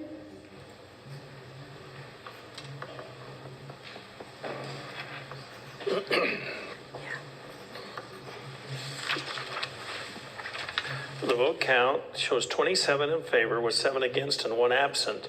A majority having voted in the affirmative, the House Bill number 418 has passed the Senate.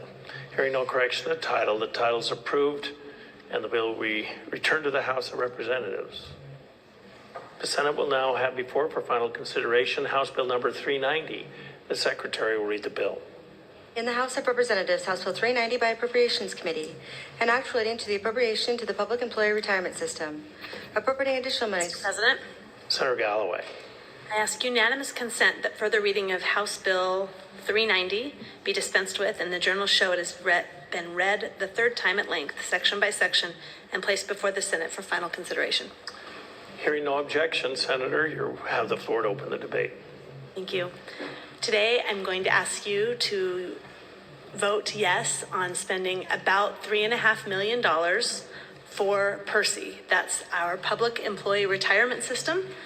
The money that they are asking for in this enhancement, $3 million of it is part of a 4-year plan to upgrade their member services portal. It was a $12 million project. This is year 4. This is the last section. And so we want to fund that. It also includes some money for travel. They have 2 new board members, and this allows them to go to their conferences, 2 conferences for the 2 new board members. And then it also has some IT hardware in it. With that, I ask for your yes vote on this PERSI budget. Is there further debate? Mr. President, Senator Taylor. out of an abundance of caution, I will declare a 39H since I do receive PERSI on a monthly basis. Your declaration under the Senate rule will be noted in the journal. Is there further debate? Mr. President. Senator Grow. Thank you. Just a comment. PERSI manages over $2 billion, $2.1 billion at this point. It's a massive amount of money that we have expert people that we've hired to handle that for us, which is a very difficult and very sophisticated kind of management that has to take place there. This is a request for basically $3,600,000 related to software. I would hate to have a cyber attack on our system that has the retirement for the state employees and risk the cost it would take in malware, et cetera, to overcome that we have to deal with. So the only request they're actually asking for the folks themselves that are working here or anything else was going other than to protect the system and cybersecurity. And that's why the update on this system, and it's part of an ongoing multiple-year process. The only thing they're asking for is $12,500 for, you could call it conferences, travel, whatever, but it's in essence to train the new folks that they have. We'd encourage your support. Thank you. Is there further debate? Mr. President. Senator Formron. To declare 39H, I'm a PERSI retiree. Your declaration will be noted in the journal. Is there further debate? Hearing none, Senator Galloway, you recognize to close the debate. Debate is closed. Thank you. Debate is closed. The question before the Senate is, shall House Bill number, the Senate will be at ease. Unless you want to, do you want to call it?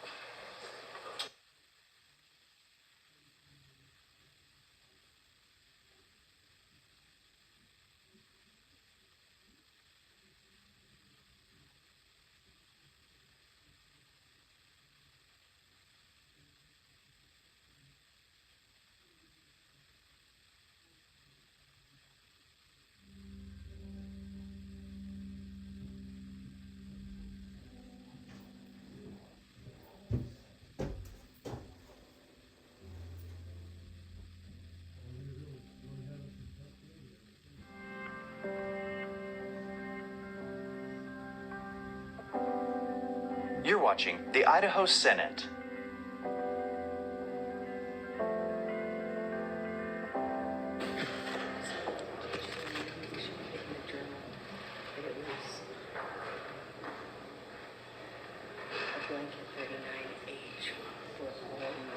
Okay.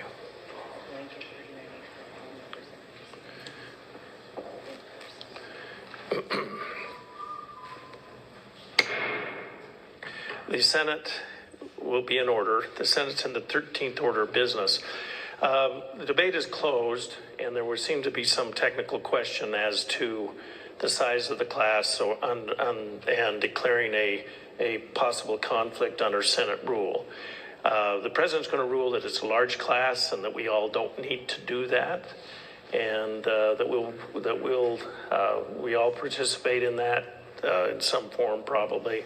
And so that's a large class, and we'll do a blanket with an abundance of caution note in the journal that we stopped, we recognized it, and we're going to proceed with the vote. The secretary will call the roll. Adams. Mr. President. Sarah Adams. Thank you, Mr. President. This budget spends zero general fund dollars. It spends zero federal dollars. These are all dedicated funds. Senator votes aye. Senator Adams votes aye. Anthony. Berndt. Bierke. Blaylock. Burtonshaw. Carlson. Cook. Den Hartog. Foreman. Galloway. Grow. Guthrie. Harris. Hart. Kaiser. Cole. Blakey. Lenny. Mr. President, to explain my vote. 60 seconds, Senator. This is a 33.1% increase, and though it's not general fund money, it's also not magical money. So that's a lot of money for one enhancement bill, so I'm going to be a no on this, Mr. President. Senator Lenny votes no. Lent. Nichols. Okonowitz. Ricks. Ruckty. Semmelroff. Shippey. Taylor. Taves. Van Orden. Wardingle-King. Winthrop. Waller. Woodward. Senator Woodward, you have 60 seconds. Thank you, Mr. President. I was just thinking about these percent increases on replacement items, and I was thinking how at home last year I had to buy 4 new tires, but the year before I'd only had to repair 1 tire. I had a flat, and, it was $20. I'm not very good at calculating percentages, but I do remember that the cost to the 4 tires was quite a bit more than that flat tire repair. So acknowledging that different years you have different expenses, I vote aye. Senator Woodward votes aye. Zito. Zeiderveld. Carlson.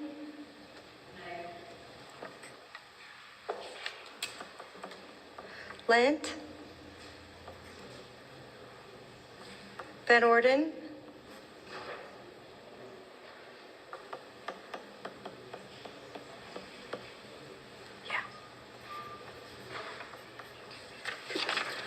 The vote count shows 22 in favor with 11 against and 2 absent. A majority having voted in the affirmative, House Bill number 390 has passed the Senate.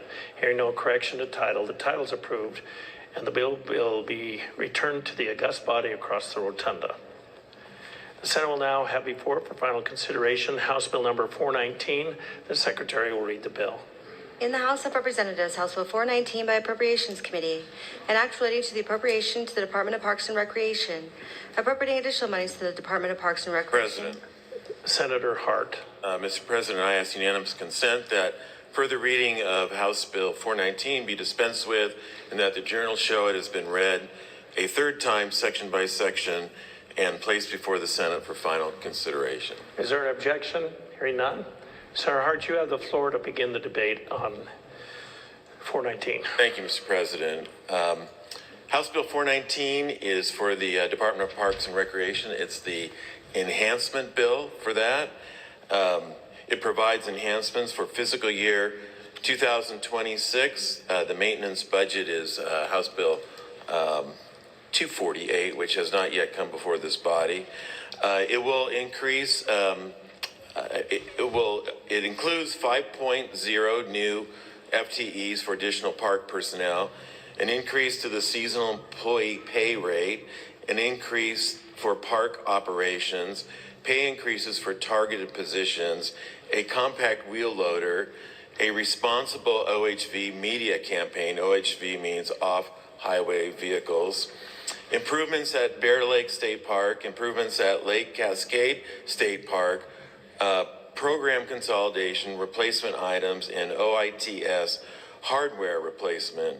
This appropriation includes $200,000 less than the agency requested for replacement items and determinations by the committee members that the agency had sufficient resources. The enhancement bill includes dedicated funds and federal funds only. The maintenance budget total is $49,127,000. This enhancement budget is $8,135,700. When you combine the two budgets together, we have $57,263,500. The $57 million total for the maintenance budget and the enhancement budget is $30,690,000 less than the total appropriation for the year before. And with that, Mr. President, debate is open. Is there further debate? Hearing none, Senator Hart, you have the floor to. Senator Cole, I apologize. we're going to debate on these things every time, and so you have the floor to debate. Senator from 2 yield to a question. Senator Hart, will you yield to a question? The senator yields. The senator yields. Thank you, Mr. President. The question is, does the agency Parks and Rec currently have any vacancies outstanding in that agency? Senator Hart. Mr. President, I do not know the answer to that question. Thank you, Mr. President. To debate the bill. Senator Cole, you have the floor to debate. Thank you. I took a pledge to my constituents to be a fiscal conservative. And I think when we're adding FTEs to agencies, we are growing the size of government. And I think if there are any current vacancies in that government, that would be a better way to allocate those vacancies to any new needed personnel. I think we should know the answer to that before we add permanent FTPs to these agencies. So I'll be a no on that. Is there further debate? Hearing none. Senator Hart, you're recognized to close the debate.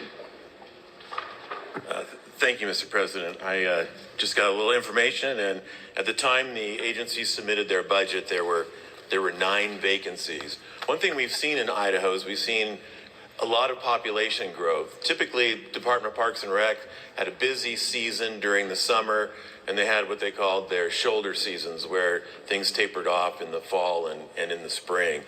But those shoulder seasons are going away.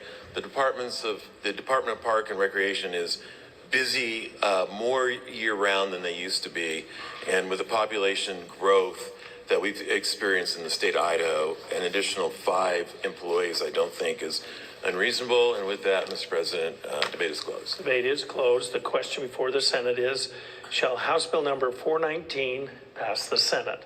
The Senate Secretary will call the roll. Adams. Anthony. Burnt. Bierke. Blaylock. Burtenshaw. Carlson. Cook. Den Hartog. Foreman. Galloway. Grow. Guthrie. Harris. Hart. Kaiser. Cole. Lakey. Lenny. Lent. Nichols. Okonowitz. Ricks. Ruckty. Semoroff. Shippey. Taylor. Taves. Van Orden. Ward-Ingle-King. Wintrow. Wohler. Woodward. Cito. Mr. President. You have 60 seconds to explain your vote. Thank you, Mr. President. This budget adds 5 full-time employees. It's 44% federal money, and it's a 16.6% growth above the maintenance budget.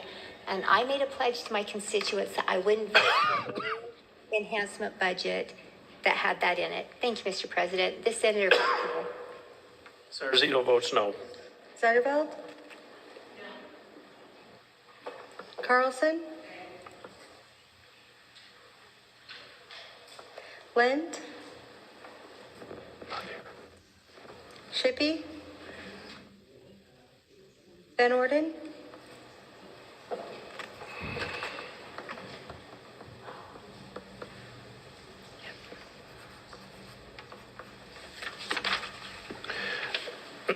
The vote count shows 22 in favor with 11 against and 2 absent. More than the majority having voted in the affirmative, House Bill number 419 has passed the Senate. Hearing no correction to title, the title is approved and the bill will be returned to the House. The Senate will now have before it for final consideration House Bill number 420. The Secretary will read the bill. In the House of Representatives, House Bill 420 by Appropriations Committee, an act relating to the appropriations. Mr. President. Senator Ward Engelking. Thank you, Mr. President. I ask unanimous consent that further reading of House Bill 420 be dispensed with and the journals show it has been read the third time at length, section by section, and placed before the Senate for final consideration. Is there an objection? Hearing none, Senator Ward Engelking, you have the floor to begin the debate. Thank you, Mr. President. This bill funds replacement computers at the STEM Action Center. And just as a reminder, the STEM Action Center, or the Science, Technical, Engineering, and Mathematics Action Center, engages students and teachers in STEM education through science fairs and competition. It also coordinates schools, state agencies, and community groups in the development of rigorous STEM curriculum and extracurricular activities for all of Idaho's kids. STEM Action Center needs $9,900 in new computers and IT hardware. This request was approved by the Office of Information Technology Services and recommended by the governor. And with that, debate is open. Is there further debate? Senator Cole. Mr. President, to debate the bill. You have the floor, Senator. I want to thank the senator from 18 for presenting this. This is a great bill. I support the replacement budget, and I also appreciate that there's a fiscal note that actually tells us what's going on. So I'll be in support of this. Happy to support it. Thank you, Mr. President. Is there further debate? Hearing none, Senator Ward Engelking, you're recognized to close the debate. Well, thank you, Mr. President, and thank you, Senator from 25. I appreciate your support. And with that, debate is closed. Debate is closed. The question before us is, shall House Bill number 420 pass? The Secretary will call the roll. Adams? Anthony? Byrne? Bierke? Blaylock? Burnshaw? Carlson? Cook? Den Hartog? Mr. President, 60 Senator seconds. Den Hartog, you have 60 seconds to explain your vote. Thank you, Mr. President. Senators, I'm just going to admit on this floor that I'm going to follow my own advice that I provided to the floor earlier. I have not been a supporter of the STEM Action Center. I've been frustrated, but I have not brought a bill to repeal the underlying policy. The senator is going to support the budget and votes aye. Senator Den Hartog votes aye. Gorman? Callaway? Grow? Guthrie? Harris? Hart? Kaiser? Cole? Blakey? Lenny? Lind? Nichols? 60 seconds, Mr. President. Actually, just 30 seconds. You have 60 seconds as per the rule. Perfect, thank you. I'm going to support this budget. I think this is also a good budget. I like that we don't have any federal funds that are in here. It's a very low percentage. It seems to be reasonable for inflation purposes, and we do have a fiscal note with it, so I really like that. So I will be a yes. Senator Nichols votes aye.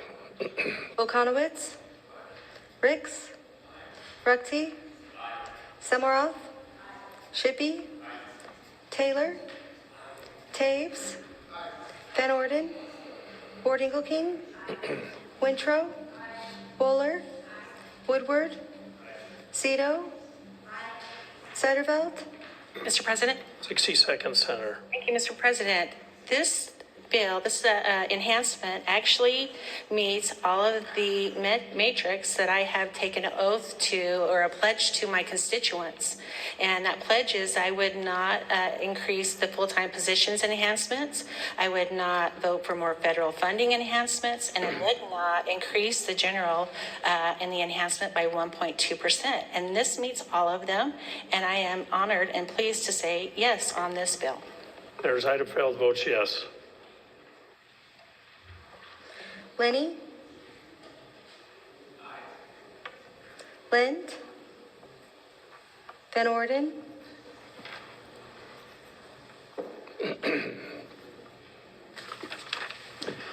The vote count shows 31 in favor with 2 against and 2 absent. The majority having voted in the affirmative, House Bill number 420 has passed the Senate. Hearing no correction to title, the title is approved and the bill will be returned to the House of Representatives.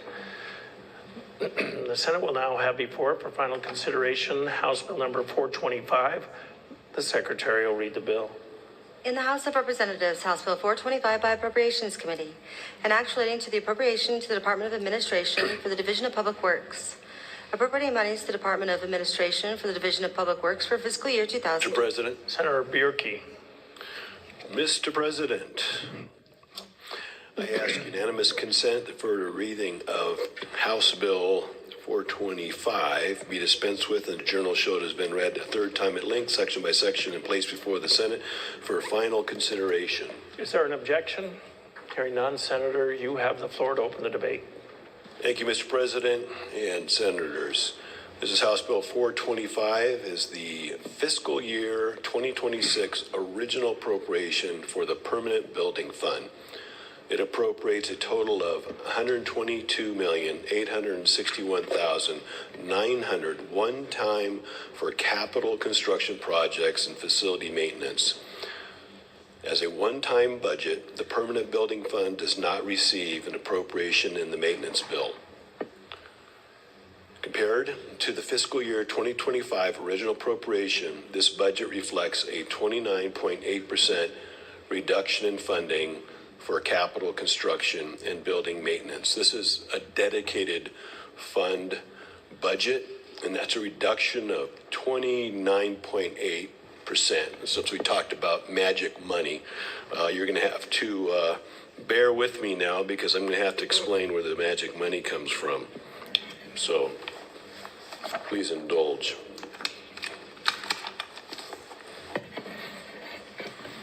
Comes from 7 statutory sources of revenue that are dedicated to the Permanent Building Fund. Number 1, every person and corporation required to file a tax return pays a tax of $10. That's section 63-3082 Idaho Code, which is credited to the Permanent Building Fund. Section 57-1110 Idaho Code. Number 2, $5 million per year is continuously appropriated and set aside from the sales tax fund to the Permanent Building Fund. That's section 63-3638 Idaho Code. Number 3, $5 million per year of cigarette tax revenue, section 63-2520 Idaho Code. Proceeds from, this is number 4, proceeds from the beer tax collected under section 23-1008 Idaho Code. Beer is taxed at $4.65 per barrel of 31 gallons, and a like rate for any other quantity or fraction thereof is levied and imposed upon each and every barrel of beer sold for the use within Idaho. 33% of the proceeds are deposited in the Permanent Building Fund. Number 5, 3/8 of the state lottery earnings are distributed to the Permanent Building Fund. I guess you can call that magic money. Section 67-7434 Idaho Code. The lottery's net income has historically been split equally between the permanent building fund and the school district building fund. In 2009, House Bill 275 provided that beginning on July 1st, 2009, so long as transfers to the permanent building fund and the school district building fund reach fiscal year 2008 levels, or 17 million for each fund, transfers of net income to the permanent building fund and school district building fund shall decrease to 3/8 each, and the remaining 1/4 of net lottery income shall transfer to the bond levy equalization fund. House 478 of 2014 extended the sunset of the original legislation to July 1st, 2019. The legislation was originally set to expire September 30th, 2014, and Senate Bill 1206 of 2017 made the distribution permanent. House 521 of 2024 altered the lottery's earning distribution to 3/8 to the permanent building fund and 5/8 to the school district facilities fund, which the State Department of Education annually allocates to school districts to prioritize for payment of existing facility bonds and levies before funding maintenance of new construction. Number 6, interest earnings are retained by the fund and invested by the state treasurer, section 57-1108 Idaho Code. And number 7, interest earnings for the budget stabilization fund are credited to the permanent building fund, section 57-814 subset 1 Idaho Code. So that just gives you an idea of kind of where dedicated funds come from and where they go, and then how they're dispersed. And in this situation here, we're looking at the fiscal note, starting with the base. The bill provides 8 line items. The first 6 line items provide $42,085,000 for capital projects. So line item 1 provides $6,500,000 to expand the Department of Land's Ponderosa Supervisory Office. Line item 2 provides $5,560,000 to establish utilities connections at the site of the future Army National Guard Readiness Center in Bonneville County. Readiness centers support the training and administrative needs of reserve units, ensuring they are ready to be deployed and fulfill their missions. Line item 3 provides $5,525,000 for the purchase of land and construction of an Idaho State Police District 2 facility. Line item 4 provides $2,500,000 for additional labs within the Micron Center for Materials Research at Boise State. And that's line item 4. Line item 5 provides $14 million for construction of a life sciences complex at Idaho State University. Line item 6 provides $8 million for construction of a joint military science and veterans assistance center at the University of Idaho. Line item number 7 restores an appropriation for statewide deferred maintenance that was repurposed in fiscal year 2025 for other projects. Lastly, replacement items provide $68,208,800 for the maintenance and alteration of existing buildings. This includes alteration and repair projects, building maintenance projects such as roof replacement, accessibility projects for Americans with Disabilities Act compliance, and facility maintenance of the Capitol Mall in Chinden campus. This budget is a prime example of what government does and how they generate revenue in order to sustain our great state. Again, this is a 29.8% reduction, even though it's dedicated funding, and I hope you can support this bill. And Mr. President, debate is open. Is there further debate? Mr. President. Senator Land. Thank you, Mr. President. I serve on the Advisory Council for the Permanent Building Fund, and I'd just like to point out that as I look at the budget here, I see 0, 0, 0, and down 29.8% there. I think that's pretty impressive numbers, but more than that, I go to these meetings every month and review all of these projects that are coming up. The systematic approach to ask questions about what's being spent, why it's being spent, is very important. I just want you to know that process takes place with these funds. And with that, I'll be voting yes. Is there further debate? Hearing none. Senator Bierke, you're recognized to close the debate. Mr. President, thank you. Senators, thank you. Like I said, I hope you can support this budget. Thank you. Debate is closed. The question before the Senate is, shall House Bill number 425 pass the Senate? The Senate Secretary will call the roll. Adams. Anthem. Byrne. Bierke. Blaylock. Burtonshaw. Carlson. Cook. Den Hartog. Foreman. Galloway. Grow. Guthrie. Harris. Hart. Kaiser. Cole. Blakey. Lenny. Lind. Nichols. Okonowitz. Riggs. Ruckty. Samorov. Shippey. Taylor. Taves. Van Orden. Boardingle King. Wintrow. Bowler. Woodward. Cito. Seiderveld. Carlson. Lenny. Nichols. 60 seconds, Mr. President. Go ahead. Thank you.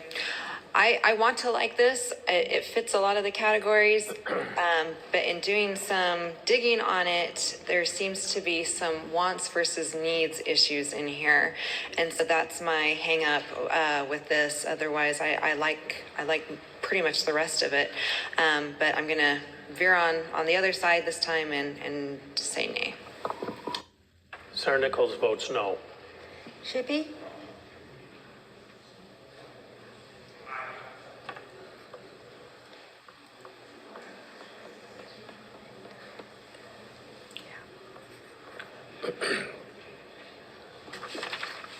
The vote count shows 25 in favor with 10 against, a majority having voted in the affirmative. House Bill number 425 has passed the Senate. Hearing no correction of title, the title is approved and the bill will be returned to the House of Representatives. Mr. President. Senator Den Hartog. Mr. President, I ask unanimous consent that all bills in third reading be reordered as follows. House Bill 25, followed by Senate bills, followed by House appropriation bills, followed by all other House appropriations, or followed by all other House bills, excuse me. You've heard the request. Is there an objection? Hearing none, it is so ordered. Mr. President, I ask unanimous consent that the Senate return to the sixth order of business. Without objection, the Senate will return to the sixth order of business. Reports of standing committees. The Senate's at the sixth order. March 27, 2025. The Judiciary and Rules Committee reports that the Senate amendments to Senate Bill 1162, House Bill 6, House Bill 180, House Bill 253, and House Bill 339 have been correctly printed. Lakey, Chairman. The amendments reported printed. The report will be filed in the office of the Secretary. March 27, 2025. The Judiciary and Rules Committee reports that Senate Bill 1162 as amended has been correctly engrossed. Lakey, Chairman. Senate Bill 1162 as amended will be referred to the 11th order of business for the first reading.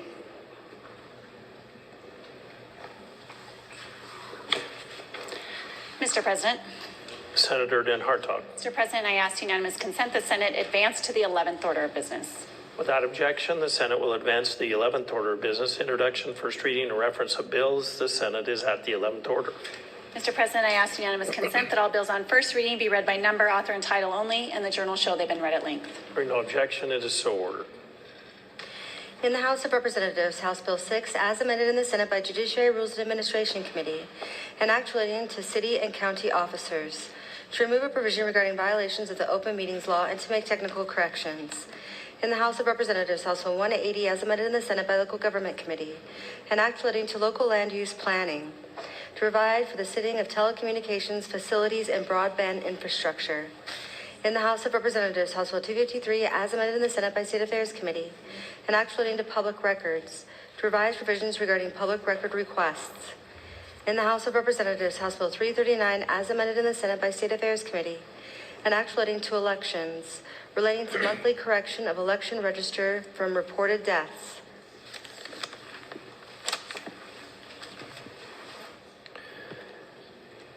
House Bills,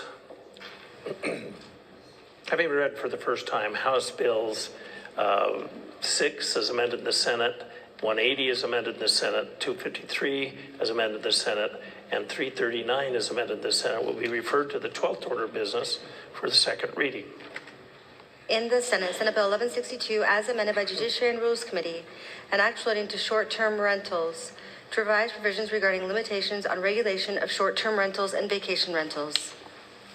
Having read the first time as amended, Senate Bill 1162 will be referred to the 12th order of business for the second reading.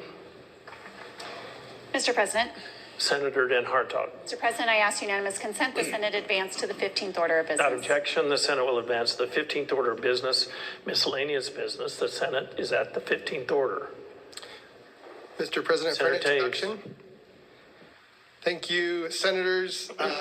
Up in the gallery, my 12-year-old son is here, Truett. I just wanted to introduce him. Help me welcome him to the gallery.